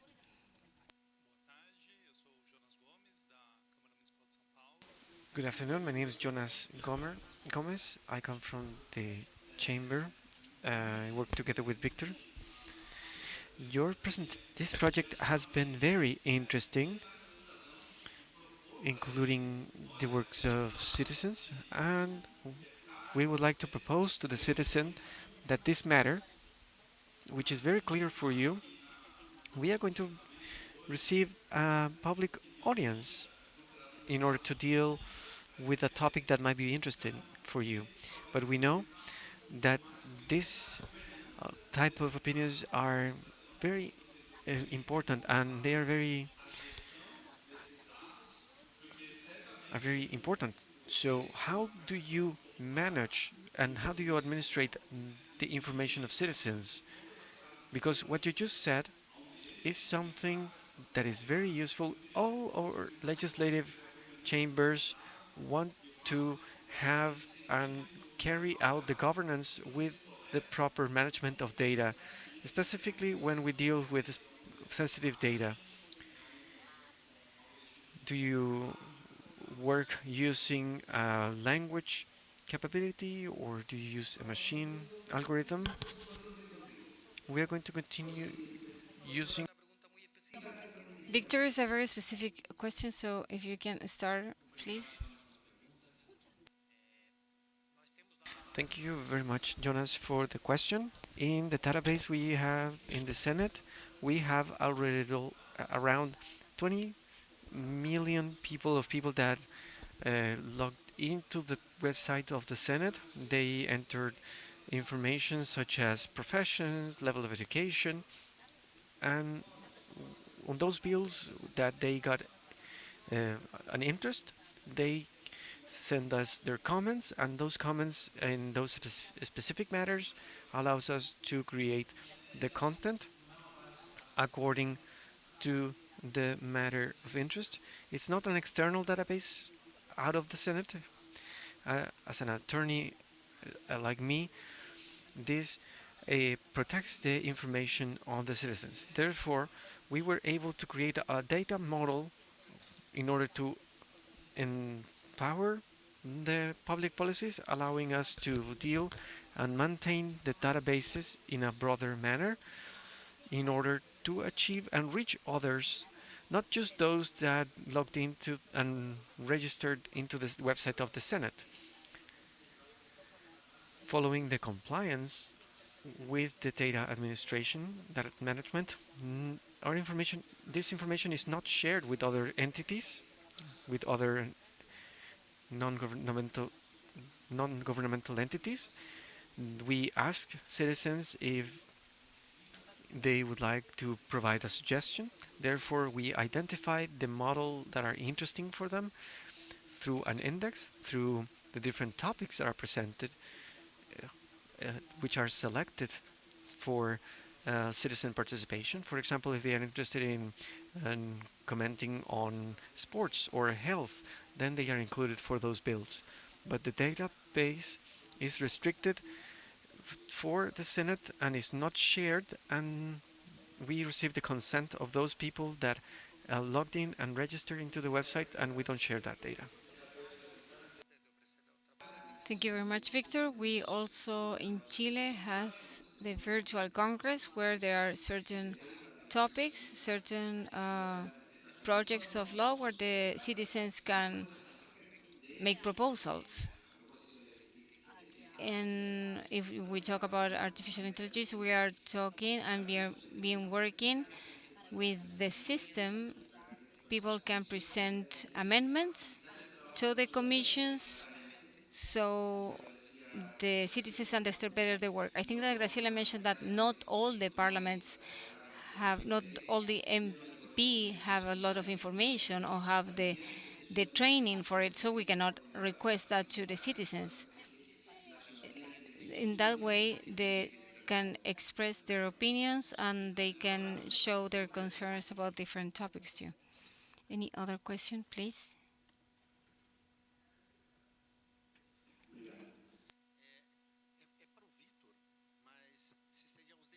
My question is for Victor, but at the same time, any of the members of the board can answer. Victor mentioned nudging. Are there any other initiatives in the Federal Senate in order to consider nudging, as well as the other chambers? Do you have special initiatives for nudging, which is an incentive to carry out a person towards an action? For example, the email sent to the people, it has increased 4 times the popular participation. Everyone wants to talk to Victor.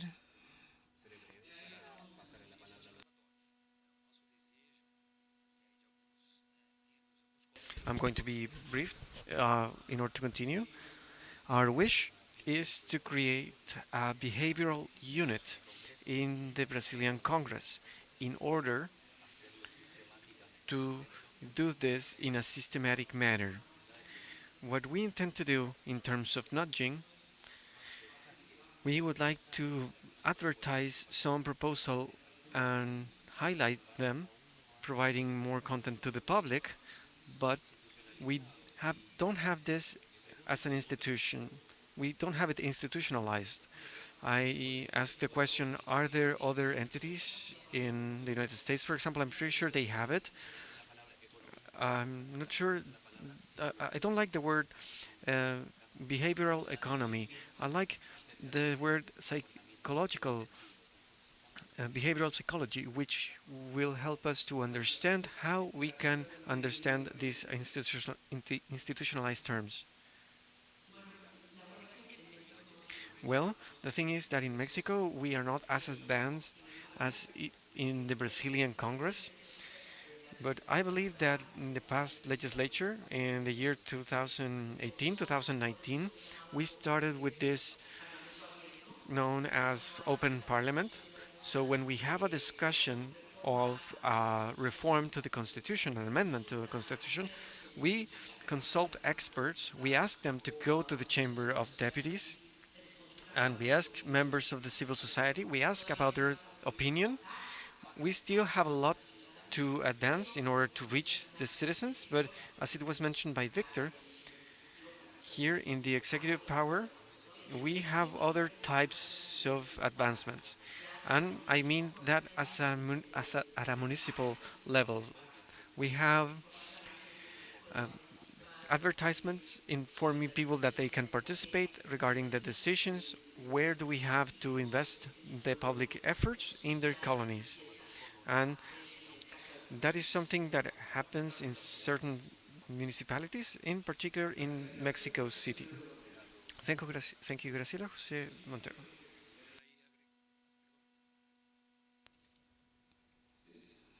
Sorry to interrupt. Jose Pedro first and then Moises. It's exactly what Graciela was saying before.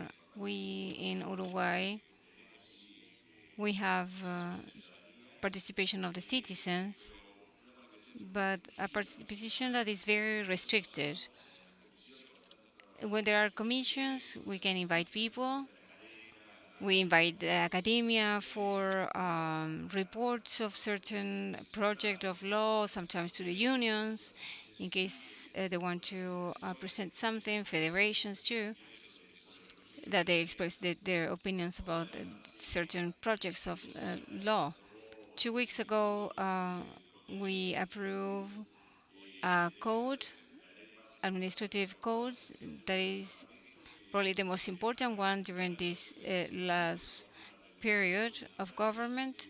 We codify it, and now we have something that is related to different courts. So the citizens can, for example, present their problems when they have, and there are different stages. And who presented the project was the academia. The politicians are the ones that are going to say yes, but who presented, who was in charge of all the data and all the topic itself was the academia. So the only people that are authorized to present laws are the MPs and the government. The citizens are not allowed to do it in our legislation. But in the municipalities, we have the participative budget, where it's open to the citizens that live in different neighborhoods, in different communes, that they can present the ideas of how to spend the budget. I don't know if they want to fix the square, if they want to have a traffic lights in certain corner, and after that, the budget is decided according to the needs, the necessities of the people.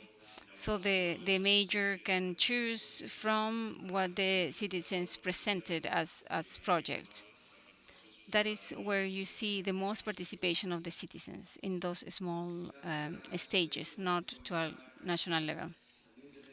Also depends of the project, of what you're talking. For example, in Chile, all the projects are related to with values, principles. For example, if you talk about abortion, in Chile the citizens can say something, more people are going to be more involved because people want to have a saying on that kind of topics, especially if you invite them to express their opinion. I think that Jose Pedro said at the beginning that we are in a stage where the artificial intelligence is happening. And in countries like us, I think, thanks God, we can move forward. The same with Brazil, the same with the European Union, but not every country are moving forwards in the same way.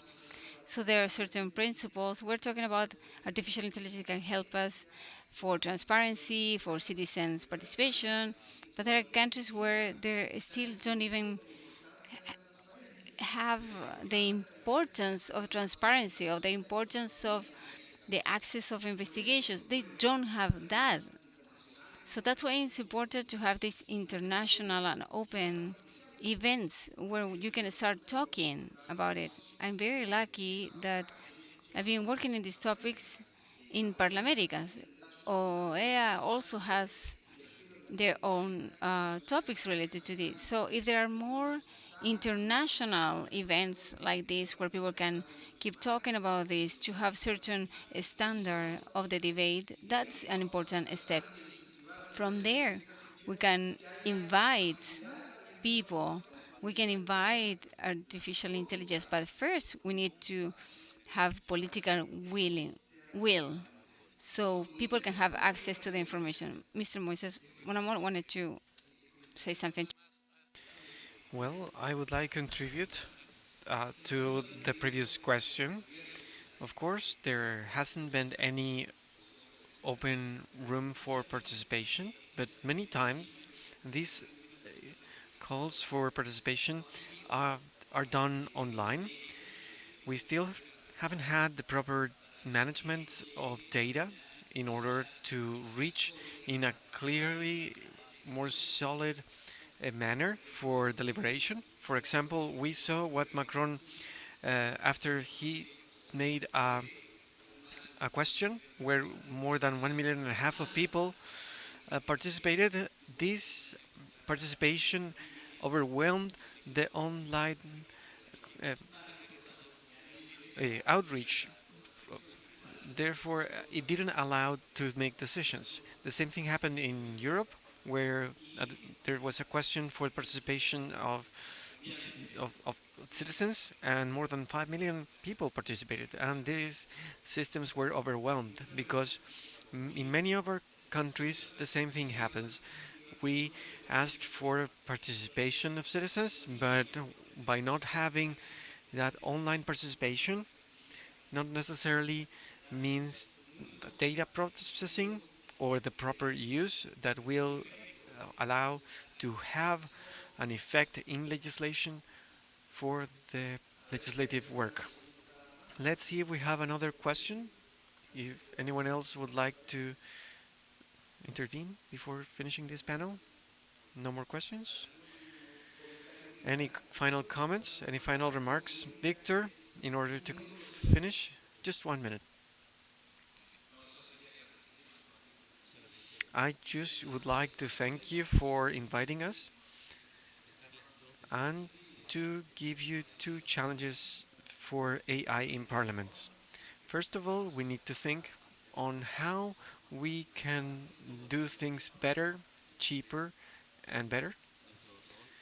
Our role is to provide parliamentary democracy in a different way. We need to think how this tool, which is the most powerful one that has been created by humans, how can this change our parliament in order to make them more democratic, to make a better democracy in a different way?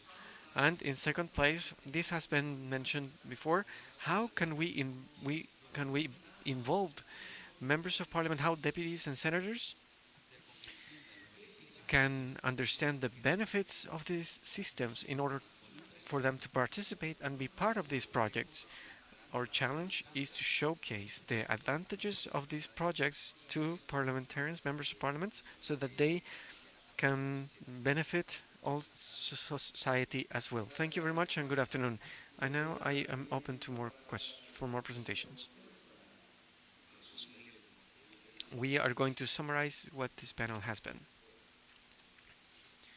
Mr. Montero, thank you very much for the opportunity of participating in this debate. As you already know, we have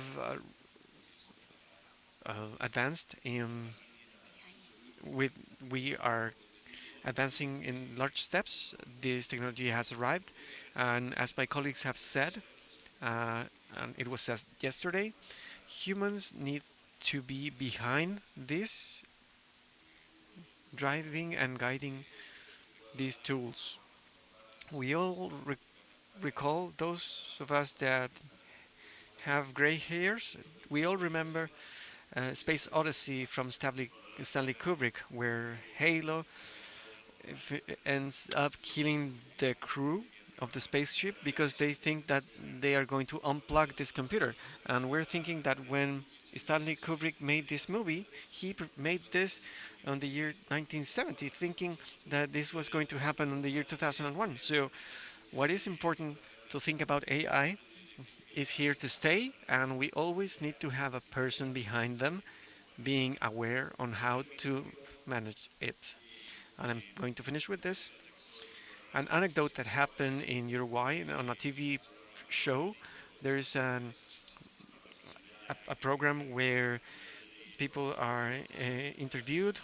They ask questions about their life, and at a given moment, they said, "You know what? We are going to ask a very special person to ask a question." And then there's a screen where the President of the Republic asks through video a question, and he started answering, "Mr. President, I'm going to answer your question." But they said, the interviewer said, no, this is AI. AI replicated the image and the voice of the president. So we have to go step by step, like Italians say. Thank you very much. Now we ask Graciela her final remarks. To add what all my colleagues have said, there is no replacement of humans. I'm thinking in what Jose Pedro just said. When the radio was invented and then the TV said that TV is going to kill the radio, and it didn't happen. Radio still has certain functions. TV has the same function, different functions too. Then we have streaming, and people thought, okay, TV is not going to survive to this, but it didn't happen. So there are different tools that are finding their new niches, and I think that that is going to happen with the artificial intelligence, at least now. Who knows, maybe one day the machines have a conscious. So far, we don't think that that is going to happen very soon. So we know that we still need humans, we still need human minds, because the artificial intelligence can process a lot of data that humans cannot do it. They don't have conscience, they don't know why they're doing that. They don't know the process. They don't know why they're doing that process. So that's why the human is there to provide organization, to provide an order. And in order to talk about what our colleague from United States was mentioning this morning, the legislator need to be involved on this to know what they are doing.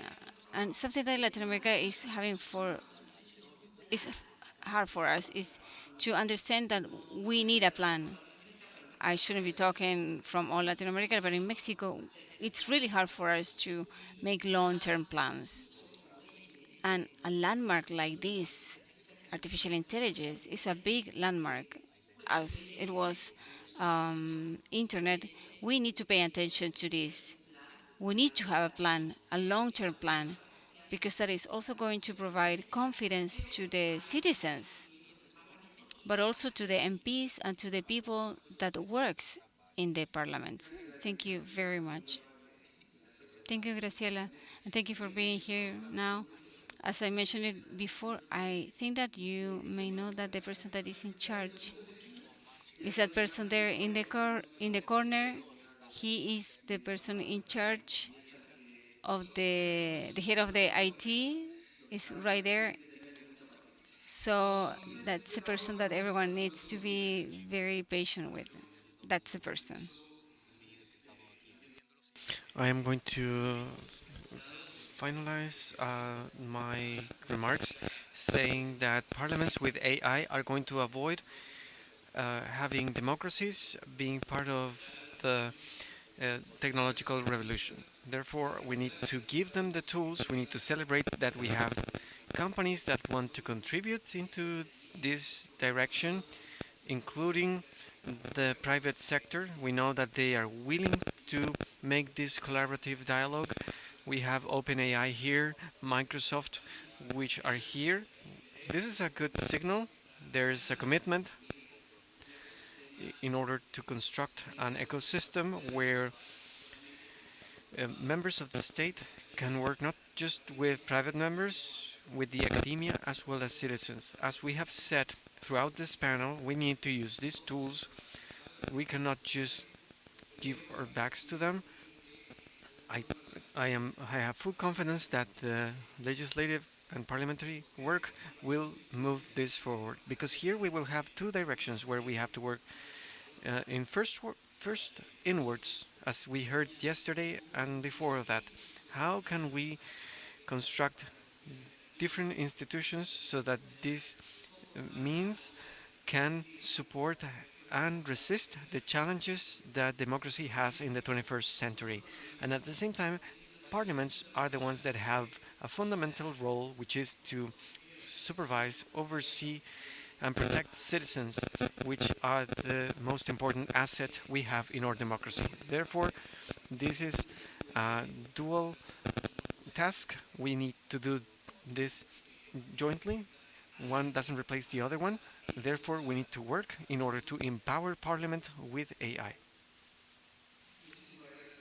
Thank you very much, Moises. So now we thank everyone who participated in this panel. Thank you all once again for being here today. We are going to continue with this seminar, and hopefully you are enjoying Chile. We hope that you are enjoying your stay in the next day. We hope that you have fun even though there's rain. Thank you.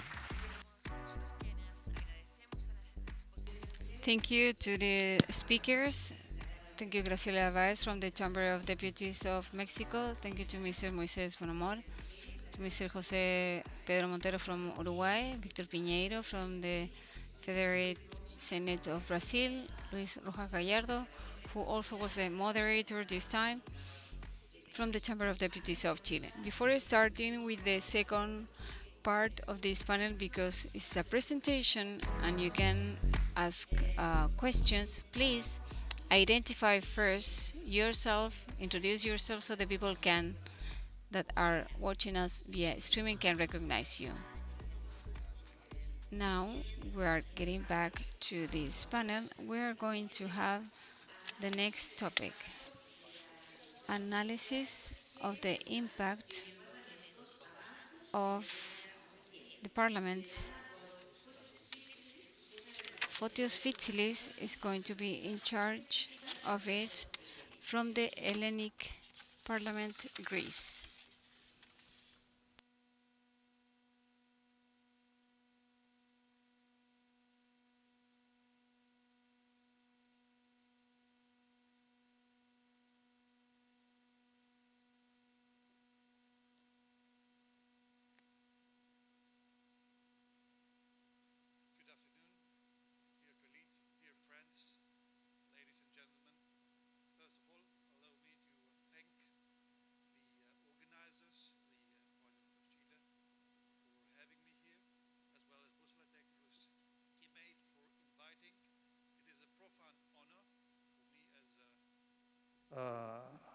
Professional from the Hellenic Parliament to be here with you and speak about a very exciting topic about generative artificial intelligence.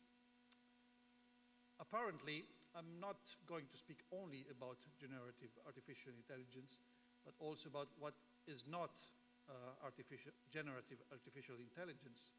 And in doing so, I will inevitably as well touch upon some issues that bother us all and have to do with the core functioning of the representative institutions.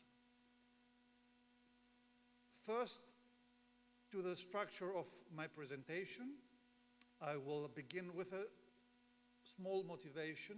Well, the reason that you all are here today and actually since yesterday and tomorrow in this three-day conference is a motivation enough, explains a lot about the importance of the matter. I will talk about myself on this.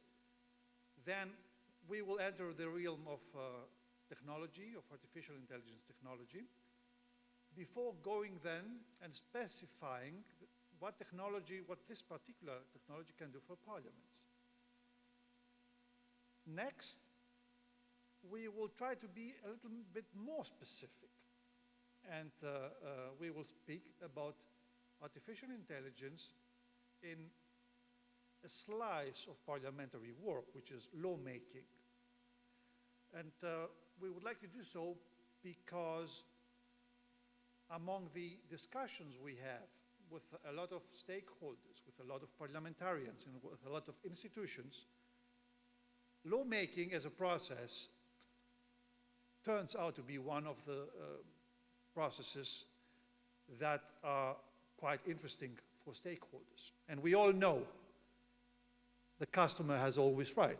So if parliaments really find such an application that they really want, that they will be also willing to do the extra mile in order to integrate this technology.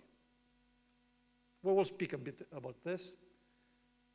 Last but not least, we will speak about specific projects that are ongoing on the other side of the Atlantic. And in this sense, this might be even more interesting to you because you are coming from the American states. You know each other pretty well, I figure out already. But maybe there is not so much information coming from the other side of the Atlantic. And therefore, this might be of specific importance to you, this kind of research. Then we will wrap up and try to engage in a discussion. On the motivation, I will keep it short. The previous speakers have assessed and addressed a lot of issues why this kind of technology is important. First of all,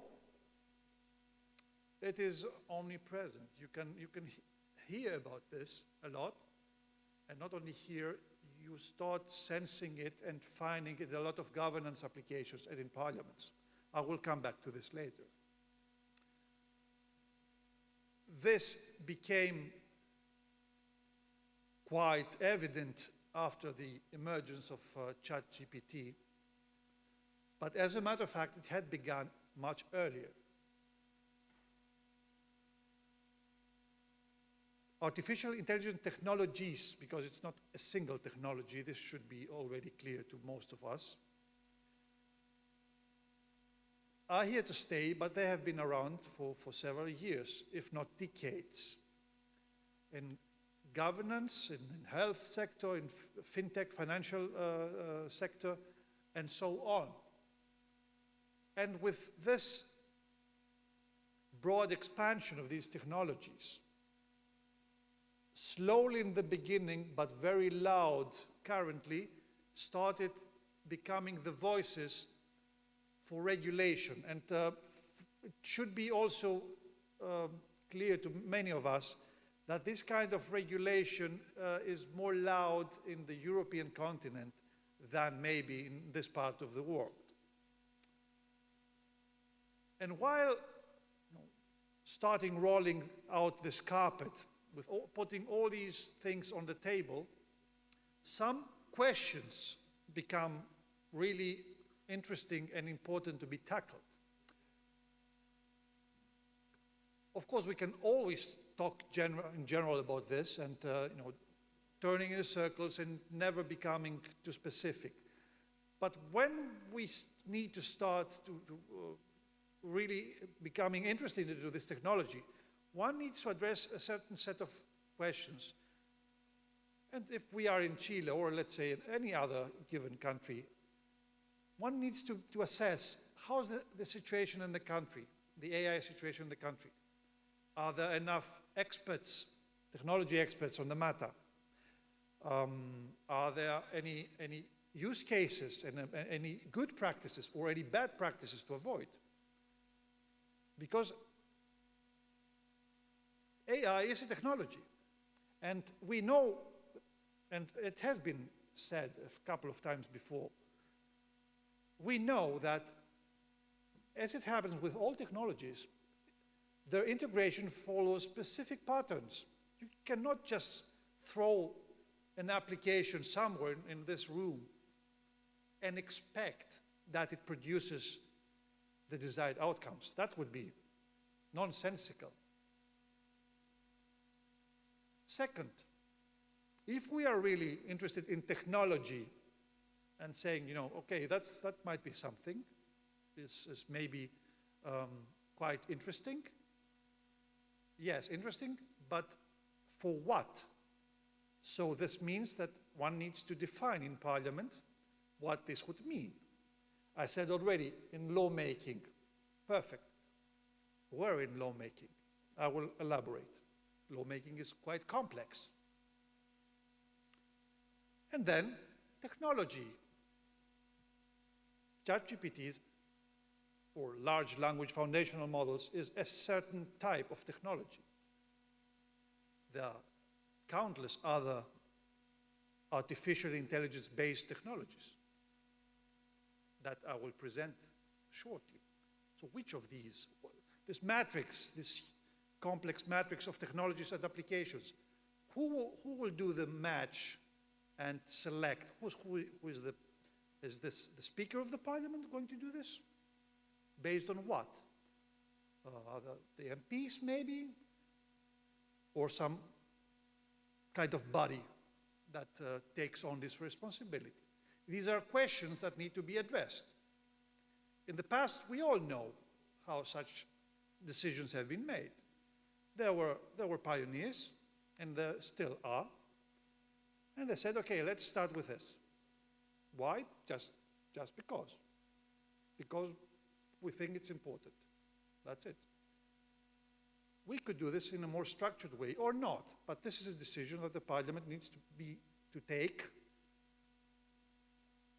based on its own assessment, and this decision needs to be educated. Technologies, a lot of them. I just put small cluster.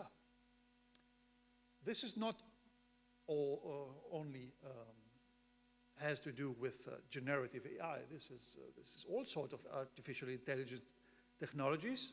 Some of these technologies are even decades old. Text generation, obviously, the generative part is of course there. Anything that has generation in there is generative AI. But there's other things as well, like forecast, recommendation, decision-making, notification systems. These are not based on generative algorithms, like the GPT algorithm. So where we stand, this is mid of 2024. So what is the state of play in parliaments? We heard some quite extraordinary applications today. But what is the state of play globally? There are not very good surveys around. One of these has been published a few months ago. It was from myself and Patricia de Almeida from the Parliament of Brazil. We did an assessment based on information coming from the IPU Open Science Hub.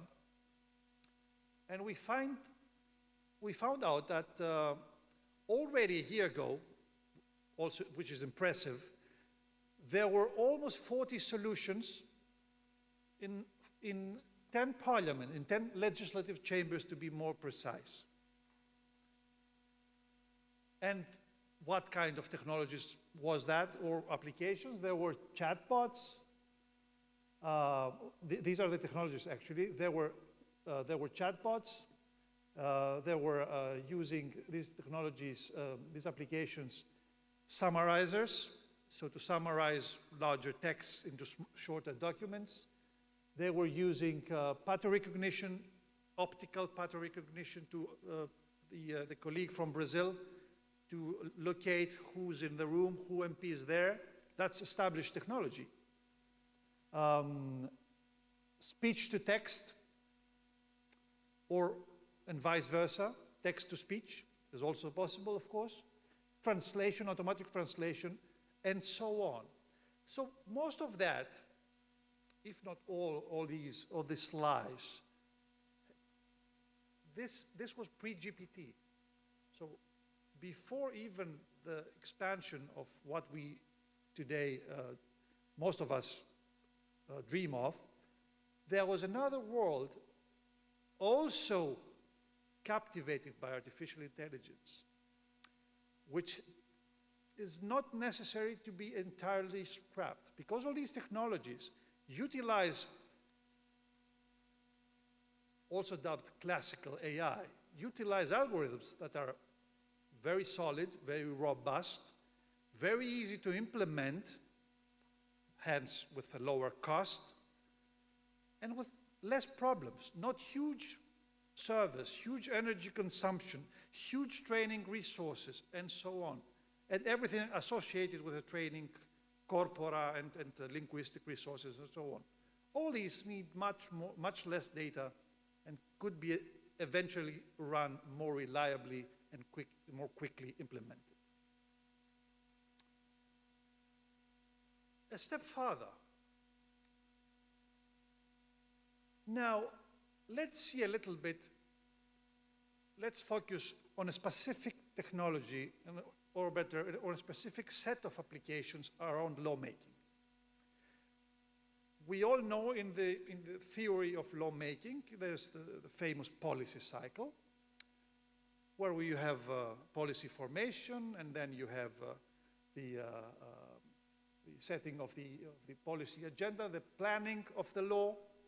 Then it comes the initiation of the law drafts, the generation of the drafts.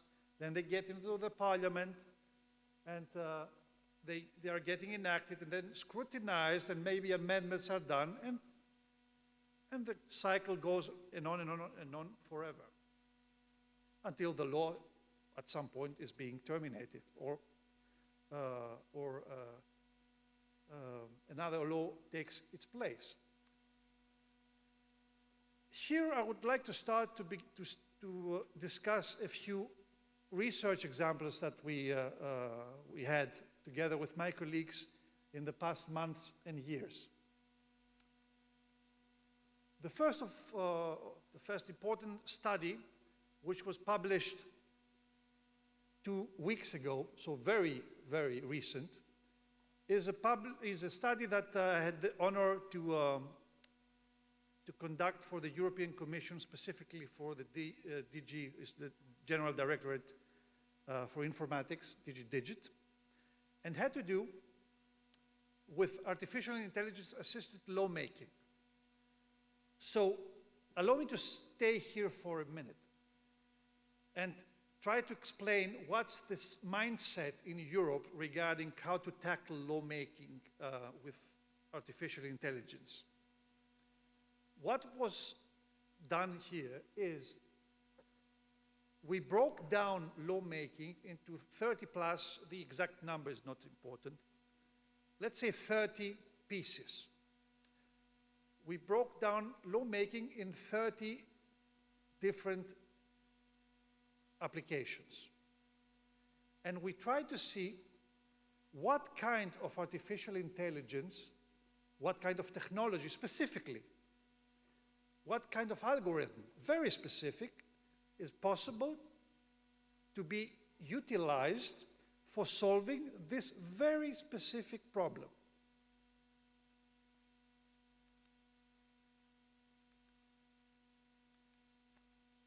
So I will stay here a little bit more. Importantly, we were able to refine from the huge set of technologies to come down to 7 very specific technologies. So 7 AI technologies could solve the 30 plus, the number is not important for the argumentation, could be used to implement these kind of applications. And now an important question. What would you say, just out of your mind, how many of these technologies, the 7, would have to do with generative AI? What would you say, just instinctively, out of your mind? How many of these, the majority of these would be generative AI, or rather just a few of them? Very difficult to answer. Just one of them had to do with generative AI. The rest was traditional, old-fashioned, so to say, classical artificial intelligence. This was a huge, not only for us, a huge surprise for all the group that was following our research at the European Commission. This would mean automatically that a huge set of concerns might be not necessary to be addressed at all. You would not have to have in place huge data centers. You might not need to build and train foundational models. The question and remarks regarding the cybersecurity of such systems would not be necessary to be tackled at all. Very interesting if you have studied these kind of technologies, you would know how difficult and expensive and complicated it is to build generative AI. So if you don't need necessarily to have it for the majority of the applications around lawmaking, that would solve a lot of problems, wouldn't it? Just keep that in mind for the conclusions. Another research that we did is in order to tackle one of the first questions I posed today. So who sets the stage, the agenda for artificial intelligence in parliaments? And what we did within a partnership, between the Zeppelin University in Germany and my team, is we approached the whole thing from the bottom up, meaning in selected parliaments, like the Greek parliament, the Hellenic parliament, the Parliament of Canada, we did it together with Christopher, and the Parliament of Argentina, we built focus groups inside, and essentially, they instructed us, or they told us their views, their fears, and their wishes for the future of their parliaments. And using a very long list of 210 potential solutions. And from this collection of vast data sets, we were able to determine not only the priorities for the parliament, so which technologies and which applications might be interested for one of these parliaments, but also the relevance. So how relevant is one solution compared to others? And since I am here in the honorable chamber of deputies of Chile, the interesting thing, this kind of solution we could offer to any interested parliament in Latin America. Not only, already the Parliament of Argentina has done this experiment, we could do this in other parliaments as well. And we offer this service, so to say, of course, for free and for research purposes.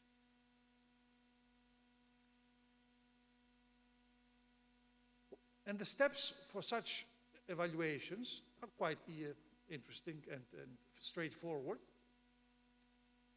Since the list of 210 proposals is given and it has been determined long ago, we determine the focus group, we run the evaluation, the analysis, and afterwards it is possible to combine and compare the results.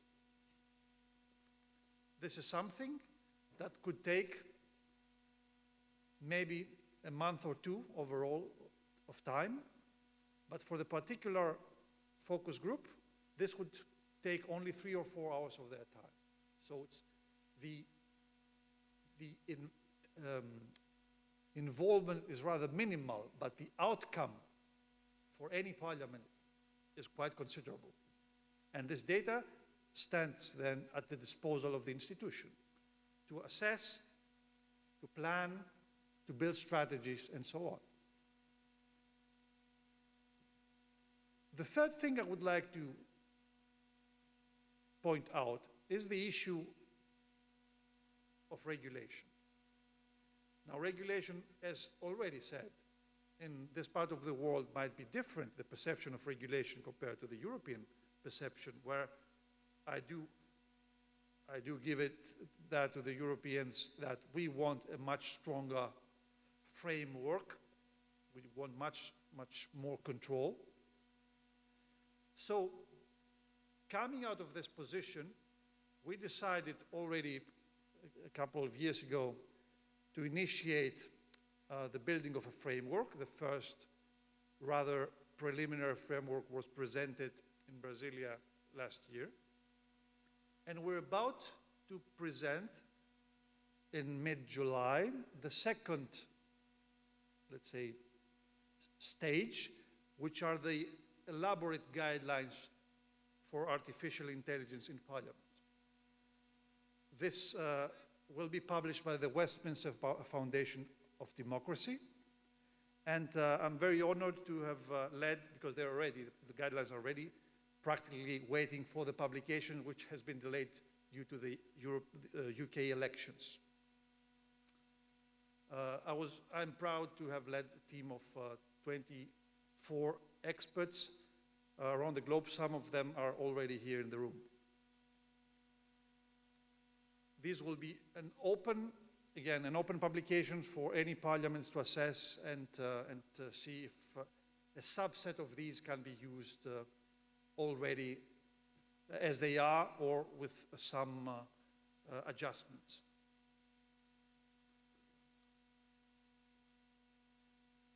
I will close to initiate the discussion with another research that is ongoing now. As said, these are the technologies, the 7 technologies that were used in the previous study, and only one of these has to do with natural language generation, so with generative AI. And since we are talking about generative AI, or here in this present moment, we are trying already since at least a year ago to define exactly use cases of, in our particular parliament, where generative AI could be useful. So what we did is the following. Through assessment and through different consultations with colleagues, we determined a small subset of legal sectors that are particularly difficult to be even assessed by human lawyers. For instance, one of these issues is data protection. And as you know, if you have two, 3 lawyers there and you have a very complex topic, even very educated and very highly expert, very high knowledgeable lawyers are very difficult to come to one conclusions altogether. So the idea is to use human experts together or against artificial intelligence. And the research question here is the following. If you pose questions to human subjects, lawyers, and a model within a very determined, well-determined and framed framework, as I said, data protection, or other, it could be drug legislation, something very specific. Would the systems present correct responses, and would these responses be, let's say, comparable with the ones of the human lawyers, or even more? Would it be possible to separate them, tell who produced which response? So we run currently these experiments. Questions we separate questions, the set of questions in 3 different categories: easy, medium, and difficult. Well, difficult from the perspective of a human expert.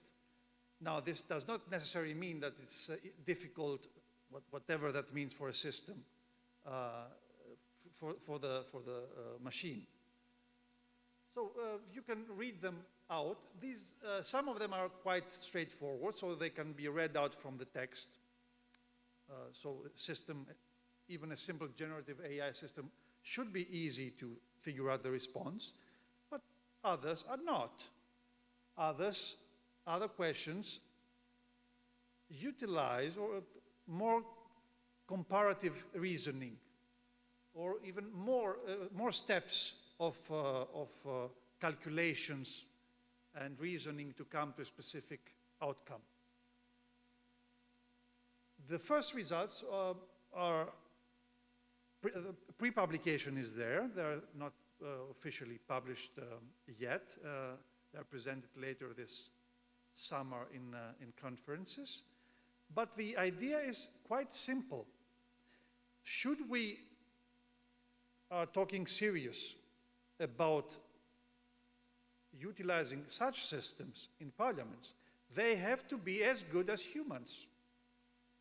Otherwise, well, we're paying human subjects to do the job, and if the systems can do it better, always with human supervision, of course, then maybe we can consider utilizing these systems. Otherwise, there's no point of doing that. For these kind of applications, I repeat. To come to the conclusions, generative AI is, as we all know, a fact. It's there, it produces adequate results for a range of applications, but can it compete with the highest of expertise in legal reasoning? That's a big question that we pose for parliaments. Second, so I'm not necessarily going through this list there. Second, generative AI is a very interesting range of applications. But is it necessary for all applications that are coming into mind or are necessary for parliamentary automation? As we found out scientifically for lawmaking, that's not the case. Most of the technologies that could be used for automating parts of the legislative process are not generative. Then, foundational models. I was discussing this before my today's talk. Most of these technologies, most of these models, at least the good ones, they're in English, they're trained in English language. When using that into smaller languages, like Greek, or let's say Slovenian, or Swahili, or whatever, does this produce the same level of results? And as a follow-up question, what would it take to do so? These are legitimate questions that are coming from MPs and colleagues. Unfortunately, they're not currently producing such results. We're testing further.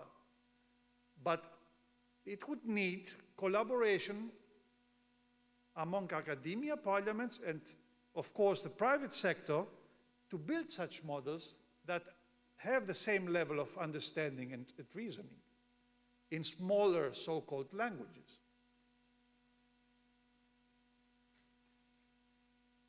Last but not least, a question that bothered the European Commission and bothers it a lot. If we are to take on the risk of utilizing generative AI, then it should be possibly under the strictest and highest level of control. This might be associated first with the use of open models, so non-proprietary. And second, with enclosed systems, and if possible, on premises, meaning smaller models for ministries, for parliaments that run on the institutional servers. Perhaps this is not possible at all. Or if we take this approach, we should take maybe into account that the capacity and the reasoning capabilities might not be as high as wanted. Are we ready to take these chances, and what would be the limits and the metrics for these decisions?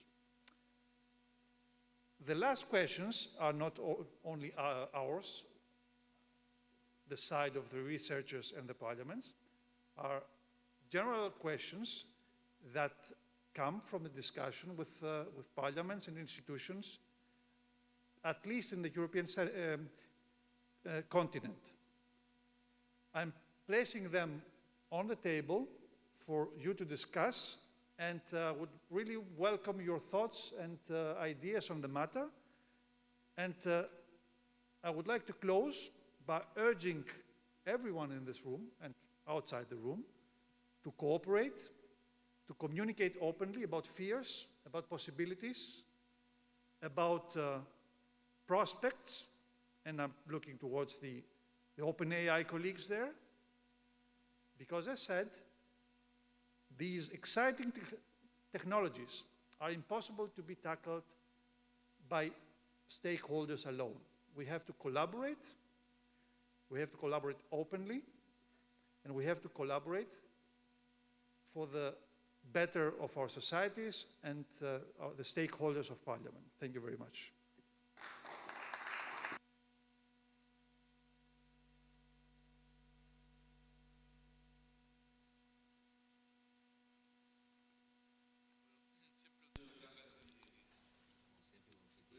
Of course, the host has always the privilege of having and asking the first and the last question. First of all, this is a pleasure to have you here. I didn't meet you before, but I know your work. And what inspired us to invite you was one of the interventions that you have in a seminar in Logitech some time ago, where I have to recognize we copy your 50 or 60 recommendation of how the Parliament can use artificial intelligence.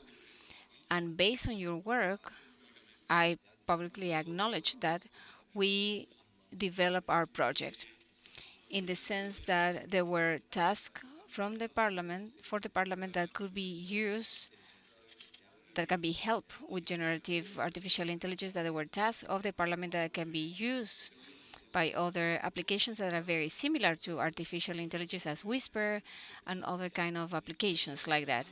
And that there were spheres where the Parliament could use those applications in the legislative, in the administrative part, in representation task. And I'm not going to keep making a list as you mentioned that time in your intervention, but during December last year, I was in Mexico and I saw you again in something that it was very similar. You make an intervention too, in that case, a remote exposition, and you talk about something very similar. And today is something very similar again. Your presentation give us how to organize this task that we already started. I mention all this preamble, because it is important to know that what you have been establishing for several years is not around there floating around the world. Someone from the other side of the world listen to you, pay attention to your work, and we base our work on your job. So I needed to say that. We always understood that artificial intelligence, generative artificial intelligence, was not the solution for everything. That would be the only way to do things. We always knew that our project needed to be integrated, that we needed different kind of systems and applications, and that we cannot just use one company, OpenAI or Gemini or any of the kind of company, because it's something that it's constantly being evolving. So it allows us to use a tool. So our next step, probably, that we are already starting actually, is to learning with softwares that are built in-house with our own equipment, with machine learning that belong to us. So if OpenAI doesn't like us anymore, they don't work with us anymore. I say OpenAI, but it can be any other company. Any company. It doesn't matter, to be honest. I gave all this introduction because I want to ask you something. First of all, I want to say something else. There's something very important in what you're saying. Who authorized the use of the application? We have three roads. Two of them we're going to need authorization from the political higher sphere. The legislative part, because of the importance of what it has and because of the transparency. As I was explaining this morning, it is important to have certain controls, because right now we don't know what the machine can say. It's not a person that is behind it. So we're being experiments with Avatar that are very funny. We didn't show them here this morning. That's why we eliminate that part, because sometimes it can be a more difficult answer. So after that, I have to say that the problems that we have here in Europe, in America, and in the America is that something, it's already here. So the citizen, the common citizen is going to be using this. And today, ChatGPT tells you when you ask them in a website, the one that is open and free, go to the website of the Chile Cámara and do your own. But when you pay $20, you gave the website, and from your website, ChatGPT provides the answer. They don't need you as institutions. So the challenge for Europe, for the Americas, for Africa, for Asia, for the whole world, is how we can sustain a system, and that's my question, that can be compatible with that. Because right now the citizen has the tool, right? They pay for that. So we have to provide it for free. So I ask, what should we do? What's the logic of what we do?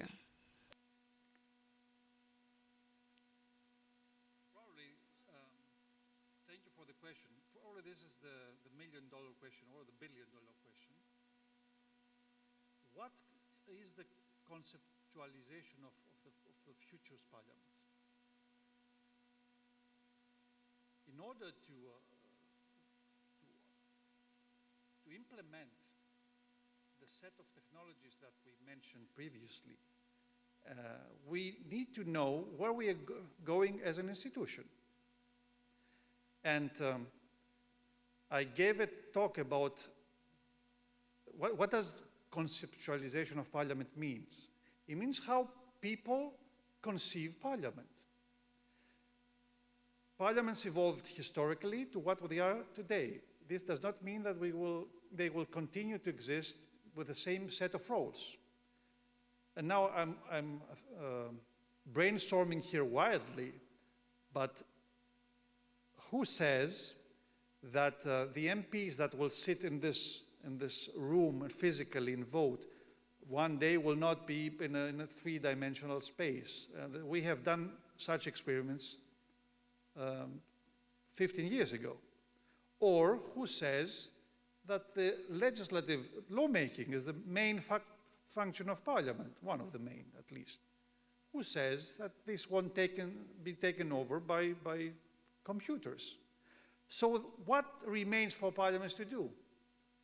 What kind of roles would we like to give to parliaments? For instance, education. Would that be not interesting? Provide an educational role to parliament. This could be even more important than lawmaking in the future. So I'm also doing this introduction responding to your question, because the selection of technologies that we do has to do with how we imagine the future of the parliament. But this is a little bit selfish, isn't it? And we are maybe dinosaurs, and when we ask our children that are 10 or 15, they have something completely different in their minds regarding the institution. So this is a very important issue just to be left alone to us as parliamentary professionals or stakeholders. Maybe a wider citizen initiative should be ready to conceptualize the future of parliament. Something that evades our narrow minds now. Of course, we are here to play our role, and such technologies are already useful. I mean, we all saw, I saw it previously in the Brazilian parliament, I saw it limited in the European Parliament. Ludovic has such operational applications for the archives. I saw it in the Italian Parliament, in the Parliament of Chile. These solutions are very interesting and important, but we are just scratching the surface. A very structured discussion that could involve what I previously described as interactive workshops with focus groups, trying to figure out how the future of the Parliament might be relevant. And I really invite you to consider such proposal in order to prioritize the applications that we will be able to tackle in the future. And by the way, also I had this discussion earlier. I'm hearing this from colleagues all over the world, budget and budget and budget. The budget was an issue in the 80s. You needed tens of millions to develop even more infrastructure. Current technology is not that costly.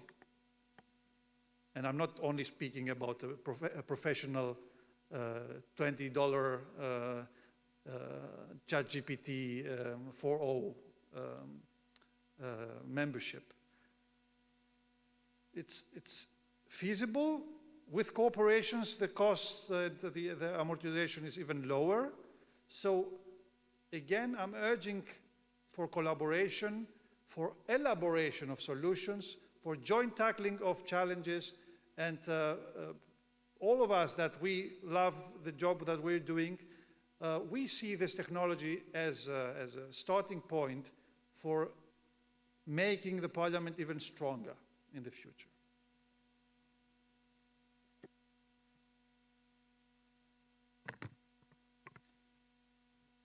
So thank you for the excellent presentation, Fotis. I'll take from this presentation new term with me to home, and that is old-fashioned AI application. So question is, when will be the generative AI included to the old-fashioned application? Will be in the next year or something? Not my idea. Jan LeCun, one of the leading figures in let's say, artificial intelligence, he said very recently, and repeats it very often, if I was a young engineer wanting to train to AI, I would not start with generative AI at all. It's already old stuff. I'm not saying leading experts already have their hands on future prospects. Means nothing. The only thing that means, at least for us, we're not interested as a parliamentary professional. I don't give a damn, sorry for my language, about the technology. I do care about the functionality, what it does. How you call it, also marketing strategy, by the way, it's irrelevant. I want it to be cheap, maintainable, secure, trusted, and have the colleagues that are able to build it, if possible, hands-on and on their own from scratch, even better. Usually that's not the case, I know. So I don't care if it's generative AI or anything, dear Arto. Imagine, you're building, you know how much data centers cost. Imagine you build huge models and $billion data center, and then there comes around the corner the next solution that doesn't need that. So what do you do with all this stuff? So it's also a responsibility against the taxpayers. It should be examined very carefully and very closely, again, in cooperation with the companies that lead this wave, but it's only one from many solutions. At least for me, again. Thank you very much for your presentation and the detailed example. I will take two hats that I had. And the first one is about the future of Parliament that you were just mentioning before.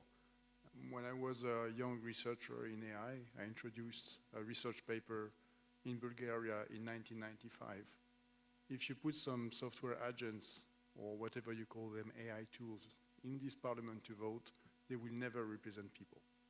They will represent agents.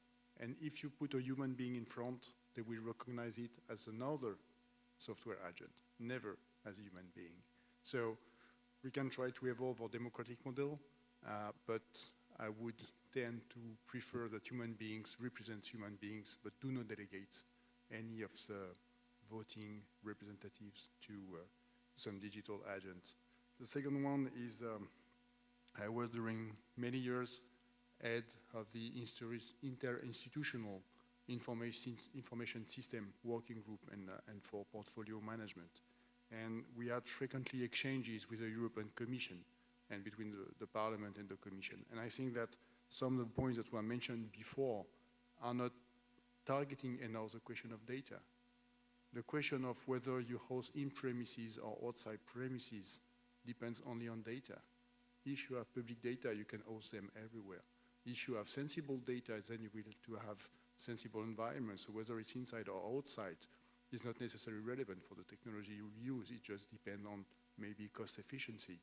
But this will drive the way that you will store them. And another point that was also mentioned about the model and the open source. I think it's also not a question of open source. It's a question of value system for which you select the documents to train your data set. So how far does your data align with a value system which is compliant with your democratic system? We are in the European Union. At least we should be compliant with the Charter for the Fundamental Growth within the European Union. So this should be the value system that should drive the documents that will be selected in order to train the large language model.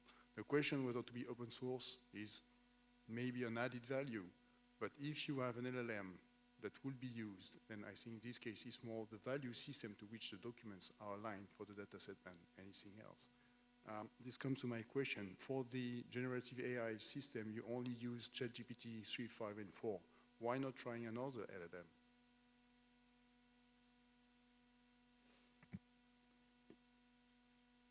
Yes, well, we use, apart from the ChatGPT models, 3.5, 4.0 has not been tested yet by our team. We use, our team has access to the Amazon cloud, which has a playground of 250 models. So there's an approach there depending, so gradual approach. So the question is, which model do you take? So there's a pre-screening phase, usually. You can use a set. If you're very specific with the application, let's say, again, the example is standard, this data protection or GDPR type questions. You just take a set of documents or question and answers and confront the models with them and see which perform best.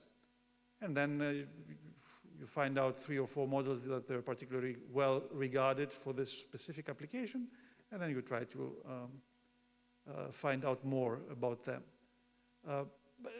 Again, that's a very good point, by the way. The model, open source, closed source, proprietary, non-proprietary, essentially they have to produce results. And these results need to be framed. They have to be secure. Nobody can access or the training or change the parameters, the weights of the parameters. It has to be trusted and so on. And manageable, energy efficient. You can predefine the metrics that you want the system to have. So this is typical, again, software development. The specs need to be there. So if some specific artificial intelligence-based system succeeds in achieving these parameters, and this belongs to a vendor or a company or is somehow other defined, it doesn't matter. So for parliaments, at least again in my perception, control and should come first. Trust and control should come first, and then all the others. But again, this is a researcher's perception, and for at least what I advocate, and my team, has to do with the sovereignty of parliaments. What I presented before you should be presented to the parliament itself, maybe a commission, maybe a parliamentary committee, and this committee should then take an educated decision about that. Of course, I would be willing to support if this would happen in the course of the European Commission or the Parliament or the Hellenic Parliament. But the decision should not be taken by experts alone. It should be a political decision, and on this, I'm rather firm, I suppose.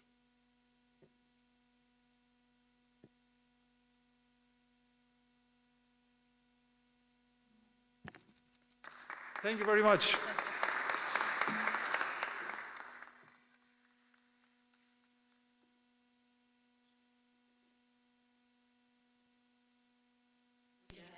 Thank you very much to our last speakers. We are about to have a break, a very short break, because we are against time. So we're just going to ask you 15 minutes. Please be back in 15 more minutes so we can keep going with our schedule. Thank you.